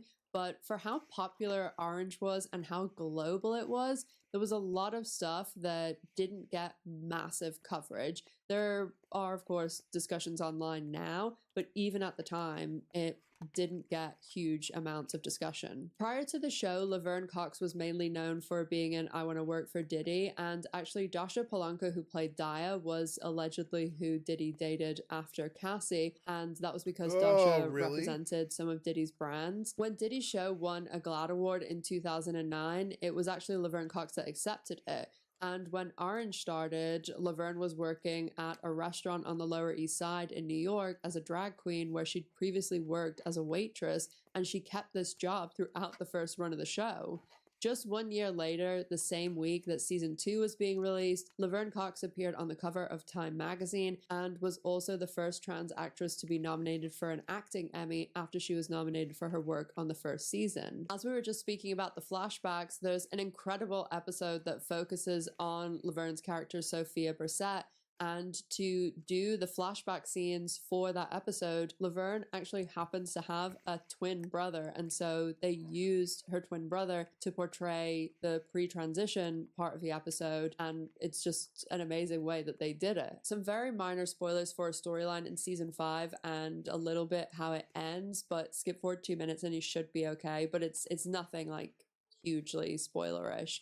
But at the end of season 5, there actually was a riot in season 5, and so at the end, they have to transport the prisoners to loads of different prisons and some to ICE facilities. A very interesting side note about season 5 is that just prior to the season coming out, about 2 months before, there was a hack at Netflix, and they were holding 10 of the 13 episodes of season 5 as ransom and wanted payment. And when Netflix didn't pay, they released the 10 episodes 2 months prior for Orange is the New Black. And I remember, I actually will put a picture in here because I know I made some sort of like cringy Facebook status or something like that. This is in 2017. I was living in New Jersey, and I was working for Poker Stars then. And I worked in this office where it was like 24/7, and there always had to be someone there. Oh, it was awful. I call it living in New Jersey, my depression era. And when I moved to New Jersey, it was because the New Jersey office was opening. And so I was moved there. And it was G and I didn't know one soul. And so I made like really good friends. One of my best friends still to this day, a friend of mine called Emily, who was one of the original 3 supporters of me doing YouTube. We lived like basically across the hallway from one another. She lived upstairs, I lived downstairs, working together, hanging out all the time. And I remember sending her a message on the overnight when she was asleep, because she was on a daytime one, being like, oh my God, they released the episodes. And we both had off because it was, it wasn't like a Monday through Friday thing. Like you worked like totally random days. I went over to her house with the episodes and we watched like all of them like over the weekend. and she has like I'll put a picture up. She has two really, really cute cats. And one of them used to sit like a person. His name was Mocha. And I know I have like a picture of him where I said something like, oh, when your auntie shows up with like the new episodes of Orange or something, you know, the typical Facebook statuses that you're like, why was I writing this? But that's just a funny side note. And originally Netflix was like really worried because, I mean, when they released the episodes, they were perfect. It wasn't like sometimes when you get screeners, they'll have terrible quality, or especially when you get them for like superhero shows or really CGI heavy shows, they won't have the finished special effects in them. And sometimes, like, I have watched screeners before where it's not like massive changes, but sometimes there'll be a different scene or a slightly different line or something. And so that happens a lot, but these were perfect. The quality, everything, they were completely perfect. And so Netflix was so worried because, of course, they released all the episodes at once. And so they thought, oh God, like this is the vast majority of the season. But actually, the hack ended up helping the show, and the numbers were even crazier for that season. Season 6 was a bit of a reset for the show, as a lot of the characters were never seen again or were just very small guest stars in the final season, season 7. A small group of the main cast went to Litchfield Max, and then a few of the other main characters went to the ICE detention centers. The detention center storyline, there were some people who complained about it. This is 2017, they're making it 2018, it's airing season 6, and some people were saying, oh, this is really portraying everything as extreme and evil. And then much more people were saying this is a really significant storyline because there's not really been a big storyline like this on a huge global platform. Don't get me wrong, of course, there's criticisms for how they portrayed certain characters, how they did certain things, but they did take a lot of inspiration from one of the actresses who was one of the characters at the detention facility. Diane Guerrero, who played Maritza on the show, she actually wrote a book on her life experience of her family being deported. Really? And she, in the show, played Maritza, who was actually released from prison, and then she ends up being arrested again when she's at a nightclub. And she was a minor when she was like a very small child when she was brought to the US in the show. And it's very similar to the actress's story.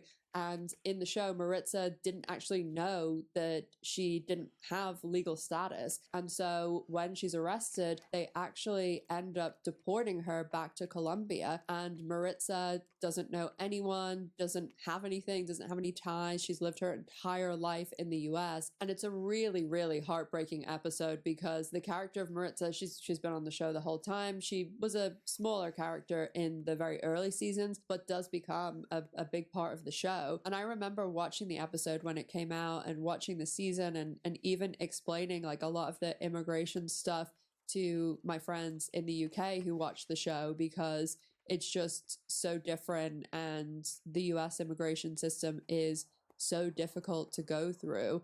And I moved at 16 and had 2 visas, and then I had a green card that I got a few days before my 21st birthday. Otherwise I would have been out too. But and when you get a green card, you apply and it's up in the air about, there's no timeline, no nothing. And I had to get it before I turned 21 because I had come under a visa that expired when I turned 21, and and I literally got it like a few days before.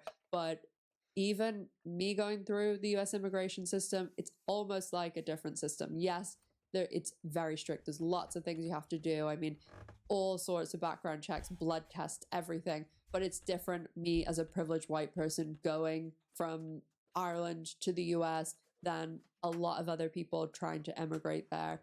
And it's just, I really, really, the story of Maritza and her just being abandoned in Colombia with literally nothing and not having any family, like having no connection whatsoever. Like she'd been raised her entire life in the US, and because she'd been arrested, like she didn't even have a phone or a bank card, nothing. And that is not a one-off story. And It was one of the episodes that like really, really stuck with me like all this time. When the show started, the very few main cast like Laura Prepon and Taylor Schilling and Jason Biggs were making about $35,000 an episode, and they did have a very slightly better residual deal than the rest of the cast, but it wasn't anything really significant. And you can see that in Laura Prepon's divorce proceedings and exactly how much she makes now. And I will talk about that more and figures and stuff in just a second. But by the end of the show, people like Laura Prepon and Taylor Schilling were making 180, 200,000. So it was a very significant jump. But if it was any other show, it would be much higher than that. Much more. And a lot of the other cast members, They from got screwed. that's the high point, it's going to drop significantly. And still, even a lot of the guest stars were making all the women. very minimal amounts. And the unreliability of the contracts, not knowing... I always wonder why the big Netflix breakout, if it wasn't, Stranger Things, it was Orange is the New Black. It was a female prison saga. And I always wonder why that wasn't more popular, but I don't think people like female prisoners. Am I coming back next season? How many episodes am I going to get? Because maybe you are coming back, but what if you only get 2 episodes? You're only going to be paid for 2 episodes. And also just the lower pay and practically no residuals. That is another reason that Orange lost a lot of its cast members and couldn't even really get them back. Matt McGorry is one of the cast members who did transfer over to a big network show because his Orange paycheck was so small. He's one of the cast members. He played C.O. Bennett in the first 3 seasons. He's spoken about how he kept his other job through the entire 3 seasons he was on the show. He left after season 3, and a lot of fans were really annoyed because his character exited in a way that seemed very out of character. His character, Bennett, had a romantic relationship with Dasha Blanco's Daya, and she was pregnant, and they were a pretty popular couple with fans, but after he exited, he never came back. The last people saw of his character was driving off and abandoning Daya. He did, Matt McGorry, transfer over to ABC's new show, How to Get Away with Murder, with Viola Davis, who is one of my favorite actresses. And if you haven't seen that show, the first season is really, really great. I love the first season. And it's not just that, like, network shows, you make more money episode-wise, but if the show is popular, especially, there's going to be residuals and all the other things that I mentioned. During the 2023 strike, both the writers and actors strike, a lot of attention was drawn to the insane contracts for streaming shows, and this is what a lot of the strike was about. And this whole thing about streaming rights and residuals and basically streaming contracts were all built off things agreed in 2009, before there even was streaming shows. And in 2007 and 2008, there was a writer's strike. And this was when all of this was agreed, because it was basically stuff agreed for things outside of network TV. And so a lot of the Orange cast went viral for sharing their stories and their residual checks in 2023 when these strikes were happening. They also talked to a lot of outlets and gave specific figures, because they were saying it's impossible, even if you were on a show as big and successful as Orange, one of the most successful streaming shows of all time, that defined streaming shows going forward. A lot of them made very little, and none of them are making anything off residuals today. Kimiko Glenn, who played Brooke on the show, had probably the most viral video at this time. She had millions and millions of views, and she actually went through all of her residuals and showed that even though she was on the show for years and in a main role, she made cents when it came to residuals. The only people who profited massively from Orange was Netflix. And what's even more interesting is if you look back, when they announce Orange is coming out, when they're announcing casting and things like that, all the discussion about Netflix in those articles is about how Netflix is in dire straits, that they are in free fall, that their shares are dropping massively. Orange, in my opinion, while it saved Netflix and really made it take off. It gave this proof that original programming could work on Netflix. You got Stranger Things and all these other huge shows.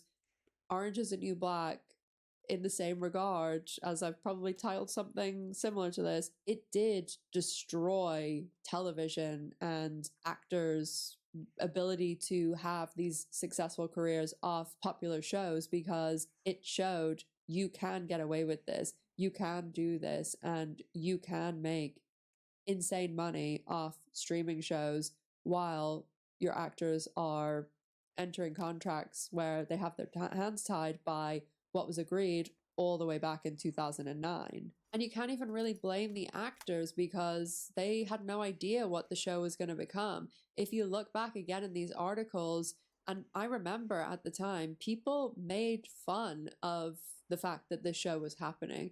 People were saying, why the hell is Laura Prepon doing this show? People thought it was an absolute joke and it would completely bomb. Even in 2012, when the show's starting to be cast and made, and in 2013 when it starts to air, TV wasn't what it is even today. Not only was whatever was going on with this internet show looked at very badly, but even TV was so much below movies. And yep. Anyways, I'm gonna go bed now. I'm tired. I'll see you guys later. I'll be back on tomorrow all day with like less interruption and less problems and stuff. You've been watching Skycatlive. I'm going to go to bed now. I love you guys. Have a good night.